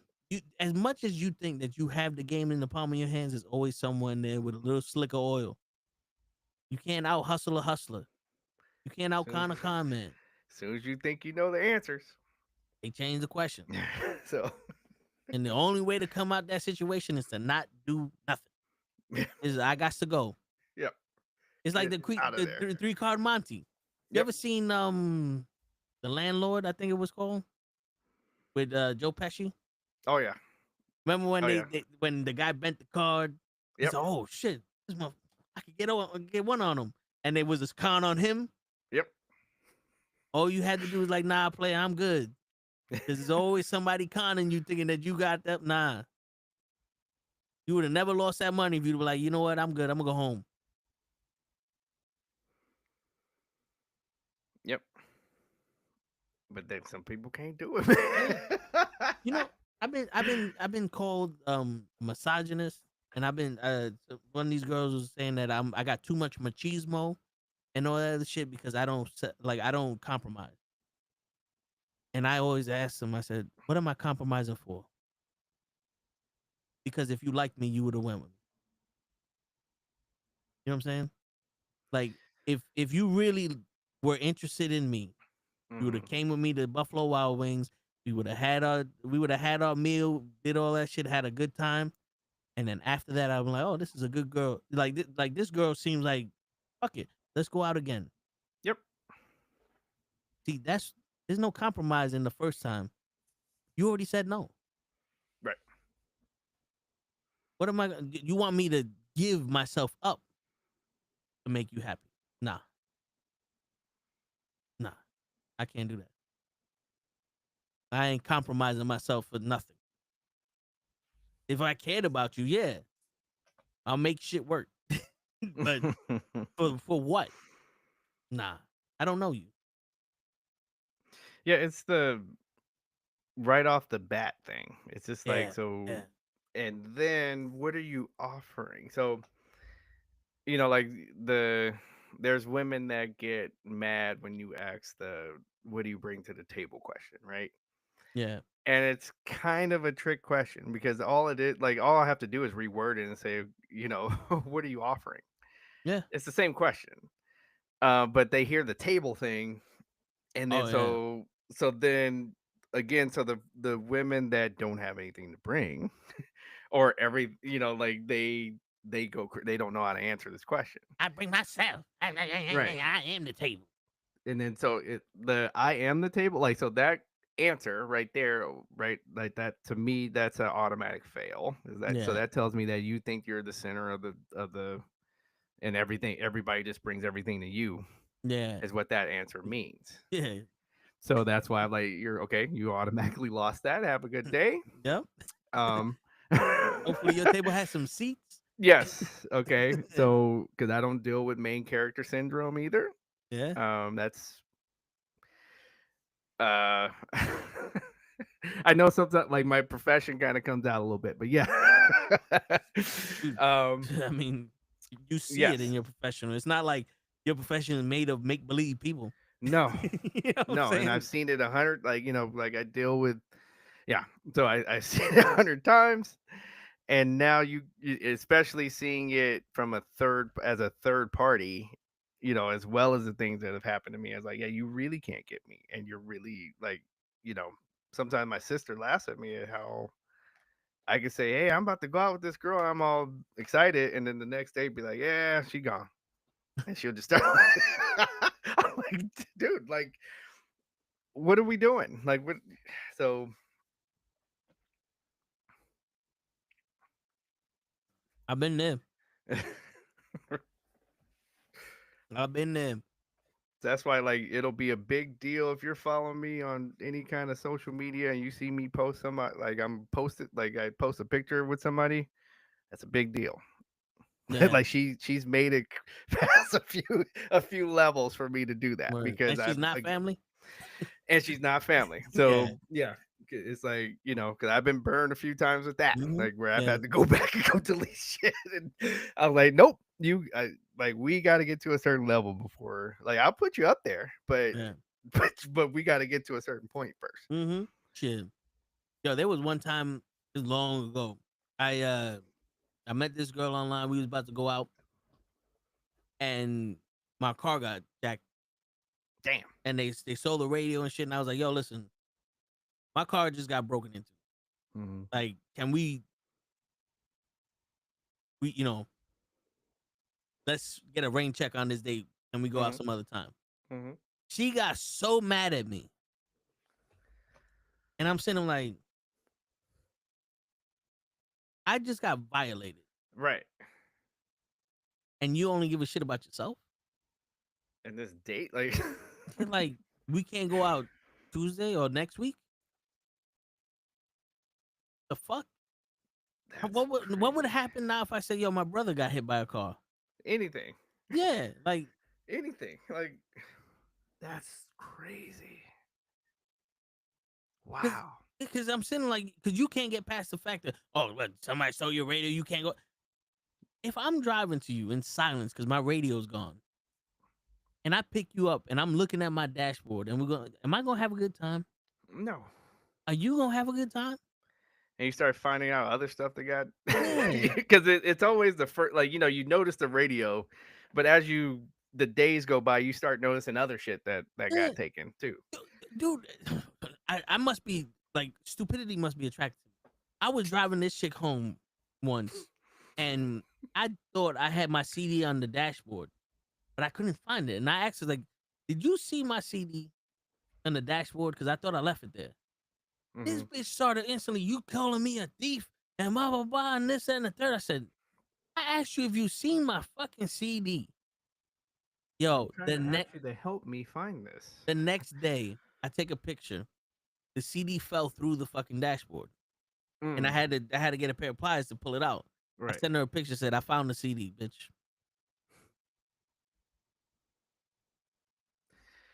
I would say one of the worst dates that I had was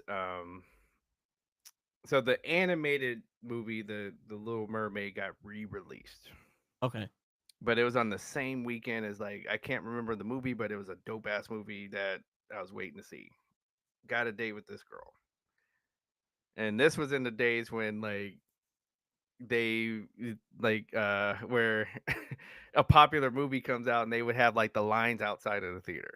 Yeah. Okay. So we're walking towards the box office because, folks, you couldn't buy your tickets online yet, and They didn't have and those little she starts, kiosks either. and then so she starts going in on, look, the Little Mermaid's out. I was like, yeah, that's cute. Come on, we're going to see, such and such. No, I want to see Little Mermaid. I was like, look, I'm not about to pay, like, movie theater prices to go see something that, like, I've seen with my niece and nephews and I can recite the lines to. We can go to Blockbuster and get it for $5. I'm not about to pay. Like, in fact, and then again, I want to see the new movie. Well, I bet you we go see, like, so now she's starting to do the. I probably don't have to tell you what color this girl is now. Yeah, yeah. I bet you we go see Little Mermaid. I was like, and then so now and she's talking loud enough to where the lines that are like there are multiple lines outside of the theater, and now we have a stage. Welcome And to the free show. Yes. Okay. I bet you we go. I was like, I'm going to go see such and such.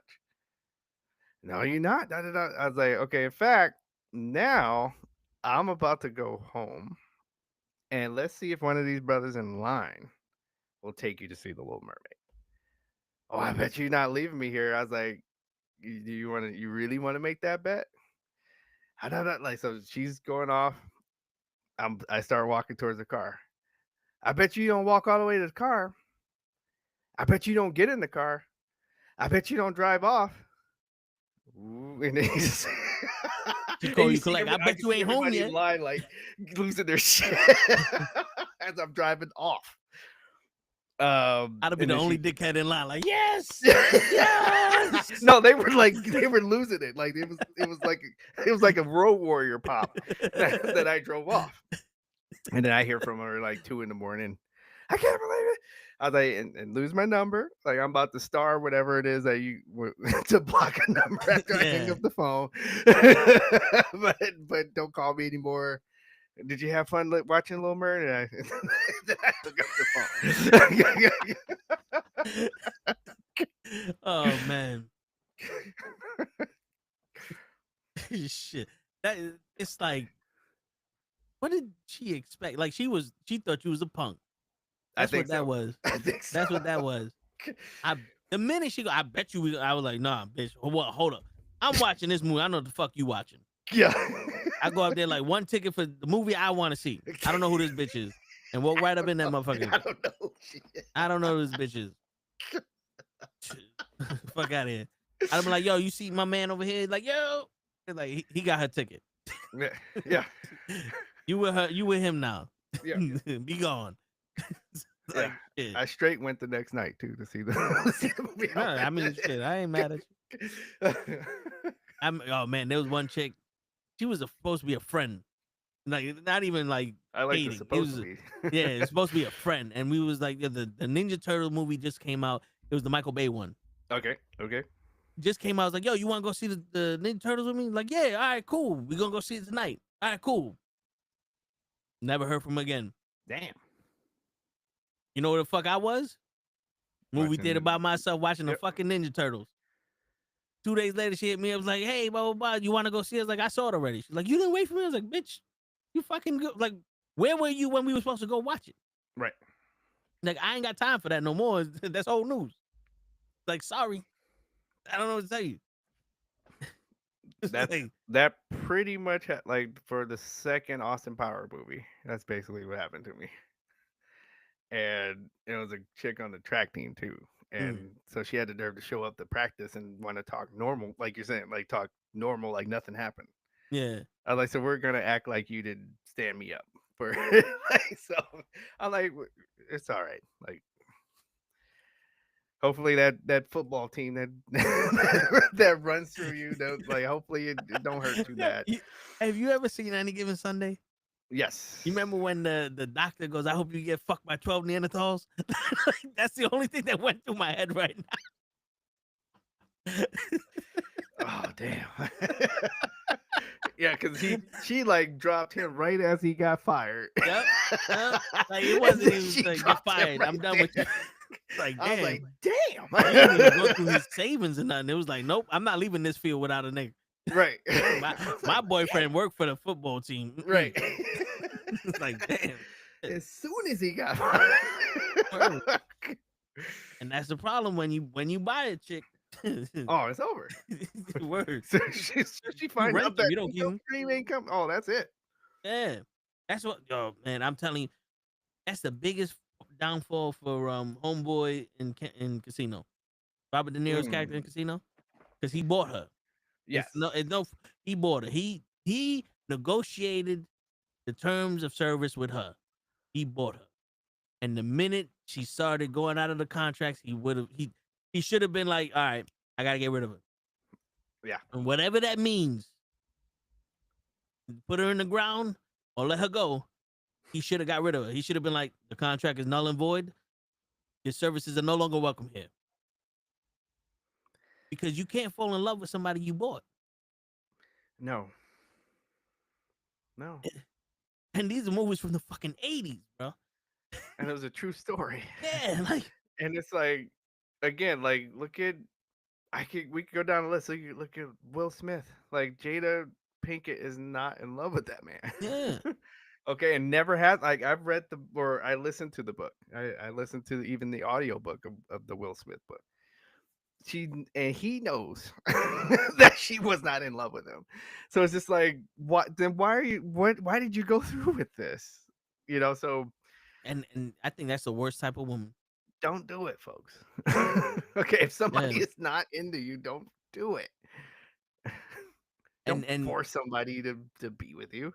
And dude, he is so delusional because he's never gonna let that go. He's never gonna let her go. No, because he has this. I need to win. Like, exactly. He's like, you ever heard him? He's like, if we're running on the treadmill, I'll die on the treadmill just to beat you. Like, bro, you're gonna die to make her, like, you're gonna die. You're willing to die to try to make her love you, and she's never gonna do it. Never. Because like, women are one thing, but narcissists like that. Yep. She don't know what love is, and no, I'm sorry. She knows what love is, but her love died with Tupac. Right. She don't have no more love. Right. She can't give it to you. She can give you her version of understanding, but that's it. That's it. When my man said, I'm not responsible for your happiness, I was like, what? If you're my wife and you're not happy, I'm going to make it my responsibility to make you happy. You're not supposed to be sad with me. You know what I'm saying? I do. At the same time, it's like you got to at least tell me. Yeah, no. What to do. Like, okay, you can't. I'm not gonna let. I'm not gonna let you suffer. What I'm saying, you know what I'm saying. That's good. Yeah. So that I can go with. Yeah. But they got to at least give me something that is attainable to be able to help you. Yeah. The second they can't do that, then Will is correct. Like that is correct. That is the correct statement. If they're giving you something impossible. He can't bring Tupac. He is not Tupac, and he can't bring him back.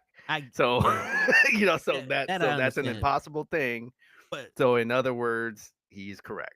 But if it's something like say, we lost a spark, or I don't like this neighborhood we live in. Okay, so now you gave me something that I can work on that. Like, that's something we can work with.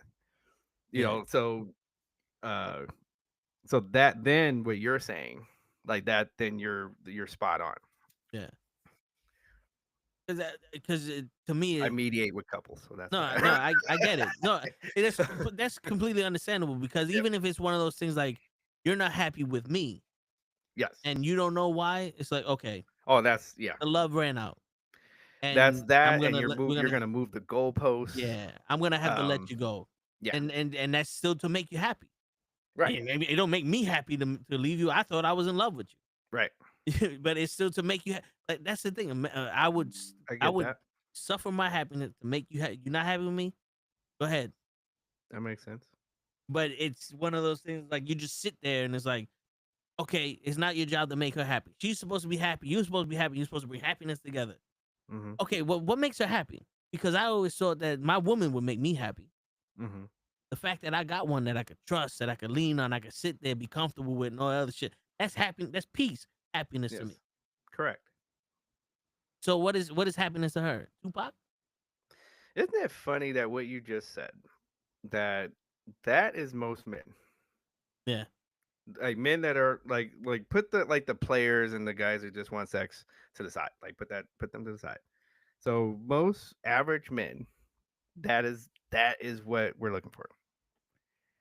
And and just to go, like, just to I know this is a little bit away from the conversation, but that they don't get that. Like they're like, you ask a woman what they think a man wants, and they give you all these answers.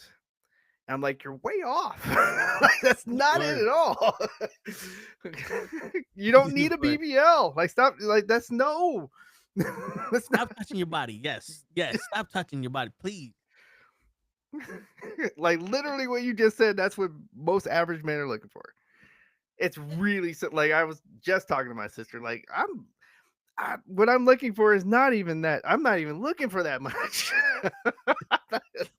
I used to tell shows like I'm kind of looking for somebody that would give a shit about me at 2%, not even 100% give. Like, just realize I'm alive without me having to hit them up. Maybe once in a while, something like a little effort. But it's like in all honesty, like, yeah, like, bro, you don't understand the power a woman can have when a man is comfortable enough to be comfortable around them. Yes.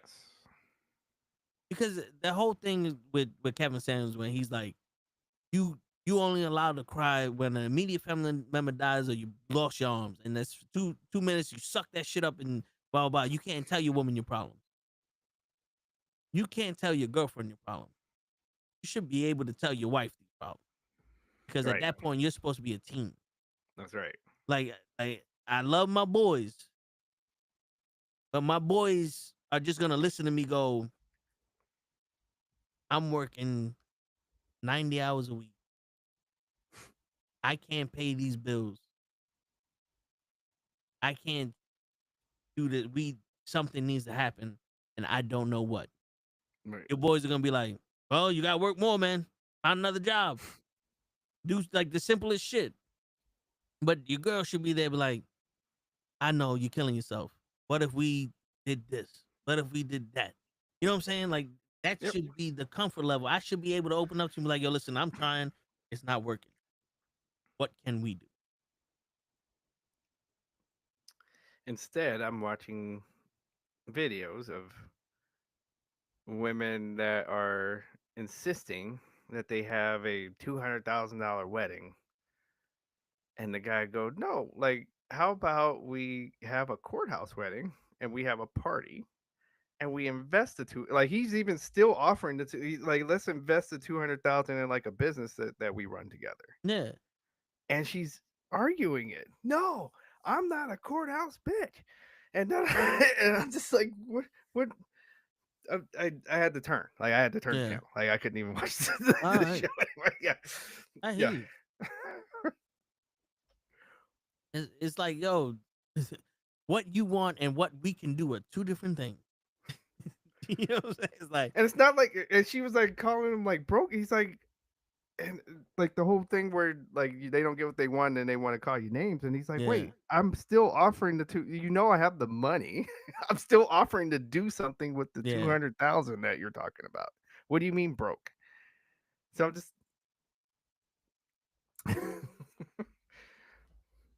yeah, that's what I don't understand. Like, I'll tell people straight out, like, I'm not the richest man in the fucking world. Just let you know that right now. That's why I'm like, I'm a social worker. Like, when we meet, like, look, I'm a social worker. So okay. Now, last year for my birthday, me and kryllzzz, we flew down to Florida and I bought a Mercedes from CarMax. It was one I could afford, nothing crazy. Like, and we drove it back down. Now, everybody's like, I did this for myself because I've always compromised what I wanted for other things. I was like, you know what? Fuck it. I'm gonna do the one thing that I want to do for my. I bought the car. It turned out to be a fucking headache. I love the car, but it turned out to be a fucking headache. But not once have I ever mentioned to any female I was ever talking to that I drive a. Right. They don't even know I drive a car. Because I don't want to be that guy driving down the street and the girl goes, oh shit, this nigga's a Mercedes. Come on. Right. Because then I'm gonna treat you like that guy. Right. You're only here for the car. I'm gonna get what I can from you and then be gone. You know what I'm saying? I like those videos, even though we know they're scripted, but like where the girl's walking down the street, hi, how you doing? Oh, I don't want to talk to you. And then he goes and gets into $100,000 car.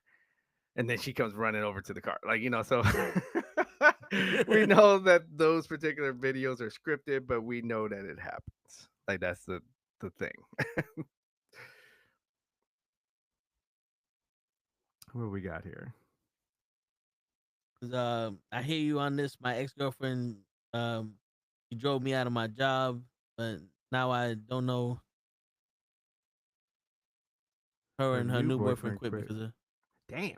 So she's so she driving dudes out of jobs. Her. That's crazy.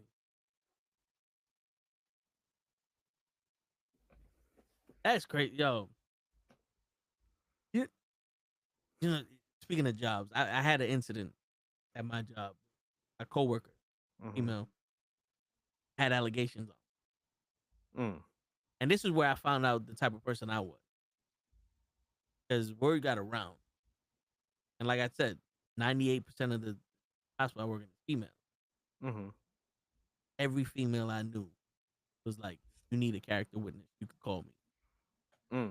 Because I know you didn't do what the fuck she said. Right. And I was like, damn, okay. And a bunch of them were like, if she was hot, I mean, we can't help you. But like, there's no way you did that with her. There's no way you did that with her. She's like a 4 and yeah, dude, yeah. Because all the girls like, if you were like that, why would I be talking? Because some of these girls are drop dead gorgeous. And I even said that in we had mediation. So for 2 hours, she just went off, and I just stood quiet. And the only thing I told the HR lady was, I worked here for, at the time, 12 years. You ever got a call on me? No. You see my boss right there? Every man that walks in this building, like, circles around her because she's hot. Have I ever made you feel uncomfortable when we're alone? No. What am I doing with her? Dude, it got to the point where the woman from HR saw me in the street because I was getting lunch and said, I'm sorry you had to sit through that.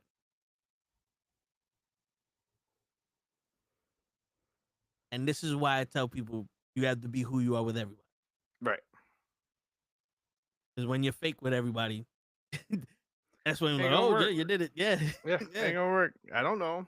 I don't know. He might have. Yep. I'm telling yo, dude, this one woman, I shit you not, she was there for 2 weeks.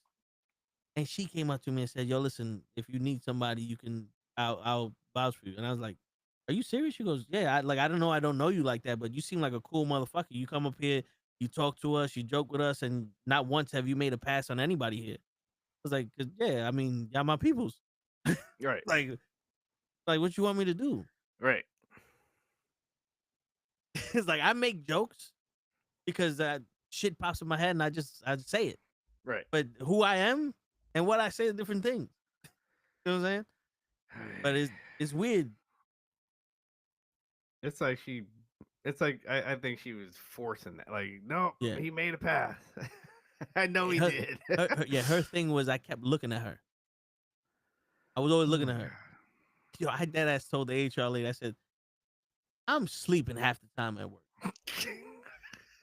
Fuck, I'm looking at her. I'm watching my TV or I'm sleeping.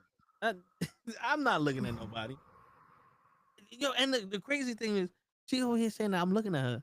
A refrigerator fell on her and no one noticed. My supervisor at the time had to come out. You're not gonna help her? I said, help her with what? Oh shit. If I'm staring at you, don't you? Yeah, if I'm staring at you all goddamn day, don't you think I would have noticed a refrigerator fell on you? The fuck? Oh my god. Yeah. Yeah, I wasn't looking at you, lady. Word. I was watching fucking Fast and the Furious. Right. I was watching The Family. Word. Yeah. Michelle Rodriguez and Gina Carano, 2 women I would look at. Right. And you had a refrigerator fall on you, and somebody had to tag me in just to know that the refrigerator fell. Word.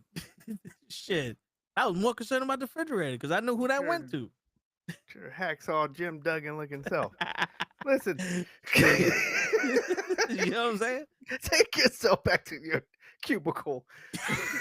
And don't forget your 2x4. Word. Oh. Like shit. Tough guy. Sit down. Yo, dude, there was one time, I shit you not, and I wish Show was here. She said the words that I turned around her out of nowhere and said, I know that you're better than me. I said that to Show, and I've never heard Show laugh so hard in my life. He goes, there's no fucking way you would say that to anyone. I said, yeah, you're right. And yo, dude, he laughed. Like, genuinely laughed. Like, if I told him the greatest joke in the world. Dude, I can't make this shit up. That's what I try to tell people. Like, I tell, because like me and my sister are pretty close. Like, I got 3 siblings. She's the oldest. I'm the youngest by far, though. Like, the brother in the middle is 7 years older than me. That's how. Oh man. That's Okay. how. Okay. And then so what happened was she's the one who always had to watch me. So we became close. And so I tell her about my dates. I'm like, I'm not that funny to make this up. Like, I'm trying to tell you this is what happened. Like, I don't write jokes that well. This is just what happened. The word. Because she's on the phone hollering. I'm like, no, this is what she said. You must have wrote for Richard Pryor back in the day. Like, no, this is what happened. This is what she said. Man.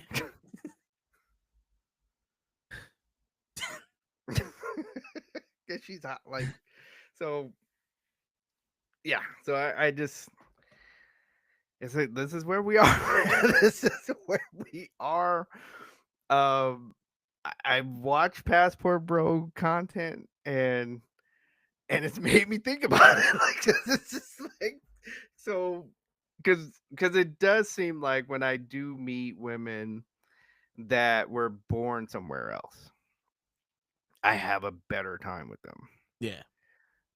There's more respect. There's not, like, money is not even a part of the conversation. And it's just a better, like, I feel like I can be myself and not have to worry about some chick making a TikTok later on to make fun of me, Yeah. So, so yeah, so I don't know. Yo, I never even thought about that shit. A bitch, you go on a date and the bitch got a TikTok about you. Like, what? Dude. They do it. Like, they. Yeah. I was like, wow. Yeah. That's crazy. And they'll be like saying things like, because I've seen some of them and it's like, wait, why again was that a bad thing? Like, she's like saying something like it was a bad thing that the guy did. Yeah. And then I'm listening to her go, okay, wait, why was that a bad thing? Like, I mean, one of the dates I've gone on. So and then so I do have, like, so I have the mindset that, okay, if I invite you out, I'm prepared to pay. Yeah. Okay, I'm prepared. So we go to this, we ended up going to this Mexican food restaurant, and she even, ended up like ordering a bunch of stuff that she couldn't even eat it all. I still was gonna pay. I had the check in my hand. Now, during the conversation, she, I think she has like, there's something with her where because she makes quite a bit of money, and I think she's kind of sensitive to that. Whatever. So again, so I'm looking at it. I'm about to, like, I'm literally pulling my little thing out to pay, and she goes, "Hey," and we're having a good time. So she goes, "Hey," and this has never happened to me, by the way. "Hey, you want me to pay? You want me to pay some of that?" Now I'm thinking, because where my mind was, we're having such a good time. Oh, she wants to do something nice. Like that's where my mind was. I was like, well, sure. And then so she pays some of it, and then we pleasantries. We go home.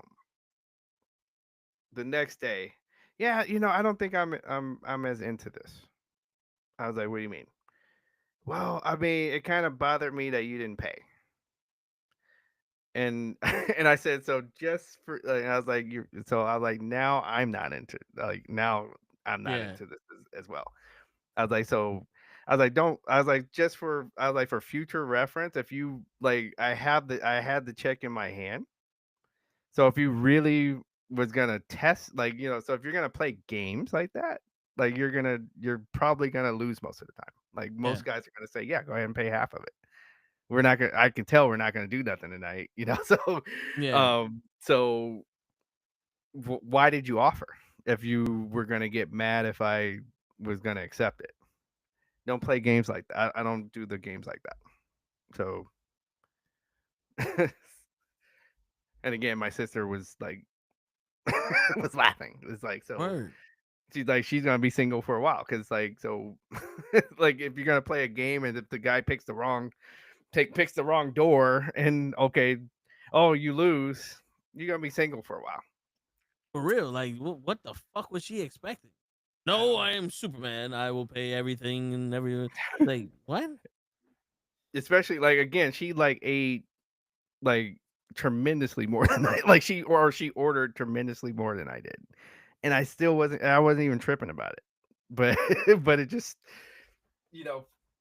for that to happen, now I started to think about it. It's like, so wait, so you got mad that you paid some of the check even though you ate most of the food. She probably ordered most of the food. She probably ordered that shit on purpose. And didn't take, well, that was the thing. Now the lady working there, she didn't even want to take it home. So she ordered all this stuff and wasted all of that food. so she's even looking funny at us, like why did you order all this if you weren't going to eat it? So nor take it home. So I'm like, yeah, you're kind of weird anyway. Yeah. That stupid is as stupid does, Lieutenant Dan. That was you too busy playing games. Right.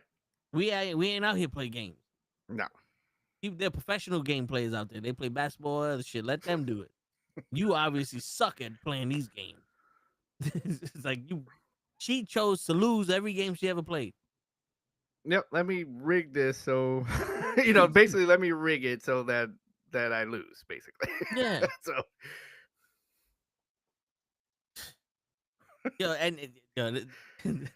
Nah, I'm not I'm not a mediator, but I became a supervisor within the last couple of years, so I'm learning how to handle situations, right? Sure. So there was a situation where somebody called up the office, and I guess she didn't like the way one of my guys spoke to her. So she called me up. Now, this is a friend of mine, but I knew her for a while at work. So she called me up and she's like, yo, who's this nigga and why he's so rude? But on some, like, I'm talking to you because I know you, but I don't want to get him in trouble. It's just, I'm just letting you know. So I tell my guys, like, yo, get your reference, just try to be a little bit more professional on the phone, because if I'm hearing this, then anybody could get to our bosses, and we don't want this reputation. Yeah, that's right. And it got to the point where my guy got mad, she got mad, and now I gotta be there. Ah, dang. Okay. So I went to go see her.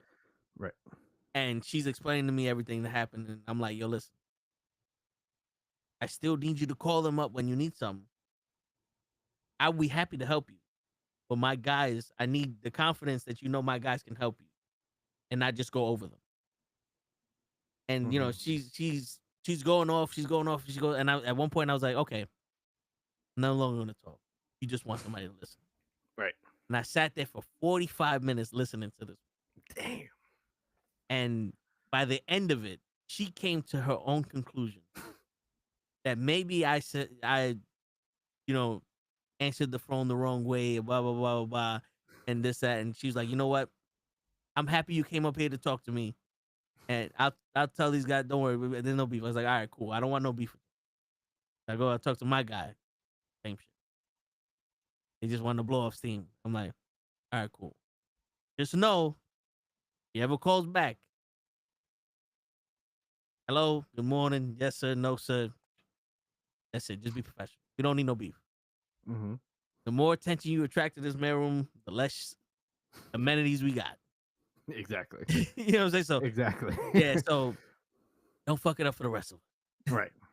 And Right. I'm, yeah, In and so I'm, many words, yes. yeah, and I'm sitting there and I'm like, cause my boss, she knew about it. Cause I told her we have that, and she's like, you want me to speak to her? And I was like, no, let me figure out a way to handle this. And she looked like, what? I said, yeah, I'm not gonna run from the situation. Anybody else would be like, oh well, you know, it's a misunderstanding, and just move on. Nah, let's tackle this head on. I got to figure out how to handle this shit anyway, right? Right. And then I went up to her and I told her all this shit, and I was like, thanks for letting me handle it. And I just went back down and went back to work. I was like, cause y'all might have made this shit overboard. Like, I'm not one of these. Cause you mad that she said something to him, but he said that she said it. You didn't hear her say it, and I know her, and I know him, and something is a little fishy on both ends. That's right. So don't go defending him, getting rah-rah at her when this is just over exaggeration for both of them. You know what I'm saying? I mean, because you start playing the telephone game. Yeah. Okay, and that gets everybody in trouble. Like, so yeah, because that's what we do, mediate. We also, who are at the organization we work for, they do mediation. We even do mediation with students and teachers. Oh shit. Because sometimes the teachers can be off the hook too. Oh no, yeah. So yeah. So yeah, that's where we are, man. People are rubbed raw. I applaud you for doing that job, because not for nothing, I don't like being in the situation. I never thought I was gonna grow up. I was gonna be a Toys R Us kid, and now motherfuckers is making me the adult here, and I'm like, oh shit. Yeah, I gotta have some responsibilities now. Right. I don't want no responsibilities. Like you guys want me to be the voice of reason in this? Like I'm the one that gotta make sense of this shit. I mean, you're gonna catch me on the wrong day. I'm just gonna come in there with 2 sets of boxing gloves. Yeah, shit. Tony, Jilly, respect. And I'm gonna be wearing a striped shirt. I'm just gonna hand them the boxing gloves. Yeah, seriously. Because there was one time I felt like somebody said something to me, almost like a threat. You know, like, oh well, I'm gonna have to go above your head. All right. So my boss, we made a meeting. And while the meeting was happening, I said what they said they were going to tell my boss. Tell my boss, oh, this is the way they feel. And they were like, oh, you realize now I don't give a shit. I'm not afraid of this. Ben, this is what you feel. This is what all right, cool. Because my boss is the type of person, all right, so how do we handle this? Right. You know what I'm saying? Like, she don't want to hear this. Right. She has to because she's the boss. Right. But it's like, all right, so you're just gonna bitch to me, and then I'm like, all right, this is how he feels. Like, yeah. Because I was like, all right, what? I'm gonna get in trouble because you feel this way. I gave you a chance so we can handle it. You want to invite? You want to invite her? Let's invite her.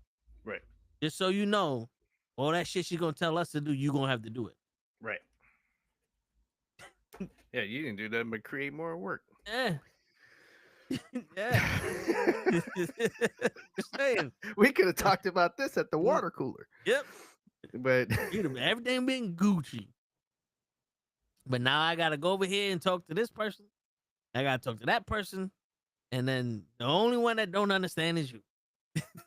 Pretty much. Oh God. But shit. I don't know if you got off tomorrow and shit. What's that? You got it off tomorrow? Because I just looked. This is 1:30. Well, for me, it's 10 for me, but yeah. But you guys, I know usually you be on some. I got to go. I do, yeah. Because what's been happening is I started I haven't announced this on the pod yet. I'm starting to train for a marathon. Oh, okay. So I get up early in the morning and start training. or cause I like getting it out the way and then Yeah. have the rest of my day.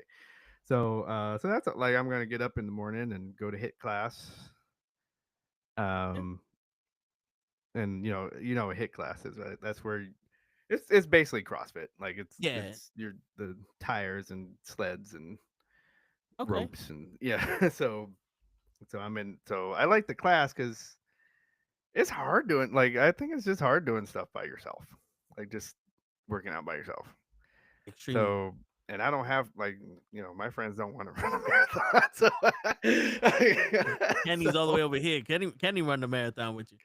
yeah. So see, so that's like gotta ask him if you want to run the Long Beach. Cause that's the one. It's the Long Beach Marathon in October. So yeah, so that's all. Like I don't work tomorrow, but I do. Oh no. I got Shit. class. Shit. I mean, yo, more power to you. I could run a block. I'm not. You got built me for a block, and then yeah. all right. I'm you know that and then whole you're gonna get in saying- your car and drive to the finish line. Yep. That whole saying, the Wade Bear was Husky Harris was a fucking Hummer with a Ferrari engine. Yeah, me too. Just this Ferrari engine ain't got no gas tank. I remember one of the best lines, like, and of course, John Madden had a million of them, but Yeah. one of the best lines that ever got me was he was talking about Leroy Horde, and he's like, yeah, Leroy Horde, he always, if you need 2 yards, he'll get you 3, and if you need 5 yards, he'll get you 3. And I just like I was in the living room. I was in the living room hollering. I was like, John Madden, I don't think he gives a shit. Like I think he just That's some shit. I never heard that in my life. Yes. And I was in there I was like, John Madden don't give a shit. Oh. He made his money. I think he just sits there with the headset on and just talks. Like, I got no. This motherfucker sucks.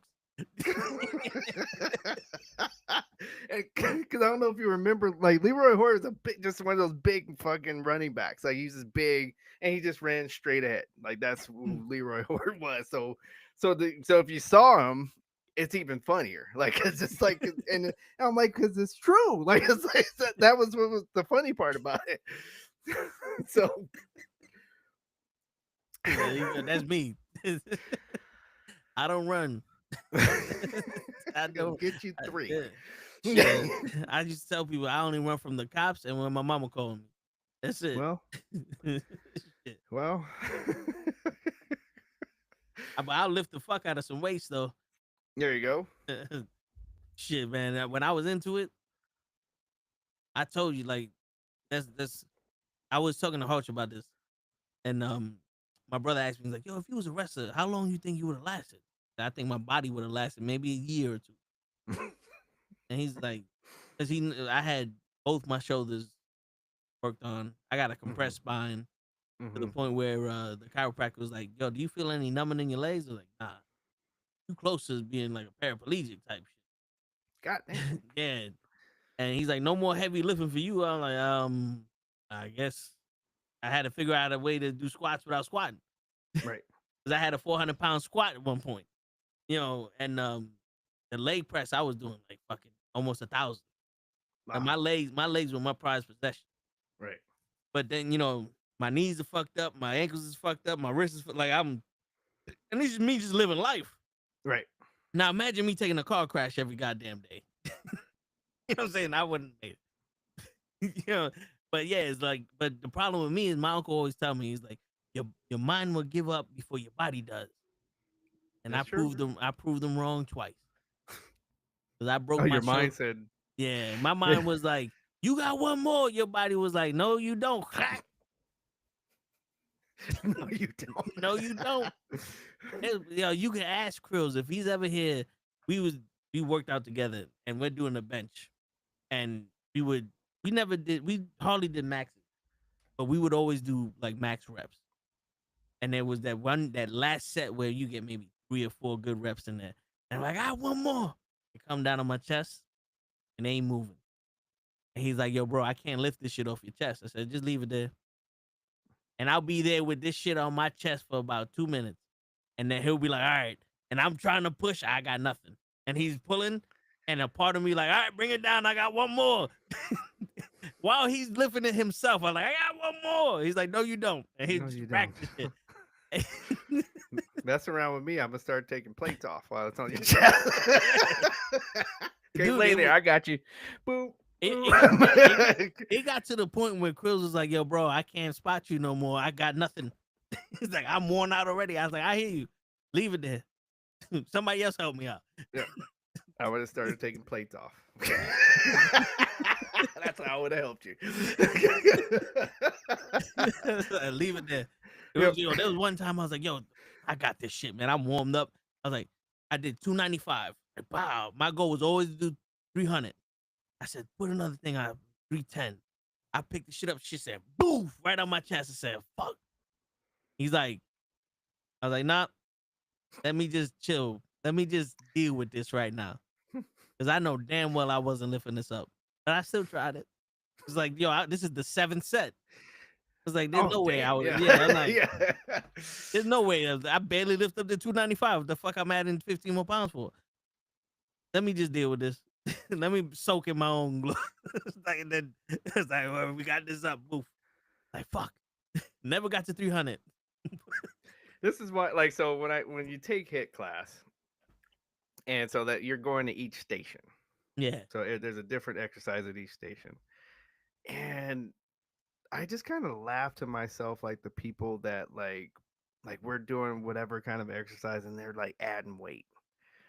I'm like, okay, this is designed for to get your, like, you're supposed to have your heart rate is supposed to be at a certain amount all the time too. Because in between each station, he makes you do like, we got to like do up downs or whatever, jumping jacks, push-ups, whatever, to get to the next station. So like it's a constant thing. So for you to add weight to stuff, like dude, you're not going to impress anybody here, and you got to go through all 8 of these stations. You're wearing yourself out for no reason. like this is about how many reps, not how heavy you can lift.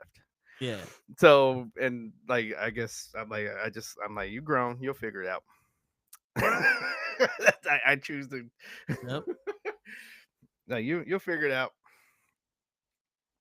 But yeah, I've always kind of, like a greyhound, basically. And that's why, like, the story I told on the wrestling podcast was, like, I found the school that they have at Venice Beach when I was in my 20s, and the wrestling school, and I was like, hey, so I was like, and this is in your mind, like, I think I could do this, like, because at that age, I was running, I almost made the Olympics, I could dunk, I was at the peak of my athletic ability, but I'm 6 foot and 170 is the thing. So I get in the ring, and then, like I said, so I hit the rope, almost started screaming when I hit the rope. And that shit, just from that, and because nobody told me it was still cable. I thought I didn't know what I thought it was, but I didn't know it was still cable. So, and then okay, take a bump. Like, I was watching them take bumps the whole time, so I learned how to do it by watching them. So I took it, and the pain that went through my body, I was like, yeah, I don't think I'm gonna be a wrestler. I don't think that's the thing. I don't think this is it. I did it right. Yeah, I did it right. But I mean, it was just like electricity going through. I like watching it better. Yeah, I was like, yeah, I think that's it. And I think that's why they have you come up here and do this.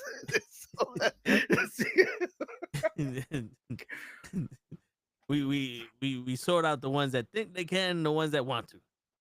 Exactly. Yeah. I hear you, shit. And he's still, come on, do it again. I was like, nope. I rolled under the I was like, I'm good, thank you. Went around the corner. Oh, Oh! You want to do it in the gym. Yeah. You don't do it in there. You go, thank you, everybody. No, I don't think this is going to work. Right. Around the corner. Oh! So, like my uncle said, you cry on the inside. Yes, that's right.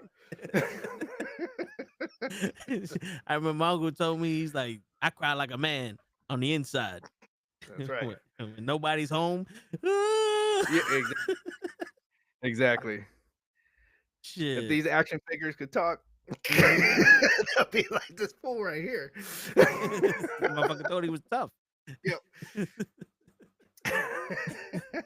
That's why I tell these girls, like, shit, you give birth, you ever stubbed your toe? Or just like, I remember Jeff Foxworthy talked about having a kidney stone, right? Yeah. And then he said, okay, which one do you think is worse, giving birth or passing a kidney stone? And then, so of course, all the women are yelling, "Oh, giving birth." He's like, "Nope, you're liars," because I've never heard anybody say, "Hey, I want to pass another kidney stone." You hear people say, "I want another baby" all the time. So he's like, "So you're all liars, or you don't know what you're talking about." One of the two. I mean, because the way it comes out doesn't stretch. And it's jaded, like it's like a little razor. It's like a little razor blade ball. So you're passing a razor blade through your urethra, and they want to talk to me about giving birth. When this baby is already lubricated and shit, and your body is made like it moves around, and like we don't do that. Like our bodies don't do that. We're not made to pass any solid things through there. Nope. At all. Even through the other exit, that shit's still mushy. Yeah. You better have been drinking your water today. Word. Yeah, spicy, get ready. Word. Just hold on. It's like it's gonna be. It's true. I want to have another kidney stone. Yeah. Yeah. You ain't never heard. He's like, you ain't never heard that in your life. Yo, you get cramps? You ever had cramps in your thigh or in your leg or something like that? Oh man, during like when I was really going at it with track, I would get those like you'll wake up and my toes would be crossing over each other. Like that's how the cramp was going. When I run, I get the shin splints. Okay. To the point where my toe rises. Damn. Yeah. So I remember my aunt one time, she's like, "Oh, you just gotta drink orange juice." I said, "No, I don't think you understand. My legs, my calves at least, are solid muscle. Like there's no like you can't jiggle my legs. Mm-hmm. You can jiggle my stomach, you can't jiggle my legs at the time. And I can't put my foot flat down on the ground. I don't think orange juice is helping. I don't run. I can't run. Stop making me run. Every time. And my boy's like, you gotta push through it. You push through this shit. You don't understand. Like, dude, now I'm walking on my heels. Right. Like, you don't. I got a bubble. Like, I got so much cramps. My shins have fucking muscle on them now. Bro. That's not normal. What makes you think just keep running? No. So I used to like, so again, living by Venice Beach. So I used to make money that like I used to really go to the basketball court and hustle. And the people I would hustle the most were the bodybuilders. Because I knew it was up. Yeah. So and I knew they had an ego. So I would so I would use I'm doing promos on them. And this is court 1, so this is the court everybody's walking by. Every time you see a TV commercial or whatever, it's on this court. So people even sit in the there's bleachers right there. So this is you're on stage. So I'm talking smack to them. And then, the first game, let's just go to 7 for $20. All right. I win 7-6, right? oh man, you know, that was close. That was close. You almost got like you want to go another one? How about 40? 40 for the 7 to 40. When again, like in fact, I'll even make it to where he has game point and he misses and then I make my shot. Like I make it like I know he's gonna miss it. Like so so oh man, you almost had it. Um it's just too bad you got like you and I start insulting him. I start going after whatever. It's just too bad you're such and such and such and such. What you trying to say? I was like, I don't think you can play. This is not a game. You don't know how to play this game, man. Why don't you go back to the? You might as well. Why don't you go back over there and lift weights or something? Like this. This is not. You only winning by 1 point. I was like, dude, you don't want to do this. And again, remember, there's women, and you don't want to do this, man. Why? What you want? I was like, so okay. So how about we play the 10 this time, and we play for $800. Oh, so now that like $800, right? And I pulled the $800 out. So now this bodybuilder who I've already seen over here slanging and banging an hour before this and oiled himself up and then he's just played 2 games of basketball. I ran track. I'm surprised he survived the 2 games of basketball. Because I haven't showed him anything. So I'm doing basic stuff. So in the game to 10, not only do I start talking more, but now I'm moving him around the court. Like I'm making him move now. Like now I'm doing stuff to where he's got to follow me. And I'm seeing, like you're saying, I'm seeing his leg. Like there's times I've seen guys where like you can hear the bottoms of their shoes like train tracks. Like they're just like he can't even pick his legs up. And as I'm talking shit, I whoop his ass. Like I whoop all of his ass. Like now he doesn't even score. Like now, like so, and it was a thing that I will admit that it was like kind of a therapy from what happened in my childhood. Like I was having fun with it. I will say that. But yeah, so like I did that. Like I used to beat on guys for money at Venice Beach. Sure, but the fucking all those muscle heads, they're very delusional. Yeah, that's like I learned quick. It doesn't matter how much weight you move, the weight does not move you back. My uncle was hit by a car. Right? Damn. He had 13 operations. This man was still stronger than me. Wow. And I was at the peak of my strength. And he was not a bodybuilder. He did karate. Yeah. Okay. And like he was like his normal job, he delivered. He used to do the guidance systems for the F-15 during the Cold War, but then he found out he could make more money delivering cookies because he had his own route. So he would buy the cookies and sell them to the store, and he had his own thing. So he would do the cookies, but he had one of those vans that didn't work all the time. So if he found a spot, he just said fuck it. He picked up all the boxes of cookies and he walked them to the store and all that. So he had the natural strength. Right. I got the strength came from the gym. I got the explosive strength because that's really what you get. Right. You can't live like we're not sitting there holding shit up for hours. No. You lift shit up, put it down, and that fast. You got explosive strength. These big motherfuckers explosive. They'll push you down the street a couple times, and then after that, it's like they're gone. Right. They ain't gonna hold you forever. That's why you ever hear a man's arms explode when they trying to choke you out? Yes. Because they don't train to choke you out for hours. They train to choke you out for the 10 seconds and it's done. Right. That's how much they got. That's the oxygen level they got in their body. That's right. And that's when I learned, okay, this different weight shit ain't nothing. And well, even so, Damien was having some fun here with that, like how people were talking about the 100 men versus the gorilla, right? Yeah. You know the men would win, right? Of course.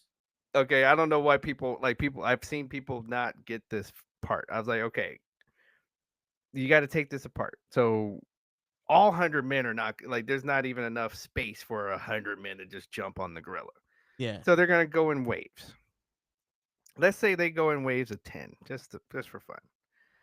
By the 7th wave, that gorilla is gonna be done. Okay, maybe shorter than that. Person. Yeah. So you see what I'm saying? Like, yeah. like to move that much, like those gorillas are huge, and what people are not getting is like, I guess we've been watching too much Godzilla or whatever. Yeah. To move that much, especially in it's gonna be enraged, and it's gonna like, so those first few dudes, like the first people, have them go, like, before this match happens, have them they should go to their own funeral. Like, okay, like, thank you for your sacrifice for this experiment. We're gonna have your funeral where you're gonna sit there and have your family and friends tell you how they feel before you go do this, because they're gonna die. Yeah. But after that, like you just said, he's gonna blow up. He's gonna Ultimate Warrior. Like, after the first few people, and then the other guys are gonna come in, and he's gonna get jacked up. Like, so stop it. Like, they're really strong, but they're not freaking superhuman. Like, I don't, like, people have watched too much science fiction. I think the question that people are answering are, can a gorilla kill people if 100 men attack them? Yeah. There are men that will die from this gorilla. Yes. But after a while, they can't sustain. No.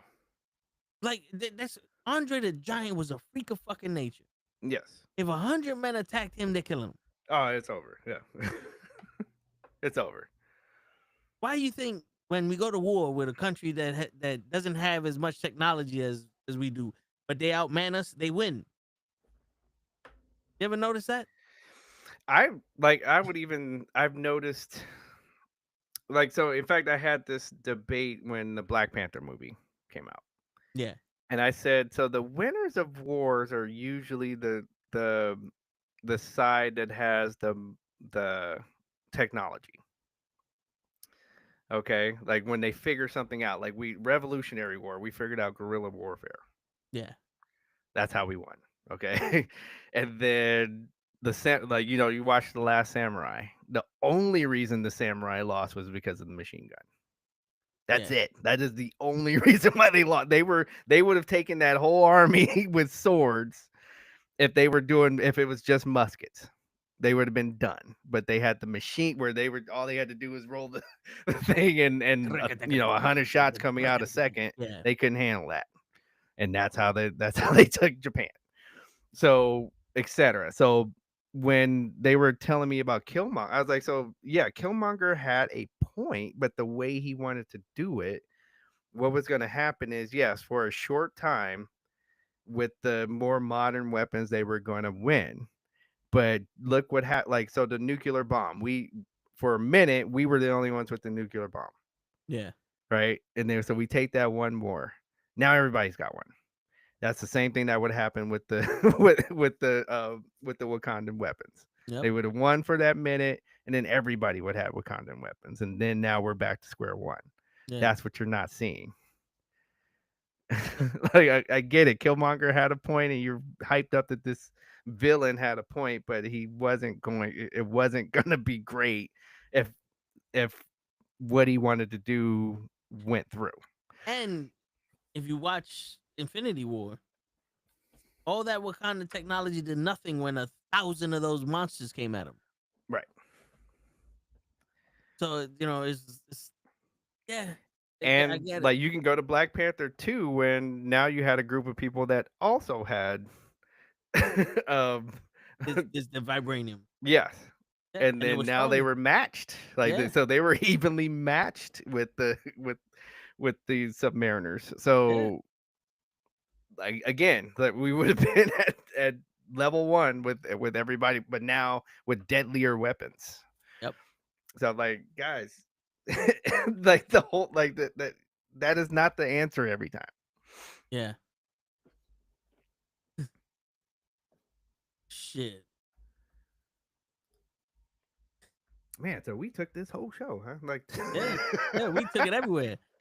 That's usually how it goes. We start off with one topic, free for all. And like, nobody else came by tonight. Oh. Other than Toe said like he was here for a few seconds and yeah, Joe showed up and left. yes. Yeah. But hey, man, usually that's how the best shows come out. It's just we shooting the shit. But hey, boom, we had a genuine conversation, and it led us a lot of places. I like it. Yeah, I like it. and most of the time we'll have these conversations, and then you'll see like someone out of nowhere just come in and just be a part of it in the chat, and that's dope. Also, so one time we was talking, and somebody came in out of nowhere and said that he was trying to figure out a way to come out to his parents that he was gay. Wow. Yeah. Wow. And we gave him some advice. And I shit you not, 2 months later, he came back. And he said that he came out to him and they accepted him and all that other shit and everything went good. Good. So that was dope. That's how, I mean, I think with these kind of platforms, like I think that's really how this is supposed to go. You know, I think the other stuff just kind of gets ridiculous, but I think that's really how it's supposed to go. It's supposed to, we found a way to be a community. Like here we are coast to coast, literally, and and we could be a community. Like that's, I think that's what this is supposed to be. Word. Yeah. I mean, like I said, DJ, you welcome at any other shows that we got whenever you available. So, you know, I just gonna keep sending you the link and shit. But yeah, yeah. I mean, I like tonight, like I made the mistake of going out to get some. Like I wanted to go get something to eat real quick. Yeah. But you know, like I live right next to SoFi Stadium, and this is like K-Dot is here tonight. And that was a mistake. I ended up eating my dinner in the car, like I'm trying to get back to the house because that's how traffic was. I hate traffic. I hate traffic. Yep. In a few minutes, they're gonna like the fireworks are gonna go off for the end of the show. So, I've already heard from here. I've heard everybody say A minor. So, like during the show, yeah. Man. Yep. I was like, oh, okay. So yeah, they're on the last few songs here. Wrap it up, everybody. Yep, I've heard the whole crowd saying A minor. So, yep, there ain't much left after that. That's why they came there. Yeah. Good shit, but yeah, DJ, it was a pleasure having you on this one. Absolutely. Always a pleasure to have you on the wrestling one. Yes. And everybody that was here with us, like, subscribe, all that good shit. And be back next week. Gonna do this shit again, whether you like it or not. That should be the tagline. Yeah, right? Do this shit again, whether you like it or not. And on that note, ladies and gentlemen, it's your friendly neighborhood knucklehead signing out. Peace, everybody.